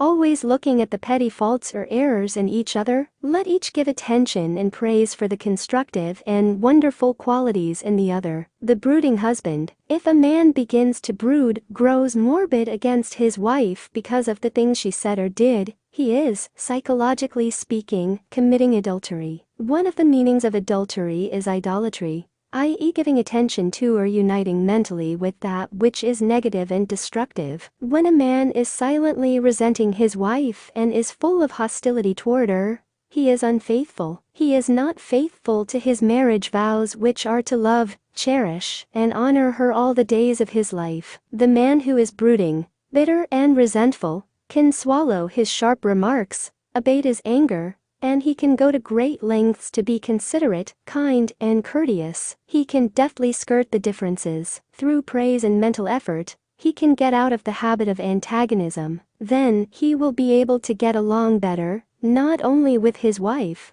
but with business associates also. Assume the harmonious state, and eventually you will find peace and harmony. The great mistake. A great mistake is to discuss your marital problems or difficulties with neighbors and relatives. Suppose, for example, a wife says to the neighbor, "John never gives me any money. He treats my mother abominably, drinks to excess, and is constantly abusive and insulting." Now, this wife is degrading and belittling her husband in the eyes of all the neighbors and relatives. He no longer appears as the ideal husband to them. Never discuss your marital problems with anyone except a trained counselor. Why cause numerous people to think negatively of your marriage? Moreover, as you discuss and dwell upon these shortcomings of your husband, you are actually creating these states within yourself. Who is thinking and feeling it? You are. As you think and feel, so are you. Relatives will usually give you the wrong advice. It is usually biased and prejudiced because it is not given in an impersonal way. Any advice you receive which violates the golden rule, which is a cosmic law, is not good or sound.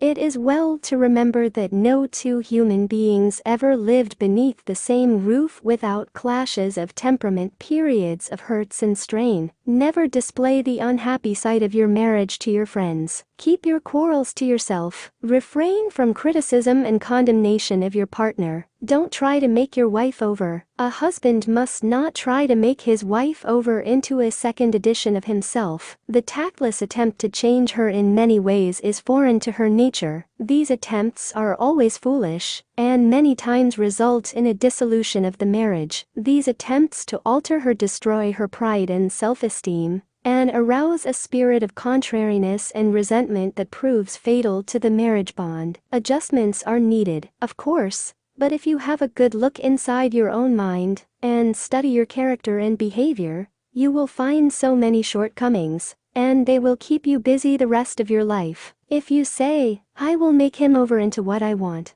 you are looking for trouble in the divorce court. You are asking for misery. You will have to learn the hard way that there is no one to change but yourself. Pray together and stay together through steps in prayer. The first step: never carry over from one day to another accumulated irritations arising from little disappointments. Be sure to forgive each other for any sharpness before you retire at night. The moment you awaken in the morning, claim infinite intelligence is guiding you in all your ways. Send out loving thoughts of peace, harmony, and love to your marriage partner, to all members of the family, and to the whole world. The second step: say grace at breakfast. Give thanks for the wonderful food, for your abundance, and for all your blessings. Make sure that no problems, worries, or arguments shall enter into the table conversation. The same applies at dinner time. Say to your wife or husband, "I appreciate all you are doing, and I radiate love and goodwill to you all day long." The third step: the husband and wife should alternate in praying each night. Do not take your marriage partner for granted. Show your appreciation and love. Think appreciation and goodwill, rather than condemnation, criticism, and nagging. The way to build a peaceful home in a happy marriage is to use a foundation of love, beauty, harmony, mutual respect, faith in God, and all things good. Read the 23rd, 27th, and 91st Psalms, the 11th chapter of Hebrews, the 13th chapter of I Corinthians, and other great texts of the Bible, before going to sleep. As you practice these truths, your marriage will grow more and more blessed through the years. Review your actions. 1. Ignorance of mental and spiritual laws is the cause of all marital unhappiness. By praying scientifically together, you stay together. 2. The best time to prevent divorce is before marriage. If you learn how to pray in the right way, you will attract the right mate for you. 3. Marriage is the union of a man and woman who are bound together by love. Their hearts beat as one, and they move onward, upward, and Godward. 4. Marriage does not bequeath happiness. People find happiness by dwelling on the eternal truths of God and the spiritual values of life. Then, the man and woman can contribute to each other's happiness and joy. 5. You attract the right mate by dwelling on the qualities and characteristics you admire in a woman or a man, and then your subconscious mind will bring you together in divine order. 6. You must build into your mentality the mental equivalent of what you want in a marriage partner. If you want to attract an honest, sincere, and loving partner in life, you must be honest, sincere, and loving yourself. 7. You do not have to repeat mistakes in marriage. When you really believe you can have the type man or woman you idealize, it is done unto you as you believe. To believe is to accept something as true. Accept your ideal companion now mentally. 8. Do not wonder how, why, or where you will meet the mate you are praying for. Trust implicitly the wisdom of your subconscious mind. It has the know-how, and you don't have to assist it. 9. You are mentally divorced when you indulge in peeves, grudges, ill will, and hostility toward your marriage partner. You are mentally dwelling with error in the bed of your mind. Adhere to your marriage vows. I promise to cherish, love, and honor him, or her, all the days of my life. 10. Cease projecting fear patterns to your marriage partner. Project love, peace, harmony, and goodwill, and your marriage will grow more beautiful and more wonderful through the years. 11. Radiate love, peace, and goodwill to each other. These vibrations are picked up by the subconscious mind, resulting in mutual trust, affection, and respect. 12. A nagging wife is usually seeking attention and appreciation. She is craving for love and affection. Praise and exalt her many good points. Show her that you love her and appreciate her. 13. A man who loves his wife does not do anything unloving or unkind in word, manner, or action. Love is what love does. 14. In marital problems, always seek expert advice. You would not go to a carpenter to pull a tooth. Neither should you discuss your marriage problems with relatives or friends. You should go to a trained person for counsel. 15. Never try to make your wife or husband over. These attempts are always foolish and tend to destroy the pride and self-esteem of the other. Moreover, it arouses a spirit of resentment that proves fatal to the marriage bond. Cease trying to make the other a second edition of yourself. 16. Pray together and you will stay together. Scientific prayer solves all problems. Mentally picture your wife as she ought to be, joyous, happy, healthy, and beautiful. See your husband as he ought to be, strong, powerful, loving, harmonious, and kind. Maintain this mental picture, and you will experience the marriage made in heaven, which is harmony and peace. Chapter 15. Your Subconscious Mind and Happiness. William James, father of American psychology, said that the greatest discovery of the 19th century was not in the realm of physical science. The greatest discovery was the power of the subconscious touched by faith. In every human being is that limitless reservoir of power which can overcome any problem in the world. True and lasting happiness will come into your life the day you get the clear realization that you can overcome any weakness, the day you realize that your subconscious can solve your problems,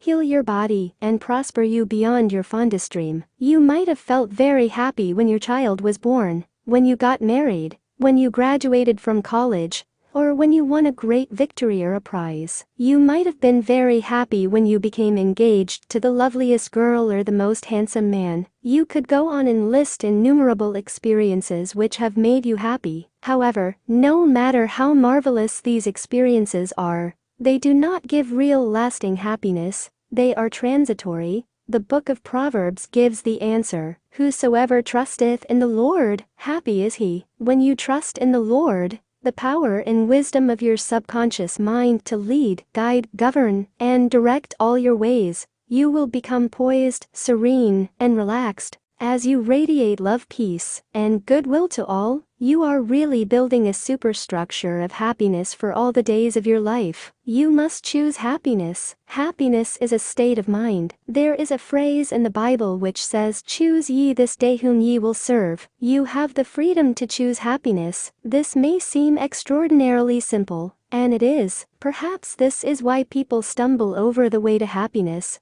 They do not see the simplicity of the key to happiness. The great things of life are simple, dynamic, and creative. They produce well-being and happiness. St. Paul reveals to you how you can think your way into a life of dynamic power and happiness in these words. Finally, brethren, whatsoever things are true, whatsoever things are honest, whatsoever things are just, whatsoever things are pure, whatsoever things are lovely, whatsoever things are of good report, if there be any virtue, and if there be any praise, think on these things. Phil 4:8. How to choose happiness. Begin now to choose happiness. This is how you do it. When you open your eyes in the morning, say to yourself, Divine order takes charge of my life today and every day. All things work together for good for me today. This is a new and wonderful day for me. There will never be another day like this one. I am divinely guided all day long, and whatever I do will prosper. Divine love surrounds me, enfolds me, and enwraps me, and I go forth in peace. Whenever my attention wanders away from that which is good and constructive,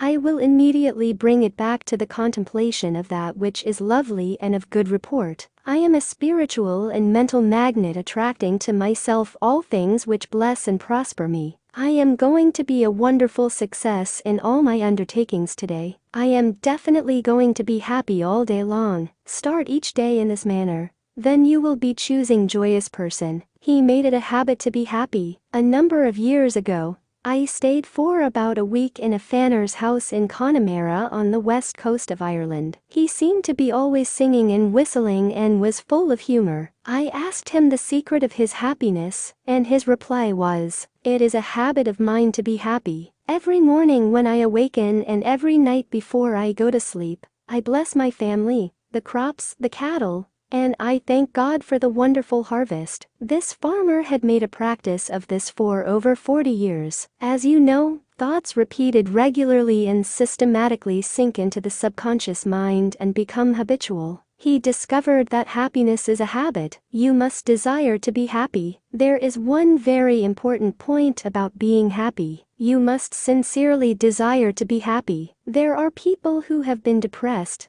dejected, and unhappy so long that were they suddenly made happy by some wonderful, good, joyous news, they would actually be like the woman who said to me, "It is wrong to be so happy." They have been so accustomed to the old mental patterns that they do not feel at home being happy. They long for the former, depressed, unhappy state. I knew a woman in England who had rheumatism for many years. She would pat herself on the knee and say, "My rheumatism is bad today. I cannot go out. My rheumatism keeps me miserable." This dear elderly lady got a lot of attention from her son, daughter, and the neighbors. She really wanted her rheumatism. She enjoyed her misery, as she called it. This woman did not really want to be happy. I suggested a curative procedure to her. I wrote down some biblical verses and told her that if she gave attention to these truths, her mental attitude would undoubtedly change, and would result in her faith and confidence in being restored to health. She was not interested. There seems to be a peculiar, mental, morbid streak in many people,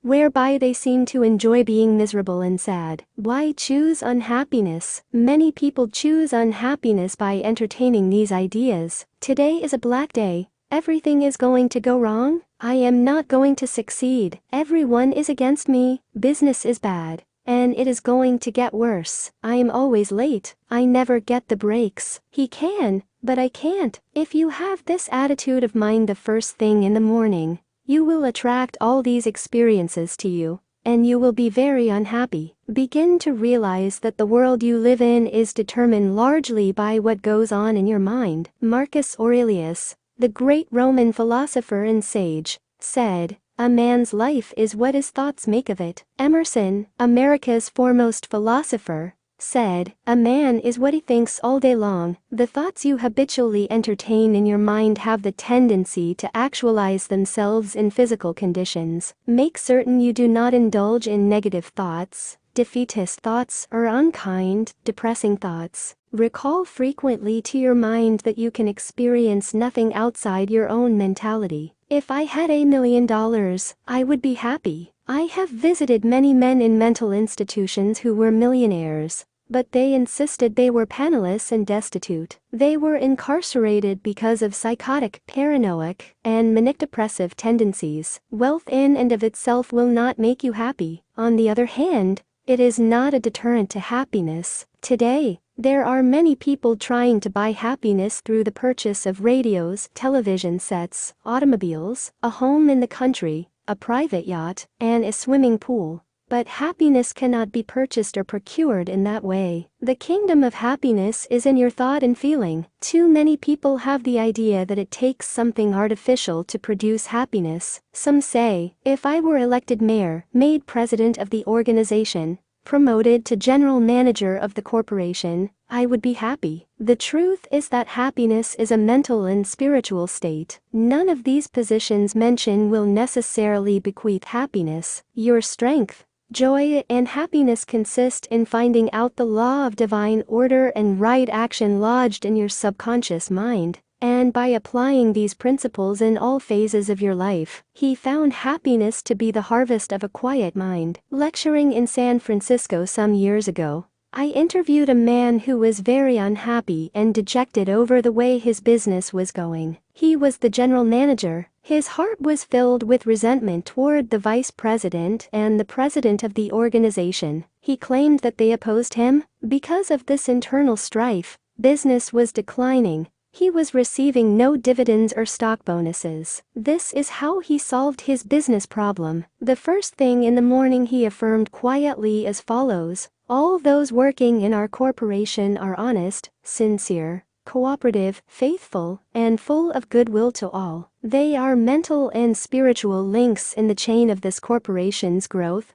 welfare, and prosperity. I radiate love, peace, and goodwill in my thoughts, words, and deeds to my two associates, and to all those in the company. The president and the vice president of our company are divinely guided in all their undertakings. The infinite intelligence of my subconscious mind makes all decisions through me. There is only right action in all our business transactions and in our relationship with each other. I send the messengers of peace, love, and goodwill before me to the office. Peace and harmony reign supreme in the minds and hearts of all those in the company, including myself. I now go forth into a new day, full of faith, confidence, and trust. This business executive repeated the above meditation slowly 3 times in the morning, feeling the truth of what he affirmed. When fearful or angry thoughts came into his mind during the day, he would say to himself, peace, harmony, and poise govern my mind at all times. As he continued disciplining his mind in this manner,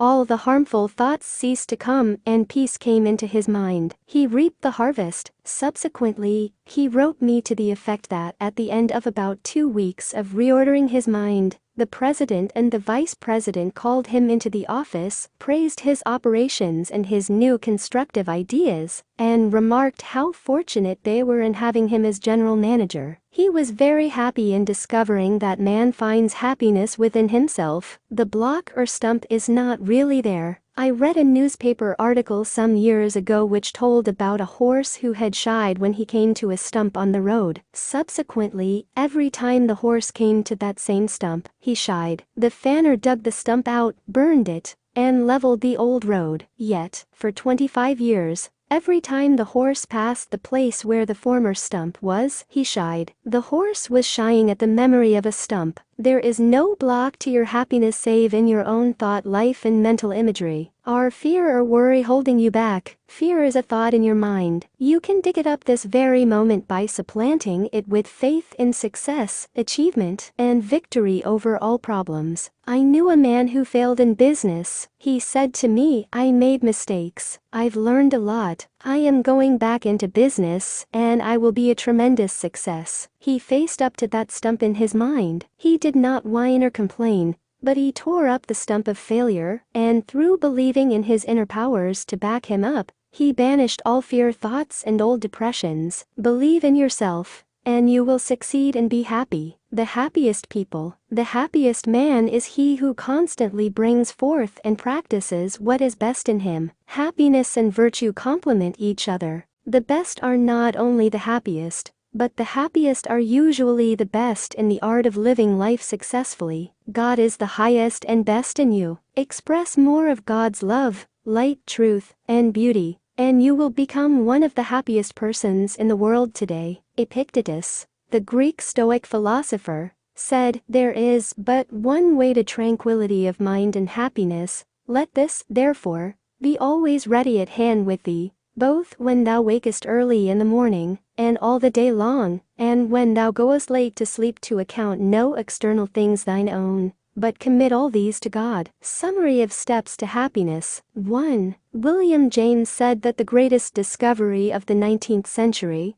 was the power of the subconscious mind touched by faith. 2. There is tremendous power within you. Happiness will come to you when you acquire a sublime confidence in this power. Then, you will make your dreams come true. 3. You can rise victorious over any defeat and realize the cherished desires of your heart through the marvelous power of your subconscious mind. This is the meaning of "Whosoever trusteth in the Lord." Spiritual laws of the subconscious mind. Happy is he. 4. You must choose happiness. Happiness is a habit. It is a good habit to ponder often on whatsoever things are true, whatsoever things are honest, whatsoever things are just, whatsoever things are pure, whatsoever things are lovely, whatsoever things are of good report, if there be any virtue, and if there be any praise, think on these things. Phil. 4:8. 5. When you open your eyes in the morning, say to yourself, "I choose happiness today. I choose success today. I choose right action today. I choose love and goodwill for all today. I choose peace today." Pour life, love, and interest into this affirmation,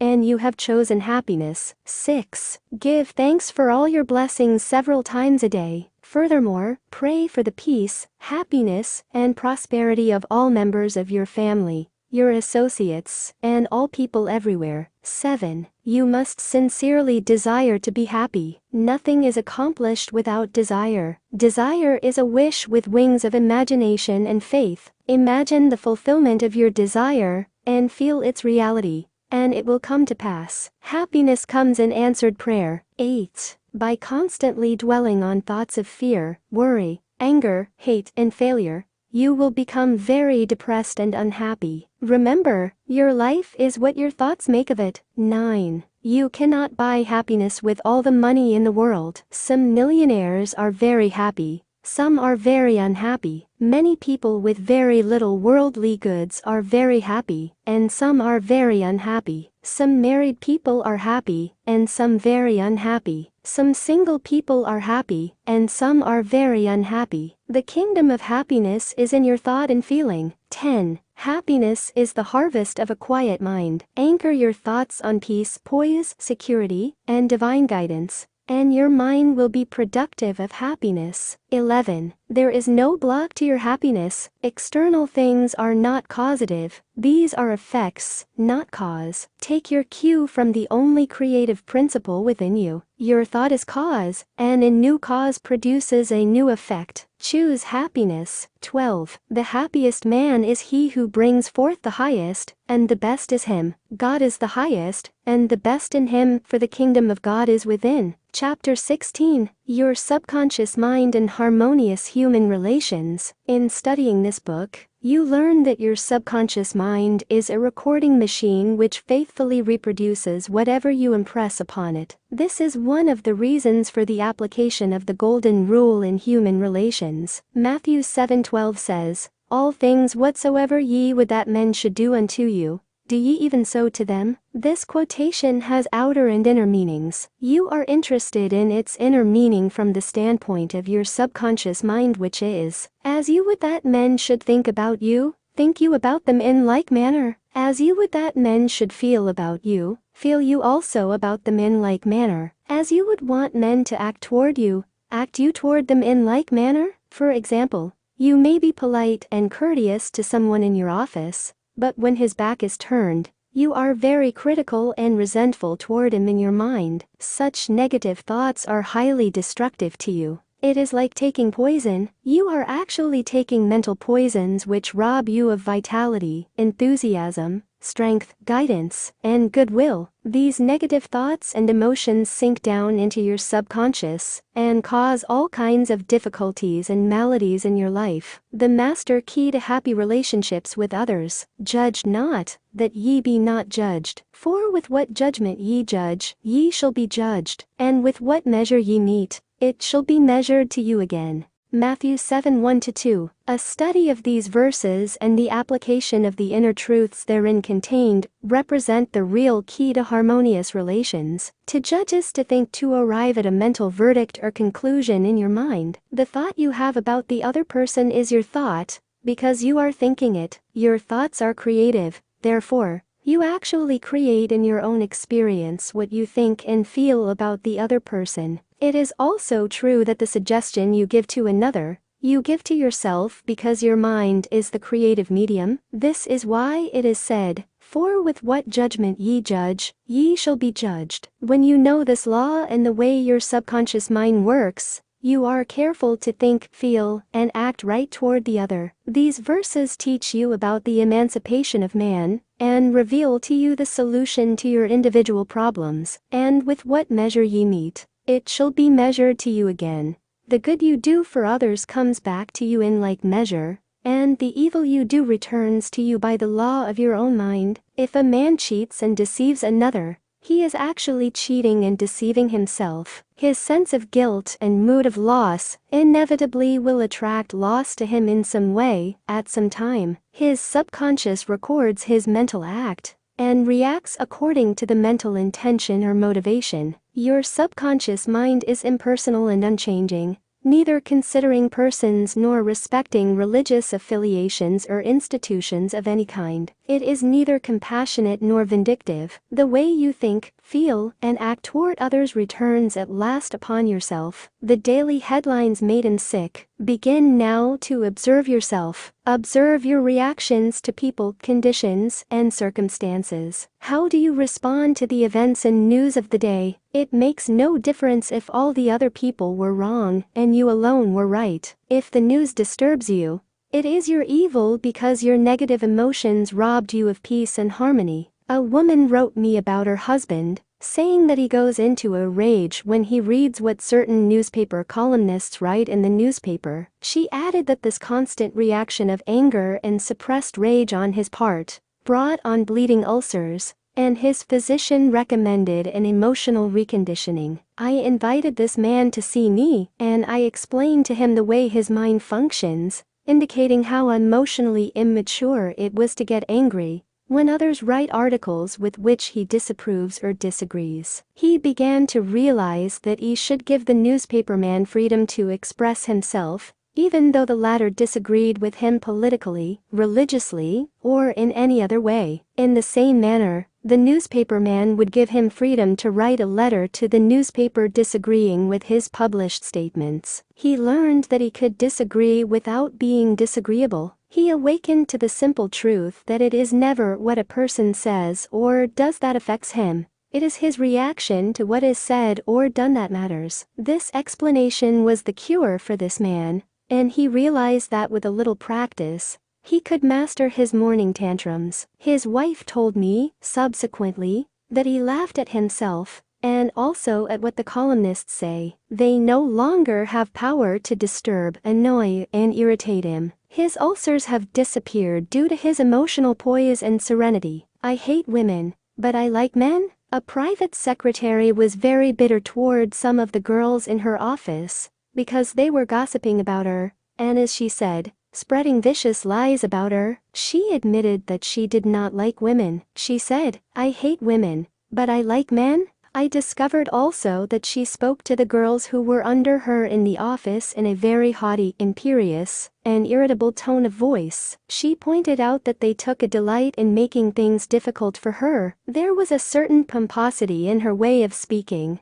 and I could see where her tone of voice would affect some people unpleasantly. If all the people in the office or factory annoy you, isn't it a possibility that the vibration, annoyance, and turmoil may be due to some subconscious pattern or mental projection from you? We know that a dog will react ferociously if you hate or fear dogs. Animals pick up your subconscious vibrations and react accordingly. Many undisciplined human beings are just as sensitive as dogs, cats, and other animals. I suggested a process of prayer to this private secretary who hated women, explaining to her that when she began to identify herself with spiritual values and commenced to affirm the truths of life, her voice, mannerisms, and hatred of women would completely disappear. She was surprised to know that the emotion of hatred shows up in a person's speech, actions, in his writings, and in all phases of his life. She ceased reacting in the typical, resentful, and angry way. She established a pattern of prayer, which she practiced regularly, systematically, and conscientiously in the office. The prayer was as follows: I think, speak, and act lovingly, quietly, and peacefully. I now radiate love, peace, tolerance, and kindliness to all the girls who criticized me and gossiped about me. I anchor my thoughts on peace, harmony, and goodwill to all. Whenever I am about to react negatively, I say firmly to myself, I am going to think, speak, and act from the standpoint of the principle of harmony, health, and peace within myself. Creative intelligence leads, rules, and guides me in all my ways. The practice of this prayer transformed her life, and she found that all criticism and annoyance ceased. The girls became co-workers and men's along life's journey. She discovered that there is no one to change but myself. His inner speech held back his promotion. One day a salesman came to see me and described his difficulties in working with the sales manager of his organization. He had been with the company 10 years and had received no promotion or recognition of any kind. He showed me his sales figures, which were greater proportionately than the other men in the territory. He said that the sales manager did not like him, that he was unjustly treated, and that at conferences the manager was rude to him, and at times ridiculed his suggestions. I explained that undoubtedly the cause was to a great degree within himself, and that his concept and belief about his superior bore witness to the reaction of this man. The measure we meet shall be measured to us again. His mental measure or concept of the sales manager was that he was mean and cantankerous. He was filled with bitterness and hostility toward the executive. On his way to work, he conducted a vigorous conversation with himself filled with criticism, mental arguments, recriminations, and denunciations of his sales manager. What he gave out mentally, he was inevitably bound to get back. This salesman realized that his inner speech was highly destructive, because the intensity and force of his silent thoughts and emotions and personally conducted mental condemnation and vilification of the sales manager entered into his own subconscious mind. This brought about the negative response from his boss, as well as creating many other personal, physical, and emotional disorders. He began to pray frequently as follows: I am the only thinker in my universe. I am responsible for what I think about my boss. My sales manager is not responsible for the way I think about him. I refuse to give power to any person, place, or thing to annoy me or disturb me. I wish health, success, peace of mind, and happiness for my boss. I sincerely wish him well, and I know he is divinely guided in all his ways. He repeated this prayer out loud, slowly, quietly, and feelingly, knowing that his mind is like a garden, and that whatever he plants in the garden will come forth like seeds after their kind. I also taught him to practice mental imagery prior to sleep in this way. He imagined that his sales manager was congratulating him on his fine work, on his zeal and enthusiasm, and on his wonderful response from customers. He felt the reality of all this, felt his hand shake, heard the tone of his voice, and saw him smile. He made a real mental movie, dramatizing it to the best of his ability. Night after night he conducted this mental movie, knowing that his subconscious mind was the receptive plate on which his conscious imagery would be impressed. Gradually, by a process of what may be termed mental and spiritual osmosis, the impression was made on his subconscious mind, and the expression automatically came forth. The sales manager subsequently called him up to San Francisco, congratulated him, and gave him a new assignment as division sales manager, over 100 men with a big increase in salary. He changed his concept and estimate of his boss, and the latter responded accordingly. Becoming emotionally mature. What the other person says or does cannot really annoy or irritate you, except you permit him to disturb you. The only way he can annoy you is through your own thought. For example, if you get angry, you have to go through 4 stages in your mind. You begin to think about what he said. You decide to get angry and generate an emotion of rage. Then, you decide to act. Perhaps, you talk back and react in kind. You see that the thought, emotion, reaction, and action all take place in your mind. When you become emotionally mature, you do not respond negatively to the criticism and resentment of others. To do so would mean that you had descended to that state of low mental vibration and become one with the negative atmosphere of the other. Identify yourself with your aim in life, and do not permit any person, place, or thing to deflect you from your inner sense of peace, tranquility, and radiant health. The meaning of love and harmonious human relations. Sigmund Freud, the Austrian founder of psychoanalysis, said that unless the personality has love, it sickens and dies. Love includes understanding, goodwill, and respect for the divinity in the other person. The more love and goodwill you emanate and exude, the more comes back to you. If you puncture the other fellow's ego and wound his estimate of himself, you cannot gain his goodwill. Recognize that every man wants to be loved and appreciated, and made to feel important in the world. Realize that the other man is conscious of his true worth, and that, like yourself, he feels the dignity of being an expression of the one life principle animating all men. As you do this consciously and knowingly, you build the other person up, and he returns your love and goodwill. He hated audiences. An actor told me that the audience booed and hissed him on his first appearance on the stage. He added that the play was badly written, and that undoubtedly he did not play a good role. He admitted openly to me that for months afterward he hated audiences. He called them dopes, dummies, stupid, ignorant, gullible, etc. He quit the stage in disgust and went to work in a drugstore for a year. One day a man invited him to hear a lecture in Town Hall,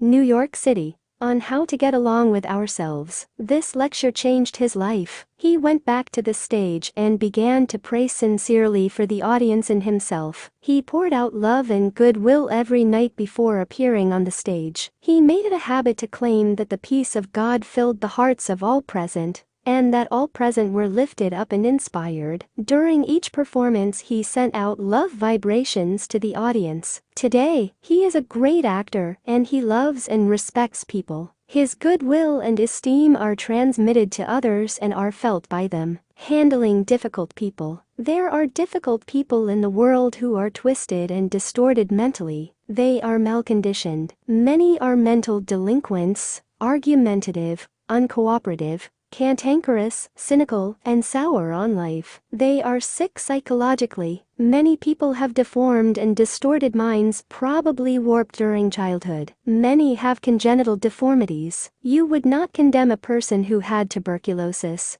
nor should you condemn a person who is mentally ill. No one, for example, hates or resents a hunchback. There are many mental hunchbacks. You should have compassion and understanding. To understand all is to forgive all. Misery loves company. The hateful, frustrated, distorted, and twisted personality is out of tune with the infinite. He resents those who are peaceful, happy, and joyous. Usually he criticizes, condemns, and vilifies those who have been very good and kind to him. His attitude is this: why should they be so happy when he is so miserable? He wants to drag them down to his own level. Misery loves company. When you understand this, you remain unmoved, calm, and dispassionate. The practice of empathy in human relations. A girl visited me recently, stating that she hated another girl in her office. She gave as her reason that the other girl was prettier, happier, and wealthier than she, and, in addition, was engaged to the boss of the company where they worked. One day after the marriage had taken place, the crippled daughter, by a former marriage, of the woman whom she hated came into the office. The child put her arms around her mother and said, "Mommy, Mommy, I love my new daddy. Look what he gave me. She showed our mother a wonderful new toy. She said to me, my heart went out to that little girl. And I knew how happy she must feel. I got a vision of how happy this woman was. All of a sudden I felt love for her, and I went into the office and wished her all the happiness in the world, and I meant it. In psychological circles today, this is called empathy, which simply means the imaginative projection of your mental attitude into that of another. She projected her mental mood or the feeling of her heart into that of the other woman, and began to think and look out through the other woman's brain. She was actually thinking and feeling as the other woman, and also as the child, because she likewise had projected herself into the mind of the child. She was looking out from that vantage point on the child's mother. If tempted to injure or think ill of another, project yourself mentally into the mind of Moses, and think from the standpoint of the 10 Commandments. If you are prone to be envious, jealous, or angry, project yourself into the mind of Jesus and think from that standpoint, and you will feel the truth of the words, love ye one another. Appeasement never wins. Do not permit people to take advantage of you and gain their point by temper tantrums, crying jags, or so-called heart attacks. These people are dictators who try to enslave you and make you do their bidding. Be firm but kind and refuse to yield. Appeasement never wins. Refuse to contribute to their delinquency, selfishness, and possessiveness. Remember, do that which is right. You are here to fulfill your ideal and remain true to the eternal verities and spiritual values of life which are eternal. Give no one in all the world the power to deflect you from your goal, your aim in life, which is to express your hidden talents to the world, to serve humanity, and to reveal more and more of God's wisdom, truth, and beauty to all people in the world. Remain true to your ideal. Know definitely and absolutely that whatever contributes to your peace, happiness, and fulfillment must of necessity bless all men who walk the earth. The harmony of the part is the harmony of the whole, for the whole is in the part, and the part is in the whole. All you owe the other, as Paul says, is love, and love is the fulfilling of the law of health, happiness, and peace of mind. Profitable pointers in human relations. 1. Your subconscious mind is a recording machine which reproduces your habitual thinking. Think good of the other, and you are actually thinking good about yourself. 2. A hateful or resentful thought is a mental poison. Do not think ill of another, for to do so is to think ill of yourself. You are the only thinker in your universe, and your thoughts are creative. 3. Your mind is a creative medium, therefore, what you think and feel about the other you are bringing to pass in your own experience. This is the psychological meaning of the golden rule. As you would that man should think about you,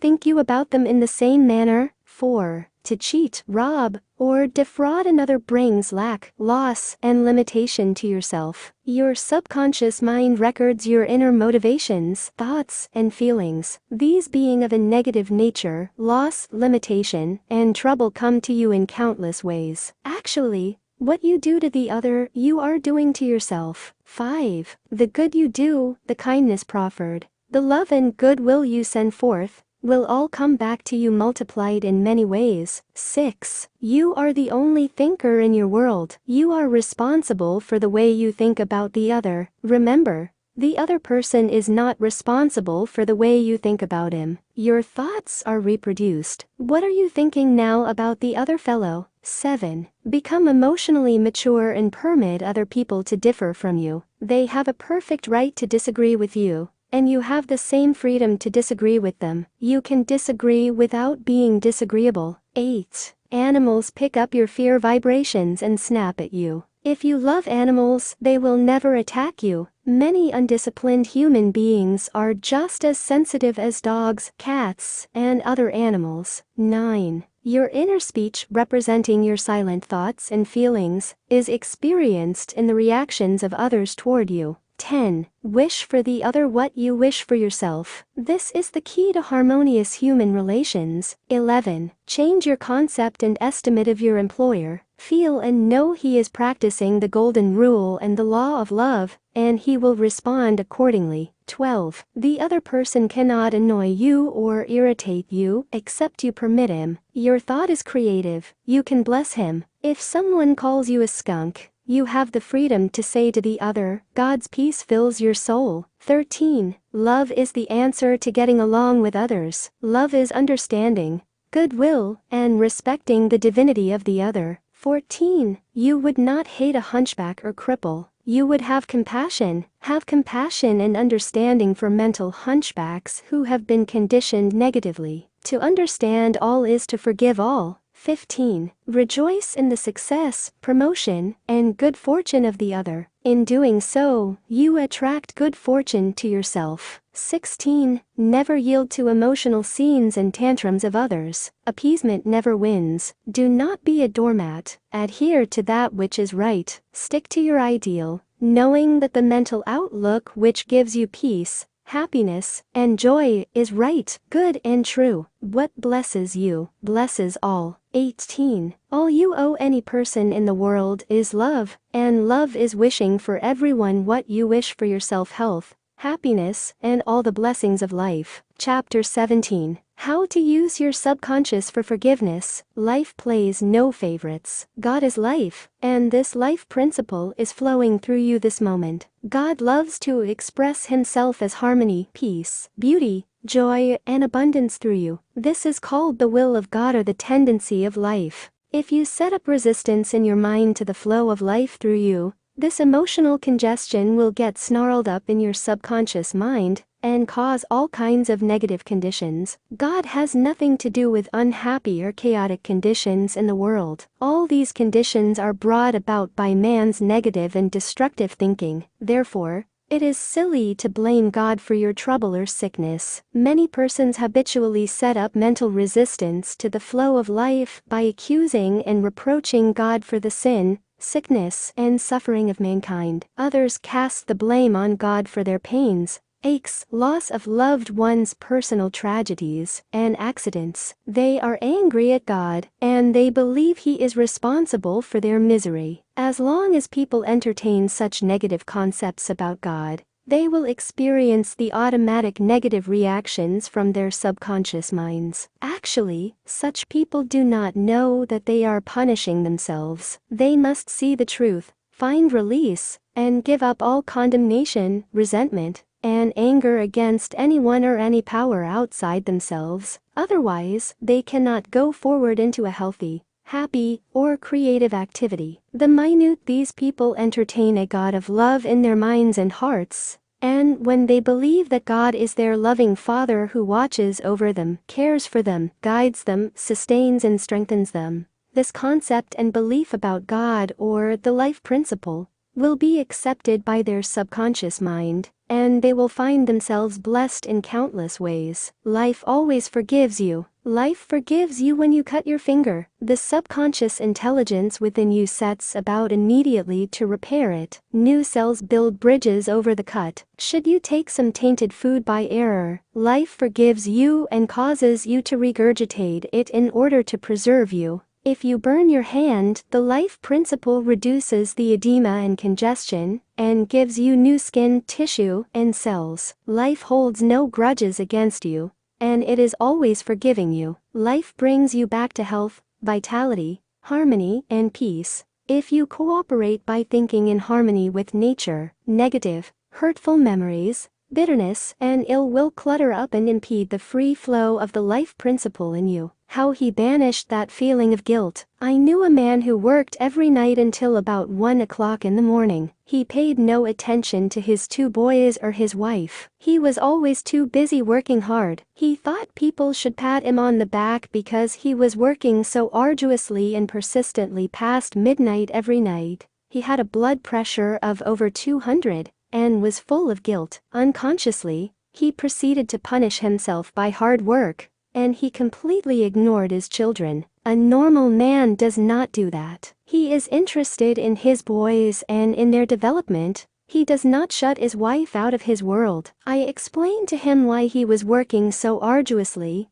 There is something eating you inside. Otherwise, you would not act this way. You are punishing yourself, and you have to learn to forgive yourself. He did have a deep sense of guilt. It was toward a brother. I explained to him that God was not punishing him, but that he was punishing himself. For example, if you misuse the laws of life, you will suffer accordingly. If you put your hand on a naked charged wire, you will get burned. The forces of nature are not evil. It is your use of them that determines whether they have a good or evil effect. Electricity is not evil, it depends on how you use it, whether to burn down a structure or light up a home. The only sin is ignorance of the law, and the only punishment is the automatic reaction of man's misuse of the law. If you misuse the principle of chemistry, you may blow up the office or the factory. If you strike your hand on a board, you may cause your hand to bleed. The board is not for that purpose. Its purpose may be to lean upon or to support your feet. This man realized that God does not condemn or punish anyone,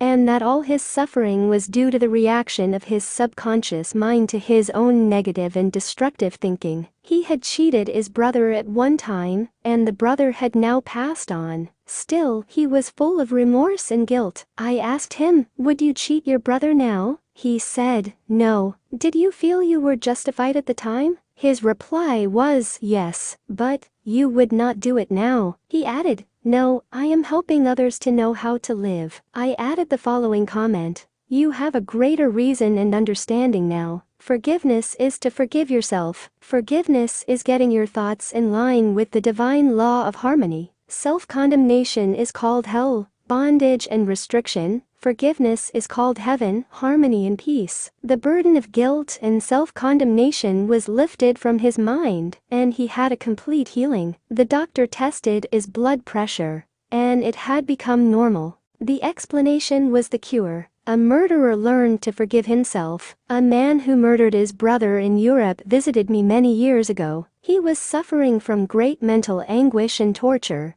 believing that God must punish him. He explained that his brother had been having an affair with his wife, and that he had shot him on the spur of the moment. This had happened about 15 years previous to his interview with me. In the meantime, this man had married an American girl, and had been blessed with 3 lovely children. He was in a position where he helped many people, and he was a transformed man. My explanation to him was that physically and psychologically he was not the same man who shot his brother, since scientists inform us that every cell of our bodies changes every 11 months. Moreover, mentally and spiritually he was a new man. He was now full of love and goodwill for humanity. The old man who committed the crime 15 years before was mentally and spiritually dead. Actually, he was condemning an innocent man. This explanation had a profound effect upon him, and he said it was as if a great weight had been lifted from his mind. He realized the significance of the following truth in the Bible. "Come now, let us reason together,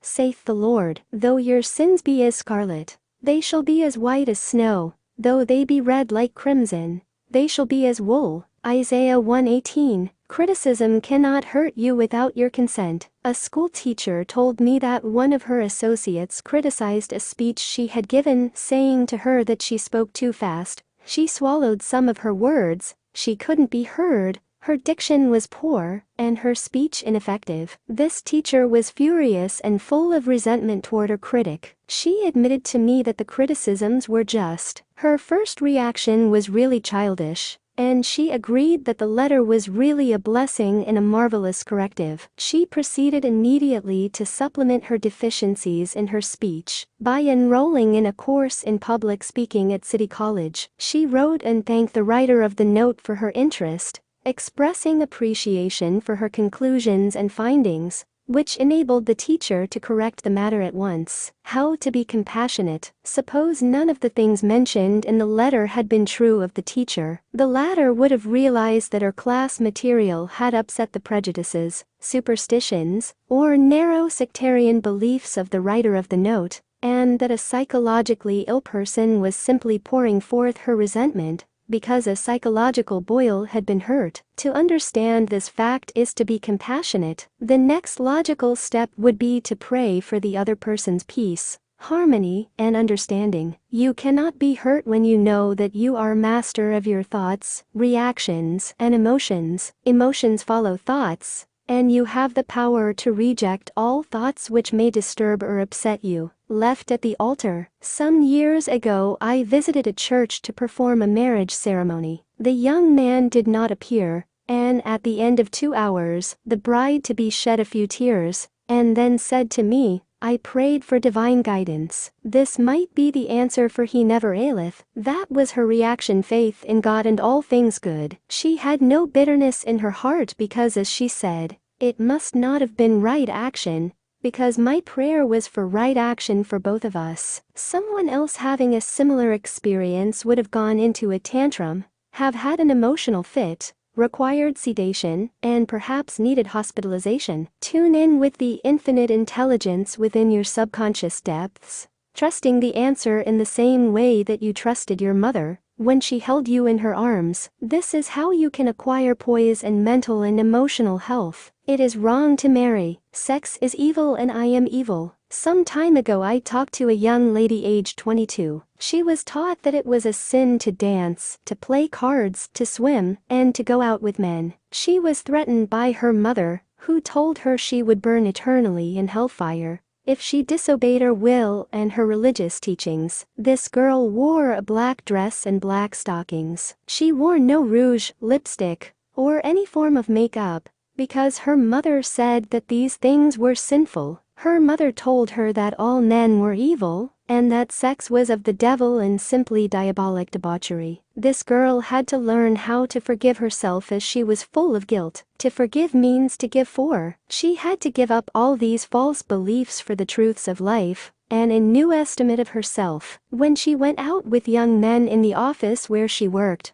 she had a deep sense of guilt, and thought that God would punish her. Several eligible young men proposed to her, but she said to me, "It is wrong to marry. Sex is evil and I am evil." This was her conscience or early conditioning speaking. She came to me once weekly for about 10 weeks, and I taught her the workings of the conscious and subconscious mind, as set forth in this book. This young girl gradually came to see that she had been completely brainwashed, mesmerized, and conditioned by an ignorant, superstitious, bigoted, and frustrated mother. She broke away completely from her family and started to live a wonderful life. At my suggestion, she dressed up and had her hair attended to. She took lessons in dancing from a man, and she also took driving lessons. She learned to swim, play cards, and had a number of dates. She began to love life. She prayed for a divine companion by claiming that Infinite Spirit would attract to her a man who harmonized with her thoroughly. Eventually this came to pass. As she left my office one evening, there was a man waiting to see me, and I casually introduced them. They are now married and harmonize with each other perfectly. Forgiveness is necessary for healing. And when ye stand praying, forgive, if ye have aught against any. Mark 11:25. Forgiveness of others is essential to mental peace and radiant health. You must forgive everyone who has ever hurt you if you want perfect health and happiness. Forgive yourself by getting your thoughts in harmony with divine law and order. You cannot really forgive yourself completely until you have forgiven others first. To refuse to forgive yourself is nothing more or less than spiritual pride or ignorance. In the psychosomatic field of medicine today, it is being constantly stressed that resentment, condemnation of others, remorse, and hostility are behind a host of maladies ranging from arthritis to cardiac disease. They point out that these sick people, who were hurt, mistreated, deceived, or injured, were full of resentment and hatred for those who hurt them. This caused inflamed and festering wounds in their subconscious minds. There is only one remedy. They have to cut out and discard their hurts, And the one and only sure way is by forgiveness. Forgiveness is love in action. The essential ingredient in the art of forgiveness is the willingness to forgive. If you sincerely desire to forgive the other, you are 51% over the hurdle. I feel sure you know that to forgive the other does not necessarily mean that you like him or want to associate with him. You cannot be compelled to like someone, neither can a government legislate goodwill, love, peace, or tolerance. It is quite impossible to like people because someone in Washington issues an edict to that effect. We can, however, love people without liking them. The Bible says, "Love ye one another." This, anyone can do who really wants to do it. Love means that you wish for the other health, happiness, peace, joy, and all the blessings of life. There is only one prerequisite, and that is sincerity. You are not being magnanimous when you forgive, you are really being selfish, because what you wish for the other, you are actually wishing for yourself. The reason is that you are thinking it, and you are feeling it as you think and feel. So are you. Could anything be simpler than that? Technique of forgiveness. The following is a simple method which works wonders in your life as you practice it. Quiet your mind, relax, and let go. Think of God and His love for you, and then affirm, "I fully and freely forgive." Mention the name of the offender. I release him mentally and spiritually. I completely forgive everything connected with the matter in question. I am free, and he or she is free. It is a marvelous feeling. It is my day of general amnesty. I release anybody and everybody who has ever hurt me, and I wish for each and everyone health,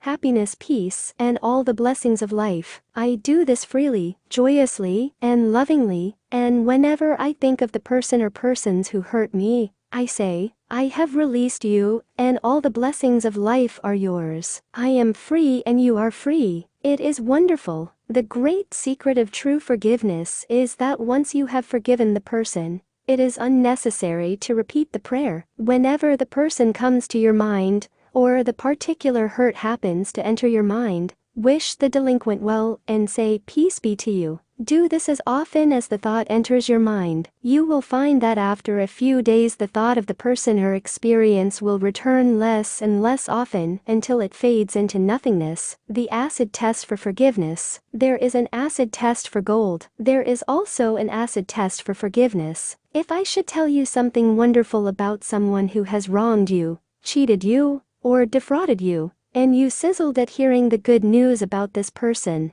the roots of hatred would still be in your subconscious mind playing havoc with you. Let us suppose you had a painful abscess on your jaw a year ago, and you told me about it. I would casually ask you if you had any pain now. You would automatically say, "Of course not. I have a memory of it, but no pain." That is the whole story. You may have a memory of the incident, but no sting or hurt anymore. This is the acid test, and you must meet it psychologically and spiritually. Otherwise, you are simply deceiving yourself and not practicing the true art of forgiveness. To understand all is to forgive all. When man understands the creative law of his own mind, he ceases to blame other people and conditions for making or marring his life. He knows that his own thoughts and feelings create his destiny. Furthermore, he is aware that externals are not the causes and conditioners of his life and his experiences. To think that others can mar your happiness, that you are the football of a cruel fate, that you must oppose and fight others for a living, all these and others like them are untenable when you understand that thoughts are things. The Bible says the same thing. For as a man thinketh in his heart, so is he. Proverbs 23:7. Summary of your aids to forgiveness. 1. God, life, is no respecter of persons. Life plays no favorites. Life, God, seems to favor you when you align yourself with the principle of harmony, health, joy, and peace. 2. God, life, never sends disease, sickness, accident, or suffering. We bring these things on ourselves by our own negative destructive thinking. Based upon the law, as we sow, so shall we reap. 3. Your concept of God is the most important thing in your life. If you really believe in a God of love, your subconscious mind will respond in countless blessings to you. Believe in a God of love. 4. Life, God, holds no grudge against you.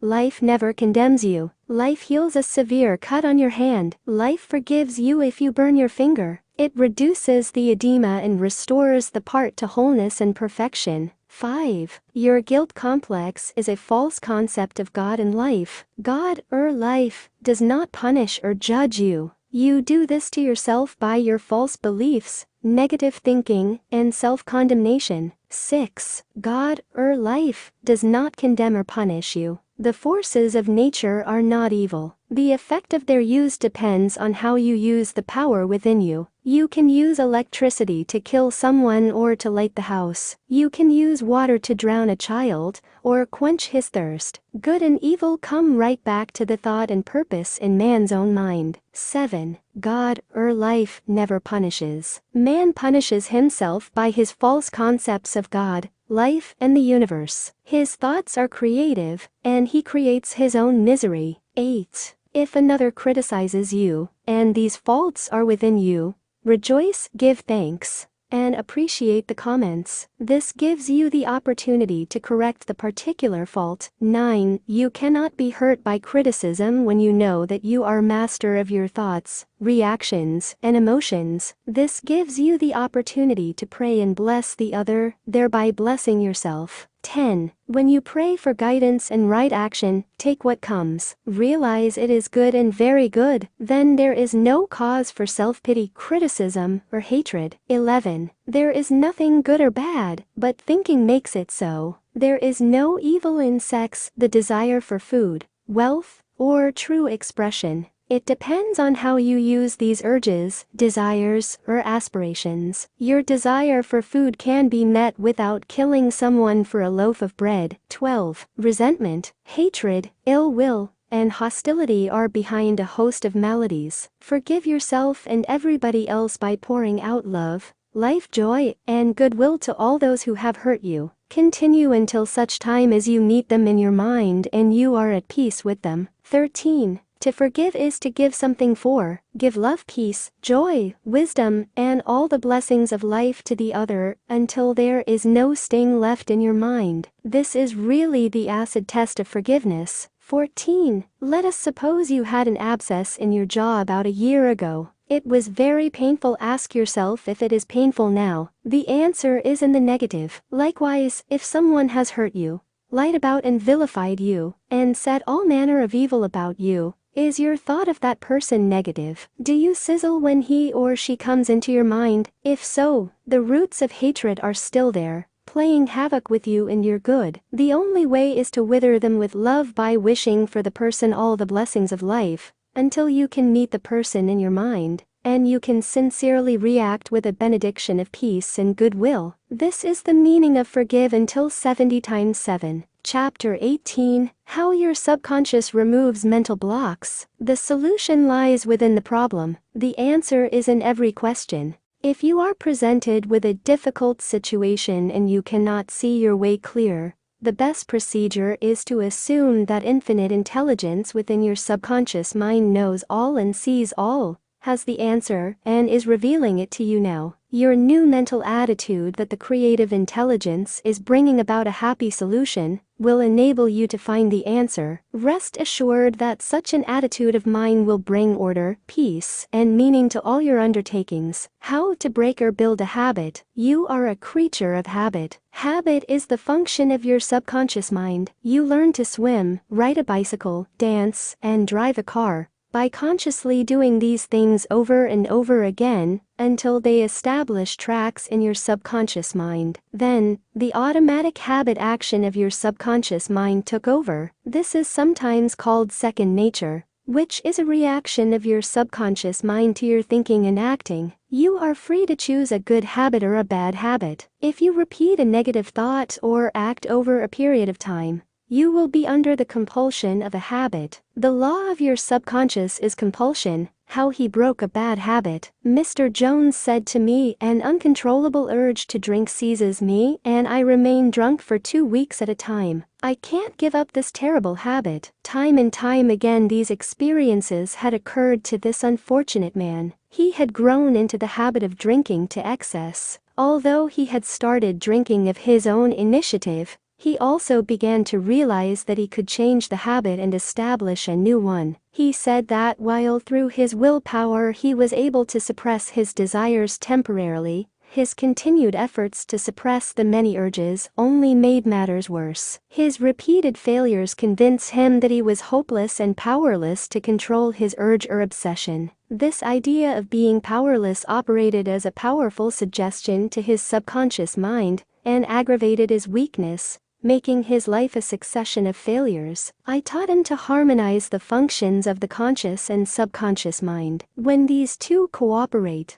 the idea or desire implanted in the subconscious mind is realized. His reasoning mind agreed that if the old habit path or track had carried him into trouble, he could consciously form a new path to freedom, sobriety, and peace of mind. He knew that his destructive habit was automatic, but since it was acquired through his conscious choice, he realized that if he had been conditioned negatively, he also could be conditioned positively. As a result, he ceased thinking of the fact that he was powerless to overcome the habit. Moreover, he understood clearly that there was no obstacle to his healing other than his own thought. Therefore, there was no occasion for great mental effort or mental coercion. The power of his mental picture. This man acquired a practice of relaxing his body and getting into a relaxed, drowsy, meditative state. Then he filled his mind with the picture of the desired end, knowing his subconscious mind could bring it about the easiest way. He imagined his daughter congratulating him on his freedom and saying to him,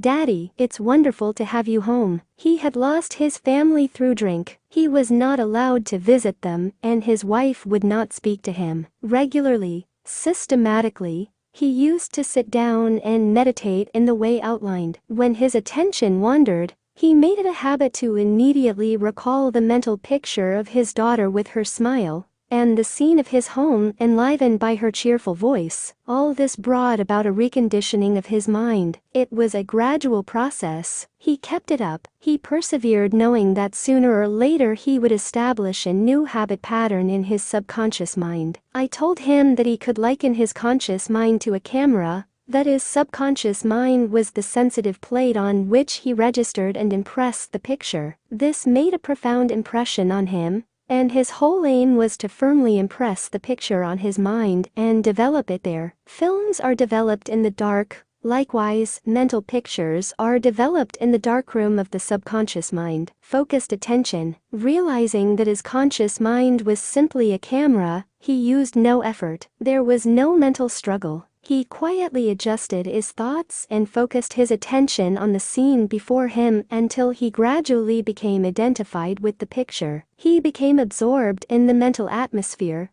repeating the mental movie frequently. There was no room for doubt that a healing would follow. When there was any temptation to drink, he would switch his imagination from any reveries of drinking bouts to the feeling of being at home with his family. He was successful because he confidently expected to experience the picture he was developing in his mind. Today he is president of a multi-million-dollar concern and is radiantly happy. He said a jinx was following him. Mr. Block said that he had been making an annual income of $20,000. But for the past 3 months all doors seemed to jam tightly. He brought clients up to the point where they were about to sign on the dotted line, and then at the 11th hour the door closed. He added that perhaps a jinx was following him. In discussing the matter with Mr. Block, I discovered that 3 months previously he had become very irritated, annoyed. 194. Your subconscious removes mental blocks, and resentful toward a dentist who,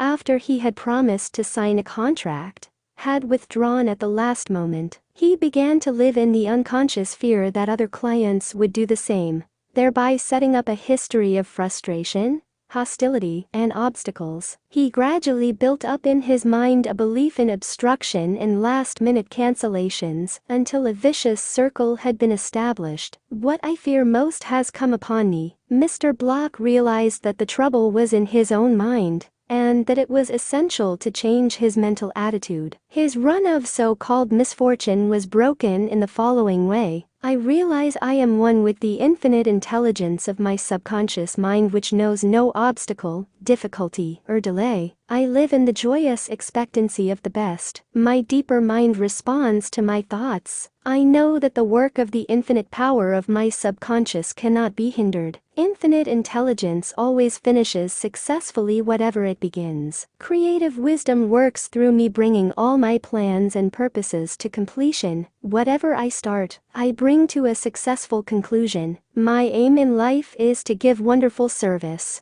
and all those whom I contact are blessed by what I have to offer. All my work comes to full fruition in divine order. He repeated this prayer every morning before going to call on his customers, and he also prayed each night prior to sleep. In a short time he had established a new habit pattern in his subconscious mind, and he was back in his old accustomed stride as a successful salesman. How much do you want what you want? A young man asked Socrates how he could get wisdom. Socrates replied, "Come with me." He took the lad to a river, pushed the boy's head under the water, held it there until the boy was gasping for air, then relaxed and released his head. When the boy regained his composure, he asked him, "What did you desire most when you were underwater?" "I wanted air," said the boy. Socrates said to him, "When you want wisdom as much as you wanted air when you were immersed in the water, you will receive it. Likewise, when you really have an intense desire to overcome any block in your life,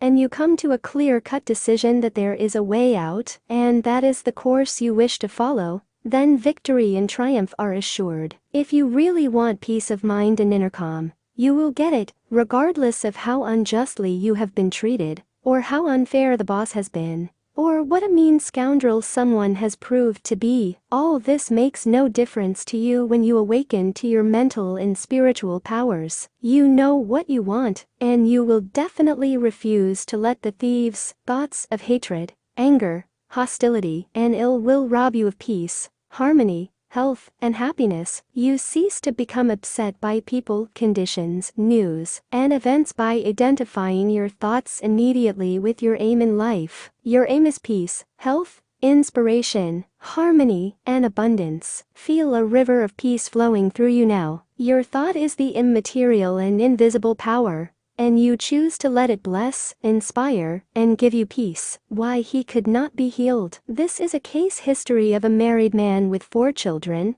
who was supporting and secretly living with another woman during his business trips. He was ill, nervous, irritable, and cantankerous, and he could not sleep without drugs. The doctor's medicine failed to bring down his high blood pressure of over 200. He had pains in numerous organs of his body which doctors could not diagnose or relieve. To make matters worse, he was drinking heavily. The cause of all this was a deep unconscious sense of guilt. He had violated the marriage vows, and this troubled him. The religious creed he was brought up on was deeply lodged in his subconscious mind, and he drank excessively to heal the wound of guilt. Some invalids take morphine and cotton for severe pains. He was taking alcohol for the pain or wound in his mind. It was the old story of adding fuel to the fire, the explanation and the cure. He listened to the explanation of how his mind worked. He faced his problem, looked at it, and gave up his dual role. He knew that his drinking was an unconscious attempt to escape. The hidden cause lodged in his subconscious mind had to be eradicated, then the healing would follow. He began to impress his subconscious mind 3 or 4 times a day by using the following prayer. My mind is full of peace, poise, balance, and equilibrium. The infinite lies stretched in smiling repose within me. I am not afraid of anything in the past, the present, or the future. The infinite intelligence of my subconscious mind leads, guides, and directs me in all ways. I now meet every situation with faith, poise, calmness, and confidence. I am now completely free from the habit. My mind is full of inner peace, freedom, and joy. I forgive myself, then I am forgiven. Peace, sobriety, and confidence reign supreme in my mind. He repeated this prayer frequently as outlined, being fully aware of what he was doing and why he was doing it. Knowing what he was doing gave him the necessary faith and confidence. I explained to him that as he spoke these statements out loud, slowly, lovingly, and meaningfully, they would gradually sink down into his subconscious mind. Like seeds, they would grow after their kind. These truths, on which he concentrated, went in through his eyes. His ears heard the sound, and the healing vibrations of these words reached his subconscious mind and obliterated all the negative mental patterns which caused all the trouble. Light dispels darkness. The constructive thought destroys the negative thought. He became a transformed man within a month, refusing to admit it. If you are an alcoholic or drug addict, admit it. Do not dodge the issue. Many people remain alcoholics because they refuse to admit it. Your disease is an instability and inner fear. You are refusing to face life, and so you try to escape your responsibilities through the bottle. As an alcoholic, you have no free will, although you think you have, and you may even boast about your willpower. If you are a habitual drunkard and say bravely, "I will not touch it anymore," you have no power to make this assertion come true, because you do not know where to locate the power. You are living in a psychological prison of your own making, and you are bound by your beliefs, opinions, training, and environmental influences. Like most people, you are a creature of habit. You are conditioned to react the way you do. Building in the idea of freedom, you can build the idea of freedom and peace of mind into your mentality, so that it reaches your subconscious depths. The latter, being all-powerful, will free you from all desire for alcohol. Then you will have the new understanding of how your mind works, and you can truly back up your statement and prove the truth to yourself. 51% healed. If you have a keen desire to free yourself from any destructive habit, you are 51% healed already. When you have a greater desire to give up the bad habit than to continue it, you will not experience too much difficulty in gaining complete freedom. Whatever thought you anchor the mind upon, the latter magnifies. If you engage the mind on the concept of freedom, freedom from the habit, and peace of mind, and if you keep it focused on this new direction of attention, you generate feelings and emotions which gradually emotionalize the concept of freedom and peace. Whatever idea you emotionalize is accepted by your subconscious and brought to pass. The law of substitution. Realize that something good can come out of your suffering. You have not suffered in vain. However, it is foolish to continue to suffer. If you continue as an alcoholic, it will bring about mental and physical deterioration and decay. Realize that the power in your subconscious is backing you up. Even though you may be seized with melancholia, you should begin to imagine the joy of freedom that is in store for you. This is the law of substitution. Your imagination took you to the bottle. Let it take you now to freedom and peace of mind. You will suffer a little bit, but it is for a constructive purpose. You will bear it like a mother in the pangs of childbirth, and you will, likewise, bring forth a child of the mind. Your subconscious will give birth to sobriety. Cause of alcoholism. The real cause of alcoholism is negative and destructive thinking, for as a man thinketh, so is he. The alcoholic has a deep sense of inferiority, inadequacy, defeat, and frustration, usually accompanied by a deep inner hostility. He has countless alibis as to his reason for drinking, but the sole reason is in his thought life. 3 magic steps. The first step, get still. Quiet the wheels of the mind. Enter into a sleepy, drowsy state. In this relaxed, peaceful, receptive state, you are preparing for the second step. The second step, take a brief phrase which can readily be graven on the memory, and repeat it over and over as a lullaby. Use the phrase, "Sobriety and peace of mind are mine now, and I give thanks." To prevent the mind from wandering,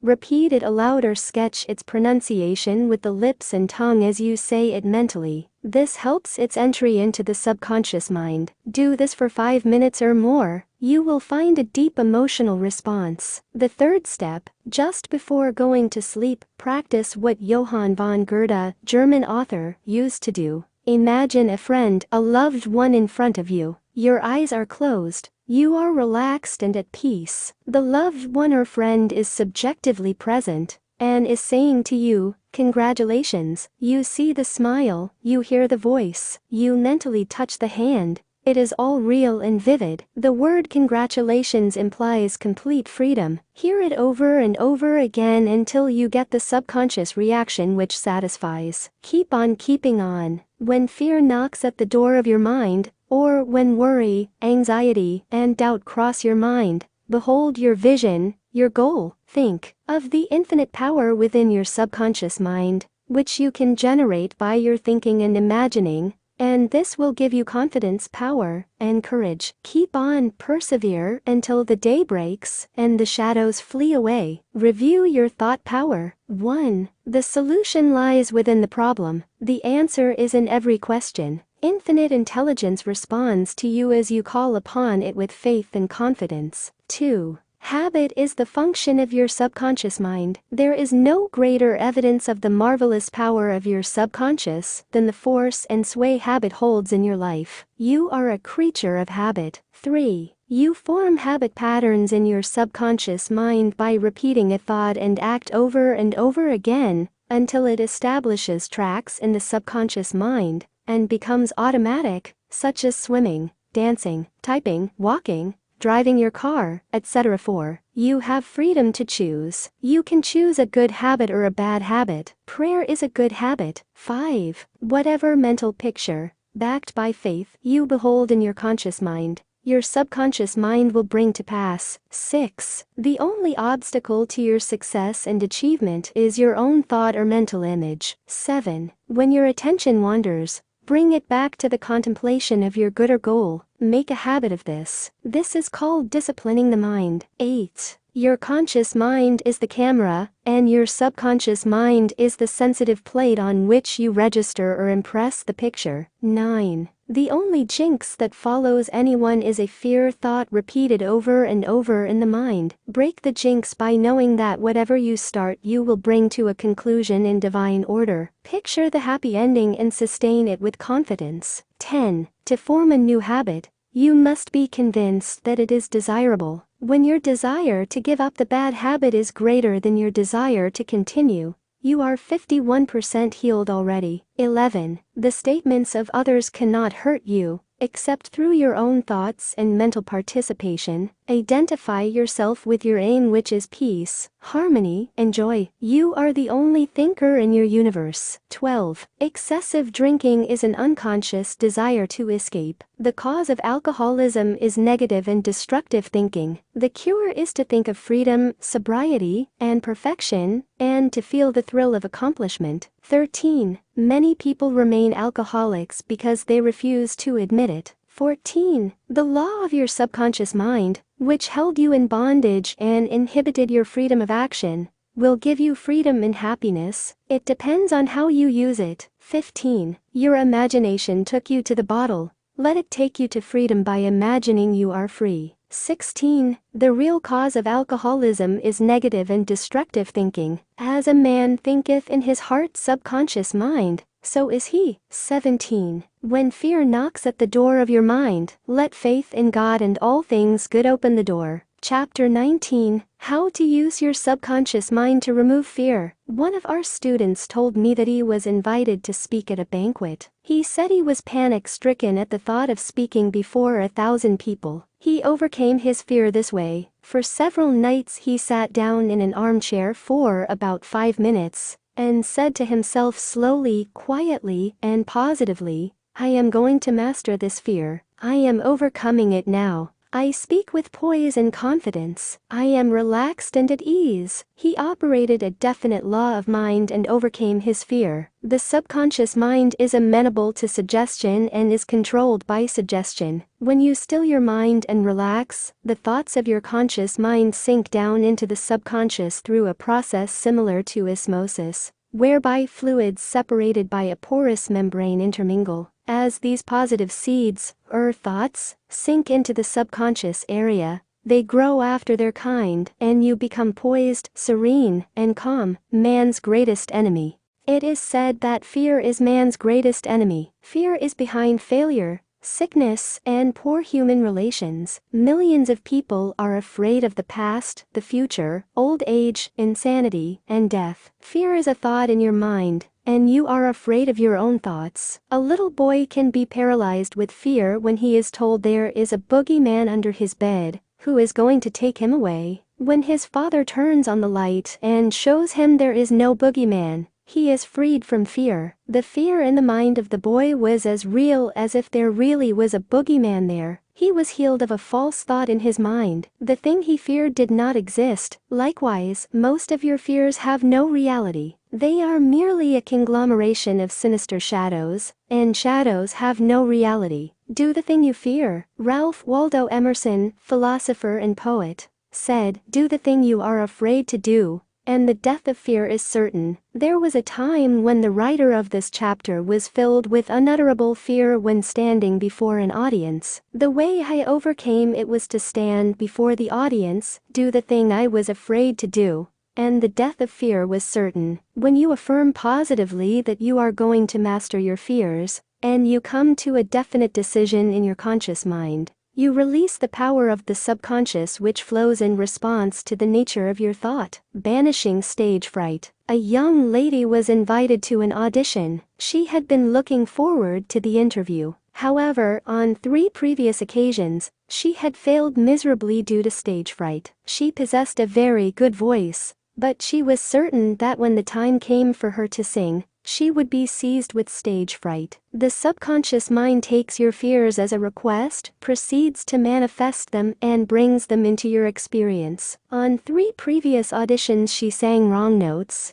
and she finally broke down and cried. The cause, as previously outlined, was an involuntary autosuggestion, i.e., a silent fear thought emotionalized and subjectified. She overcame it by the following technique. 3 times a day she isolated herself in a room. She sat down comfortably in an armchair, relaxed her body, and closed her eyes. She stilled her mind and body to the best of her ability. Physical inertia favors passivity and renders the mind more receptive to suggestion. She counteracted the fear suggestion by its converse, saying to herself, "I sing beautifully. I am poised, serene, confident, and calm." She repeated the words slowly, quietly, and with feeling from 5 to 10 times at each sitting. She had 3 such sittings every day, and 1 immediately prior to sleep at night. At the end of a week she was completely poised and confident, and gave a definitely outstanding audition. Carry out the above procedure, and the death of fear is certain. Fear of failure. Occasionally young men from the local university come to see me, as well as school teachers,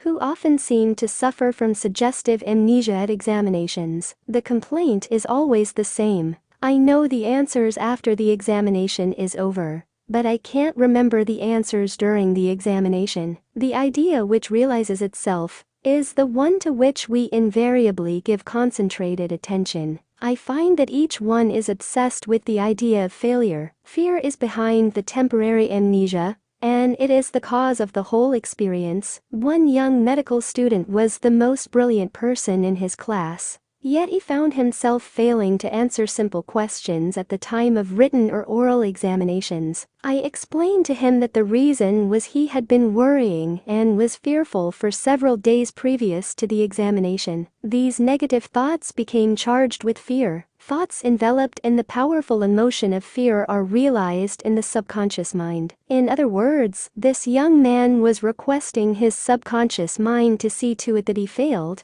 and that is exactly what it did. On the day of the examination he found himself stricken with what is called, in psychological circles, suggestive amnesia. How he overcome the fear? He learned that his subconscious mind was the storehouse of memory, and that it had a perfect record of all he had heard and read during his medical training. Moreover, he learned that the subconscious mind was responsive and reciprocal. The way to be en rapport with it was to be relaxed, peaceful, and confident every night and morning. He began to imagine his mother congratulating him on his wonderful record. He would hold an imaginary letter from her in his hand. As he began to contemplate the happy result, he called forth a corresponding or reciprocal response or reaction in himself. The all-wise and omnipotent power of the subconscious took over, dictated, and directed his conscious mind accordingly. He imagined the end, thereby willing the means to the realization of the end. Following this procedure, he had no trouble passing subsequent examinations. In other words, the subjective wisdom took over,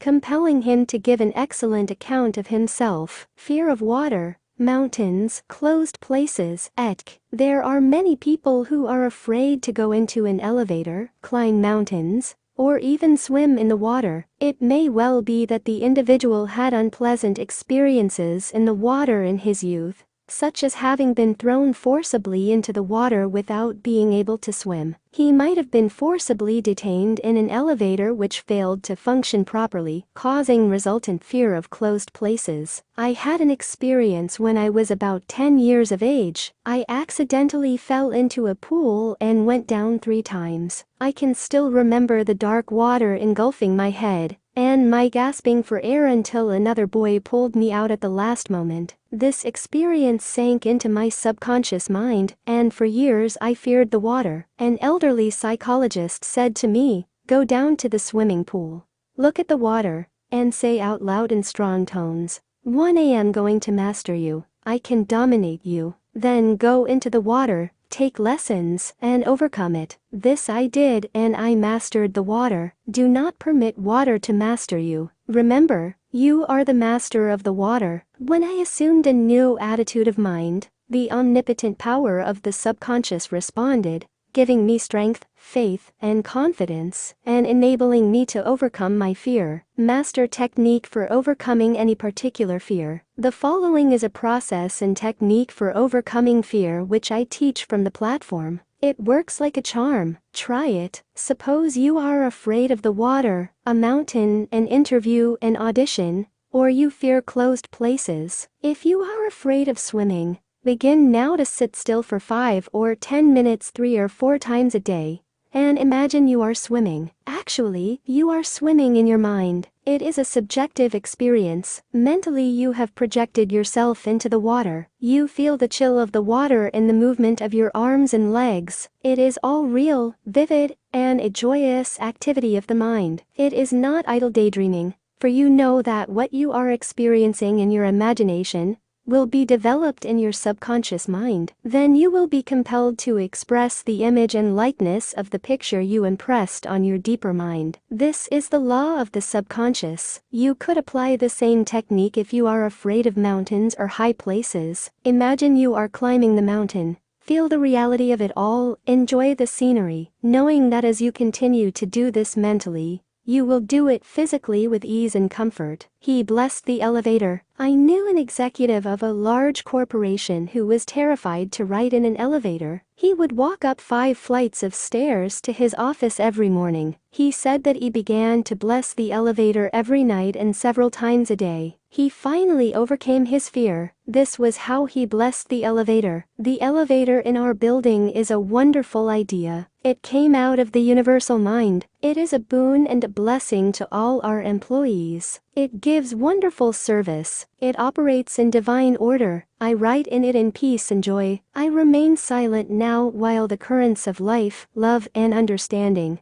flow through the patterns of my thought. In my imagination I am now in the elevator, and I step out into my office. The elevator is full of our employees. I talk to them and they are friendly, joyous, and free. It is a wonderful experience of freedom, faith, and confidence. I give thanks. He continued this prayer for about 10 days, and on the 11th day, he walked into the elevator with other members of the organization, and felt completely free. Normal and abnormal fear. Man is born only with 2 fears, the fear of falling and the fear of noise. These are a sort of alarm system given you by nature as a means of self-preservation. Normal fear is good. You hear an automobile coming down the road, and you step aside to survive. The momentary fear of being run over is overcome by your action. All other fears were given to you by parents, relatives, teachers, and all those who influenced your early years. Abnormal fear. Abnormal fear takes place when man lets his imagination run riot.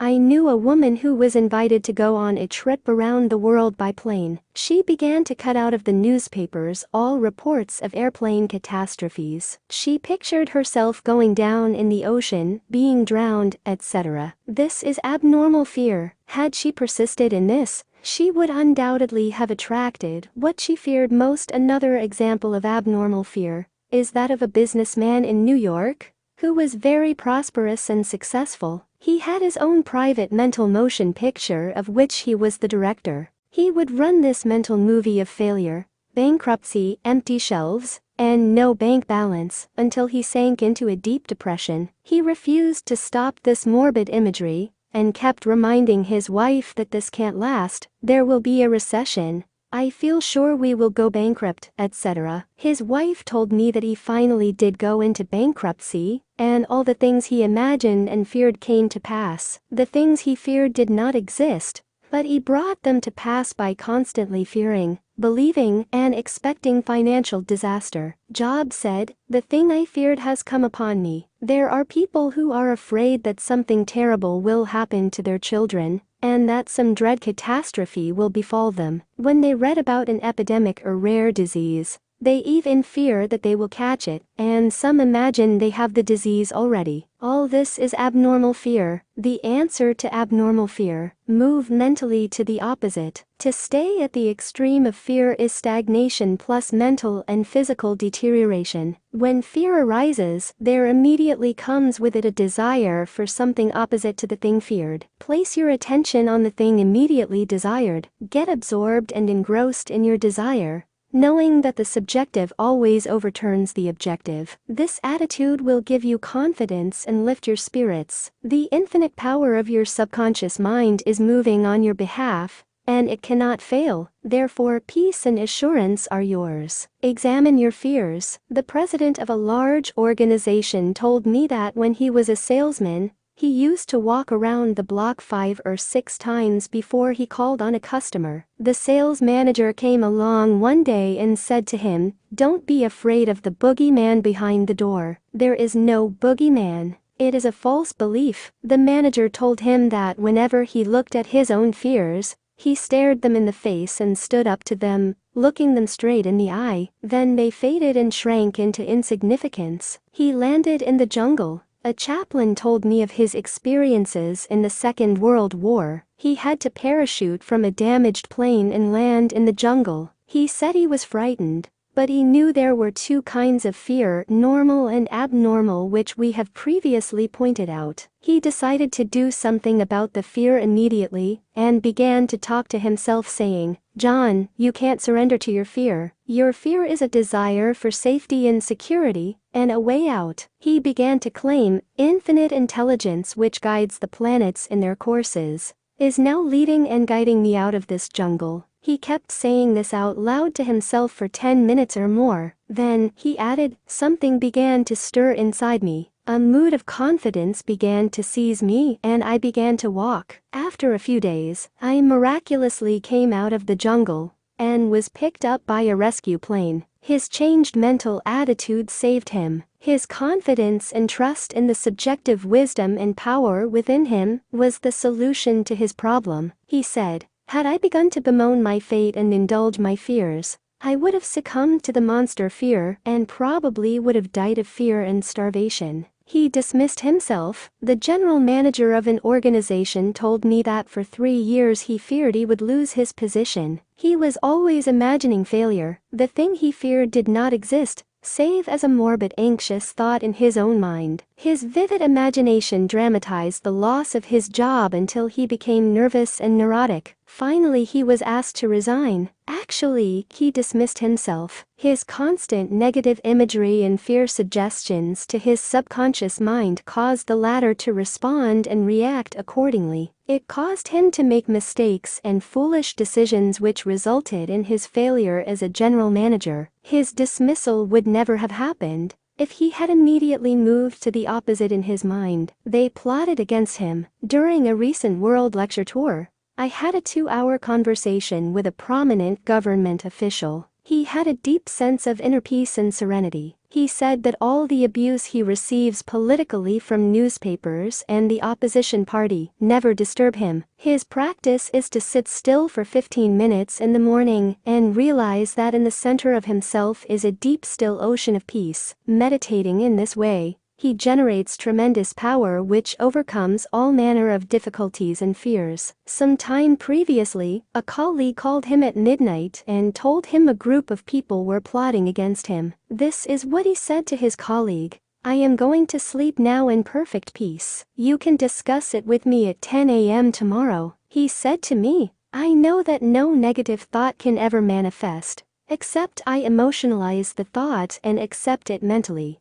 I refuse to entertain their suggestion of fear, therefore, no harm can come to me." Notice how calm he was, how cool, how peaceful. He did not start getting excited, tearing his hair, or wringing his hands. At his center he found the still water, and inner peace, and there was a great calm. Deliver yourself from all your fears. Use this perfect formula for casting out fear. I sought the Lord, and he heard me, and delivered me from all my fears. Psalm 34:4. The Lord is an ancient word meaning law, the power of your subconscious mind. Learn the wonders of your subconscious, and how it works and functions. Master the techniques given to you in this chapter. Put them into practice now, today. Your subconscious will respond, and you will be free of all fears. I sought the Lord, and he heard me, and delivered me from all my fears. Step this way to freedom from fear. 1. Do the thing you are afraid to do,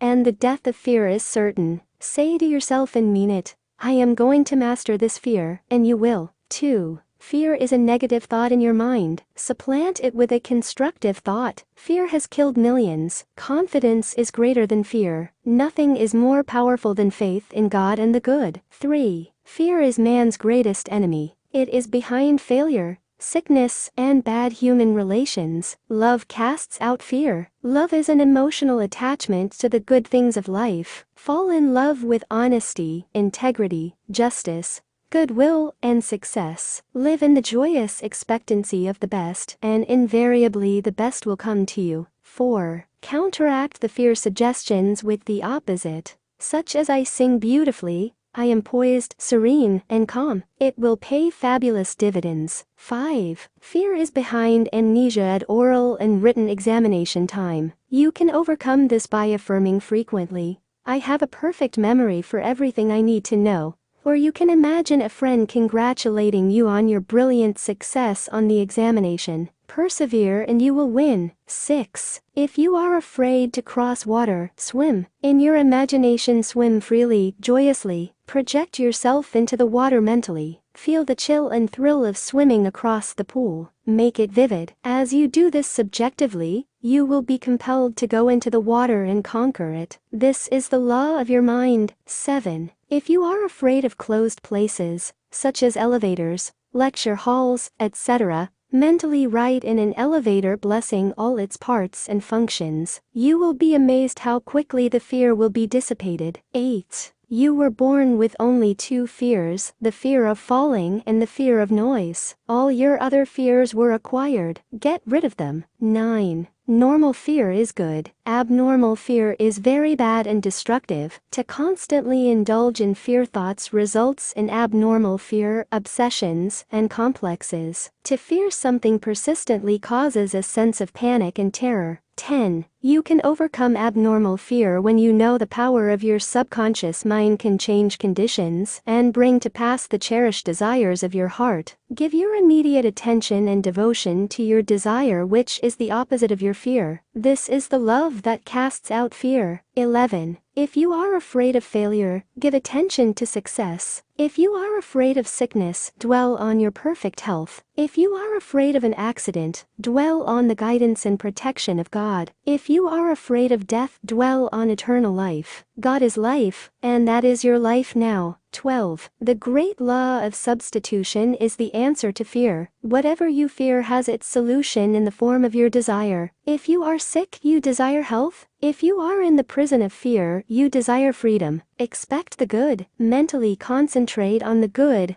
And know that your subconscious mind answers you always. It never fails. 13. The things you fear do not really exist except as thoughts in your mind. Thoughts are creative. This is why Job said, "The thing I feared has come upon me. Think good, and good follows." 14. Look at your fears. Hold them up to the light of reason. Learn to laugh at your fears. That is the best medicine. 15. Nothing can disturb you but your own thought. The suggestions, statements, or threats of other persons have no power. The power is within you, and when your thoughts are focused on that which is good, then God's power is with your thoughts of good. There is only one creative power, and it moves as harmony. There are no divisions of quarrels in it. Its source is love. This is why God's power is with your thoughts of good. Chapter 20. How to stay young in spirit forever. Your subconscious mind never grows old. It is timeless, ageless, and endless. It is a part of the universal mind of God which was never born, and it will never die. Fatigue or old age cannot be predicated on any spiritual quality or power. Patience, kindness, veracity, humility, goodwill, peace, harmony, and brotherly love are attributes and qualities which never grow old. If you continue to generate these qualities here on this plane of life, you will always remain young in spirit. I remember reading an article in one of our magazines some years ago, which stated that a group of eminent medical men at the DeCourcy Clinic in Cincinnati, Ohio, reported that years alone are not responsible for bringing about degenerative disorders. These same physicians stated that it is the fear of time, not time itself, that has a harmful aging effect on our minds and bodies, and that the neurotic fear of the effects of time may well be the cause of premature aging. During the many years of my public life, I have had occasion to study the biographies of the famous men and women who have continued their productive activities into the years well beyond the normal span of life. Some of them achieve their greatness in old age. At the same time,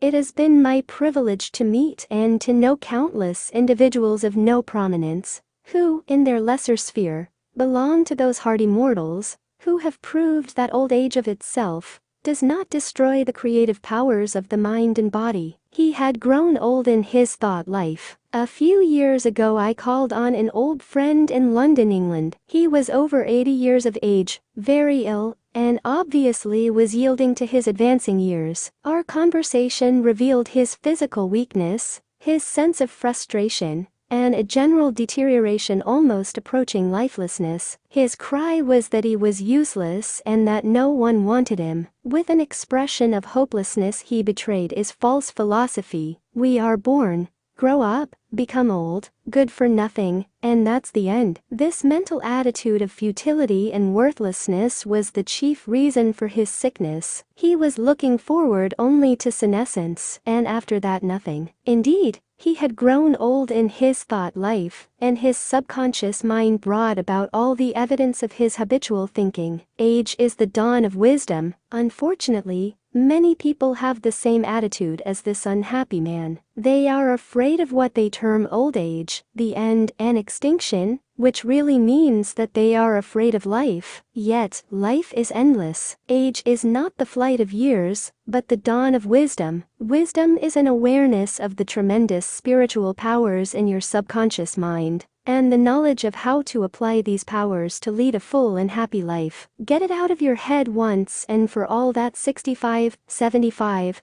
or 85 years of age is synonymous with the end for you or anybody else. It can be the beginning of a glorious, fruitful, active, and most productive life pattern, better than you have ever experienced. Believe this, expect it, and your subconscious will bring it to pass. Welcome the change. Old age is not a tragic occurrence. What we call the aging process is really change. It is to be welcomed joyfully and gladly, as each phase of human life is a step forward on the path which has no end. Man has powers which transcend his bodily powers. He has senses which transcend his 5 physical senses. Scientists today are finding positive, indisputable evidence that something conscious in man can leave his present body and travel thousands of miles to see, hear, touch, and speak to people. Even though his physical body never leaves the couch on which it reclines, man's life is spiritual and eternal. He need never grow old, for life, or God, cannot grow old. The Bible says that God is life. Life is self-renewing, eternal, indestructible, and is the reality of all men. Evidence for survival. The evidence gathered by the Psychical Research Societies both in Great Britain and America is overwhelming. You may go into any large metropolitan library and get volumes on the proceedings of the Psychical Research Society, based on findings of distinguished scientists on survival following so-called death. You will find a startling report on scientific experiments establishing the reality of life after death in the case for psychic survival, by Hereward Carrington, director of the American Psychical Institute. Life is. A woman asked Thomas Edison, the electrical wizard, Mr. Edison, "What is electricity?" He replied, "Madam, electricity is, use it." Electricity is a name we give an invisible power which we do not fully comprehend, but we learn all we can about the principle of electricity and its uses. We use it in countless ways. The scientist cannot see an electron with his eyes, yet he accepts it as a scientific fact, because it is the only valid conclusion, which coincides with his other experimental evidence. We cannot see life. However, we know we are alive. Life is, and we are here to express it in all its beauty and glory. Mind and spirit do not grow old. The Bible says, "And this is life eternal, that they might know thee the only true God." John 17:3. The man who thinks or believes that the earthly cycle of birth, adolescence, youth, maturity, and old age is all there is to life, is indeed to be pitied. Such a man has no anchor, no hope, no vision, and to him life has no meaning. This type of belief brings frustration, stagnation, cynicism, and a sense of hopelessness, resulting in neurosis and mental aberrations of all kinds. If you cannot play a fast game of tennis, or swim as fast as your son, or if your body has slowed down, or you walk with a slow step, remember life is always clothing itself anew. What men call death is but a journey to a new city in another dimension of life. I say to men and women in my lectures that they should accept what we call old age gracefully. Age has its own glory, beauty, and wisdom, which belong to it. Peace, love, joy, beauty, happiness, wisdom, goodwill, and understanding are qualities which never grow old or die. Ralph Waldo Emerson, poet and philosopher, said, "We do not count a man's years until he has nothing else to count." Your character, the quality of your mind, your faith, and your convictions are not subject to decay. You are as young as you think you are. I give public lectures in Caxton Hall, London, England, every few years, and following one of these lectures, a surgeon said to me, "I am 84 years of age. I operate every morning, visit patients in the afternoons, and I write for medical and other scientific journals in the evening." His attitude was that he was as useful as he believed himself to be, and that he was as young as his thoughts. He said to me, "It's true what you said.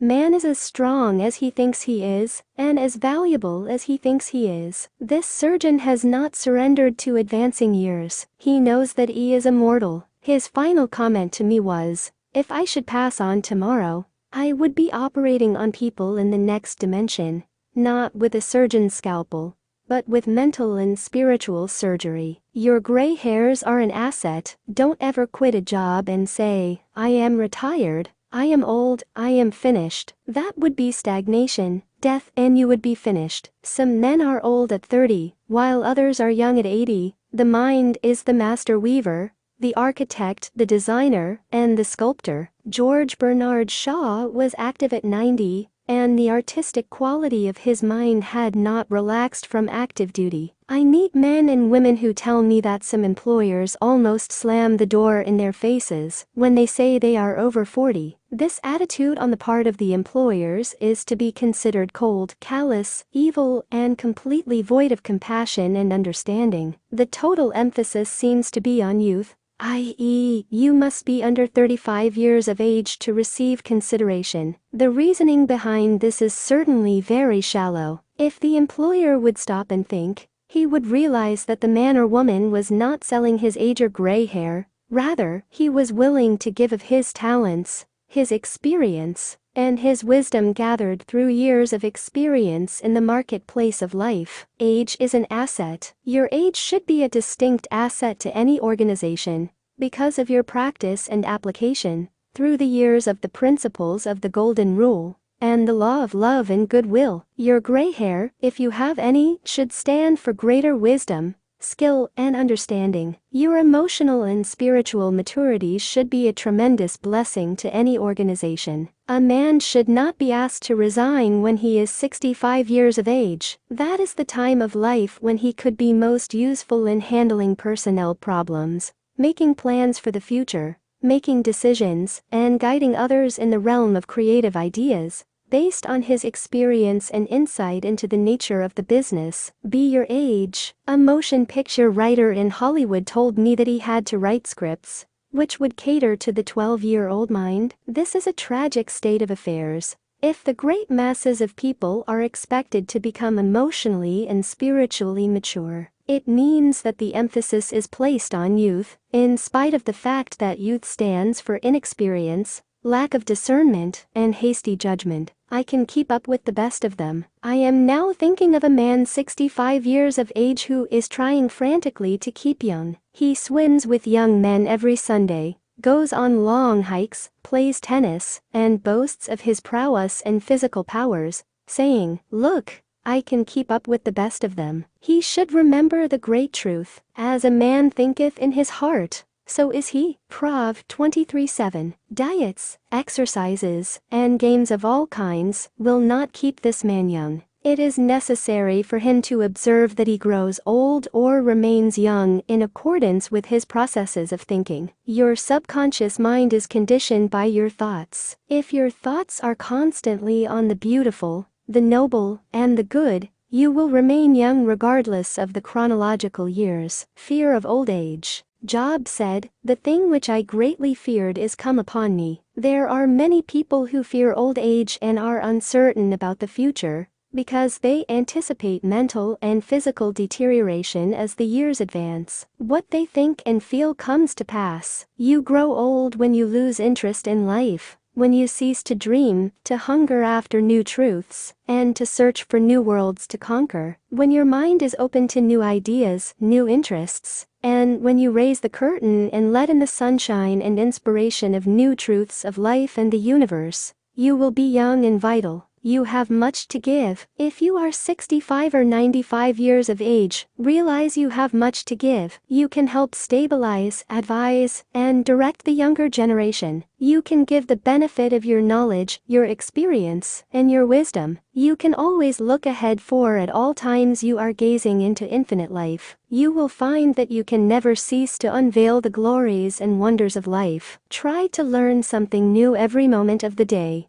and you will find your mind will always be young. 110 years old. Some years ago, while lecturing in Bombay, India, I was introduced to a man who said he was 110 years old. He had the most beautiful face I have ever seen. He seemed transfigured by the radiance of an inner light. There was a rare beauty in his eyes, indicating he had grown old in years with gladness, and with no indication that his mind had dimmed its lights. Retirement, a new venture. Be sure that your mind never retires. It must be like a parachute, which is no good unless it opens up. Be open and receptive to new ideas. I have seen men of 65 and 70 retire. They seemed to rot away, and in a few months passed on. They obviously felt that life was at an end. Retirement can be a new venture, a new challenge, a new path, the beginning of the fulfillment of a long dream. It is inexpressibly depressing to hear a man say,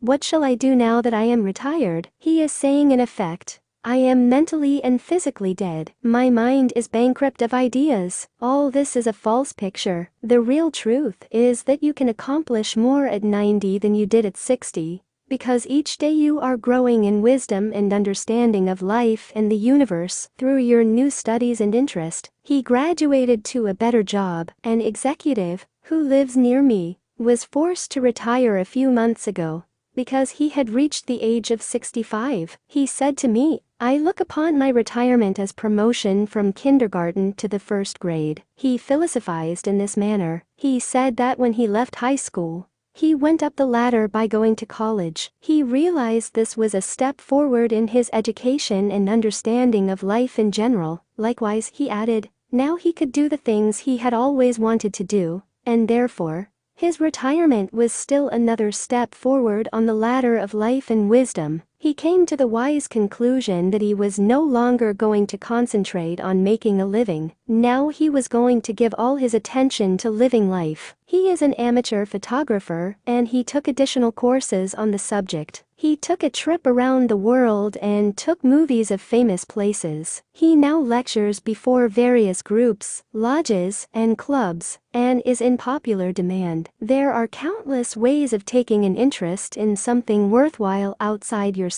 Become enthusiastic over new creative ideas, make spiritual progress, and continue to learn and to grow. In this manner you remain young in heart, because you are hungering and thirsting after new truths, and your body will reflect your thinking at all times. You must be a producer and not a prisoner of society. The newspapers are taking cognizance of the fact that the voting population of the elderly in California elections is increasing by leaps and bounds. This means that their voices will be heard in the legislature of the state, and also in the halls of Congress. I believe there will be enacted a federal law prohibiting employers from discrimination against men and women because of age. A man of 65 years may be younger mentally, physically, and physiologically than many men at 30. It is stupid and ridiculous to tell a man he cannot be hired because he is over 40. It is like saying to him that he is ready for the scrap heap or the junk pile. What is a man of 40 or over to do? Must he bury his talents and hide his light under a bushel? Men who are deprived and prevented from working because of age must be sustained by government treasuries at county, state, and federal levels. The many organizations who refuse to hire them and benefit from their wisdom and experience will be taxed to support them. This is a form of financial suicide. Man is here to enjoy the fruit of his labor,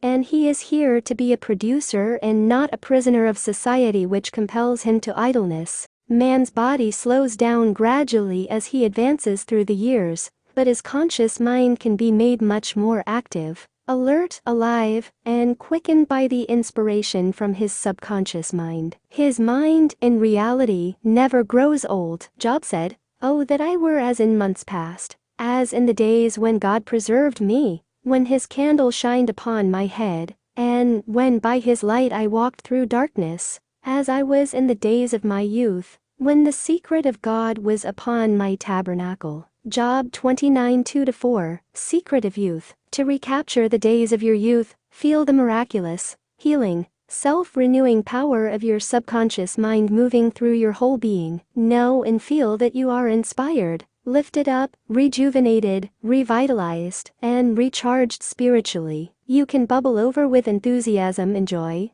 as in the days of your youth, for the simple reason that you can always mentally and emotionally recapture the joyous state. The candle, which shines upon your head, is divine intelligence and reveals to you everything you need to know. It enables you to affirm the presence of your good, regardless of appearances. You walk by the guidance of your subconscious mind, because you know that the dawn appears and the shadows flee away. Get a vision. Instead of saying, "I am old," say, "I am wise in the way of the divine life." Don't let the corporation, newspapers, or statistics hold a picture before you of old age, declining years, decrepitude, senility, and uselessness. Reject it, for it is a lie. Refuse to be hypnotized by such propaganda. Affirm life, not death. Get a vision of yourself as happy, radiant, successful, serene, and powerful. Your mind does not grow old. Former President Herbert Hoover,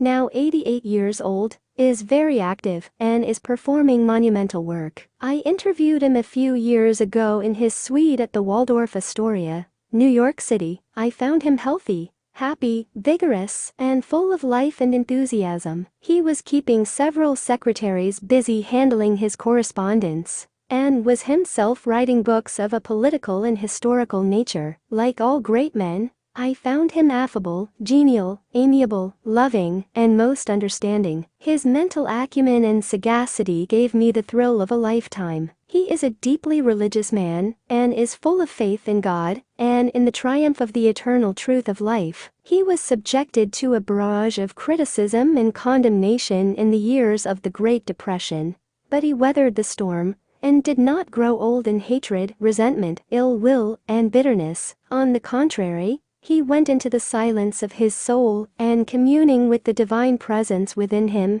he found the peace, which is the power at the heart of God. His mind active at 99. My father learned the French language at 65 years of age, and became an authority on it at 70. He made a study of Gaelic when he was over 60, and became an acknowledged and famous teacher of the subject. He assisted my sister in a school of higher learning, and continued to do so until he passed away at 99. His mind was as clear at 99 as it was when he was 20. Moreover, his handwriting and his reasoning powers had improved with age. Truly, you are as old as you think and feel. We need our senior citizens. Marcus Porcius Cato, the Roman patriot, learned Greek at 80. Madame Ernestine Schumann-Heink, the great German-American contralto, reached the pinnacle of her musical success after she became a grandmother. It is wonderful to behold the accomplishments of the oldsters. General Douglas MacArthur,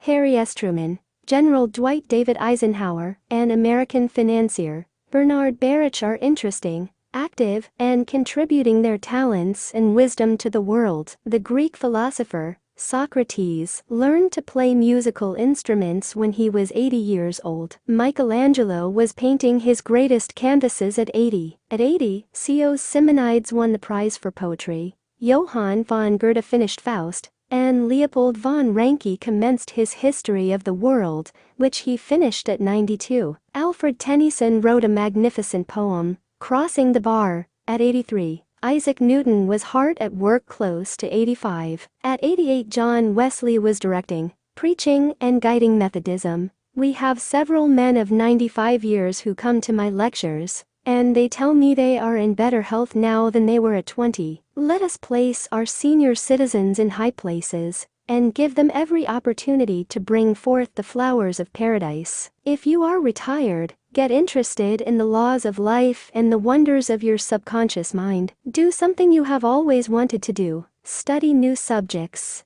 and investigate new ideas. Pray as follows: As the hart panteth after the water brooks, so panteth my soul after thee, O God. Psalm 42:1. The fruits of old age. His flesh shall be fresher than a child's. He shall return to the days of his youth. Job 33:25. Old age really means the contemplation of the truths of God from the highest standpoint. Realize that you are on an endless journey, a series of important steps in the ceaseless, tireless, endless ocean of life. Then, with the psalmist, you will say, they shall still bring forth fruit in old age. They shall be fat and flourishing. Psalm 92:14. But the fruit of the Spirit is love, joy, peace, patience, gentleness, goodness, faith, meekness, temperance. Against such there is no law. Galatians 5:22-23. You are a child, son of infinite life, which knows no end, and you are a child of eternity. Profitable pointers. 1. Patience, kindness, love, goodwill, joy, happiness, wisdom, and understanding are qualities which never grow old. Cultivate them and express them, and remain young in mind and body. 2. Some research physicians say that the neurotic fear of the effects of time may well be the cause of premature aging. 3. Age is not the flight of years, it is the dawn of wisdom in the mind of man. 4. The most productive years of your life can be from 65 to 95. 5. Welcome the advancing years. It means you are moving higher on the path of life which has no end. 6. God is life, and that is your life now. Life is self-renewing, eternal, and indestructible, and is the reality of all men. You live forever, because your life is God's life. 7. Evidence of survival after death is overwhelming. Study Proceedings of Psychical Research Society of Great Britain and America in your library. The work is based on the scientific research by outstanding scientists for over 75 years. 8. You cannot see your mind, but you know you have a mind. You cannot see spirit, but you know that the spirit of the game, the spirit of the artist, the spirit of the musician, and the spirit of the speaker is real. Likewise, the spirit of goodness, truth, and beauty moving in your mind and heart are real. You cannot see life, but you know you are alive. 9. Old age may be called the contemplation of the truths of God from the highest standpoint. The joys of old age are greater than those of youth. Your mind is engaged in spiritual and mental athletics. Nature slows down your body, so that you may have the opportunity to meditate on things divine. 10. We do not count a man's years until he has nothing else to count. Your faith and convictions are not subject to decay. 11. You are as young as you think you are. You are as strong as you think you are. You are as useful as you think you are. You are as young as your thoughts. 12. Your gray hairs are an asset. You are not selling your gray hairs. You are selling your talent, abilities, and wisdom, which you have garnered through the years. 13. Diets and exercises won't keep you young. As a man thinketh, so is he. 14. Fear of old age can bring about physical and mental deterioration. The thing I greatly feared has come upon me. 15. You grow old when you cease to dream and when you lose interest in life. You grow old if you are irritable, crotchety, petulant, and cantankerous. Fill your mind with the truths of God, and radiate the sunshine of His love. This is youth. 16. Look ahead, for at all times you are gazing into infinite life. 17. Your retirement is a new venture. Take up new studies and new interests. You can now do the things you always wanted to do when you were so busy making a living. Give your attention to living life. 18. Become a producer and not a prisoner of society. Don't hide your light under a bushel. 19. The secret of youth is love, joy, inner peace, and laughter. In Him there is fullness of joy. In Him there is no darkness at all. 20. You are needed. Some of the great philosophers, artists, scientists, writers, and others accomplished their greatest work after they were 80 years old. 21. The fruits of old age are love, joy, peace, patience, gentleness, goodness, faith, meekness, and temperance. 22. You are a son of infinite life, which knows no end. You are a child of eternity. You are wonderful. I hope you have enjoyed listening this audiobook, The Power of Your Subconscious Mind by Dr. Joseph Murphy. Thank you.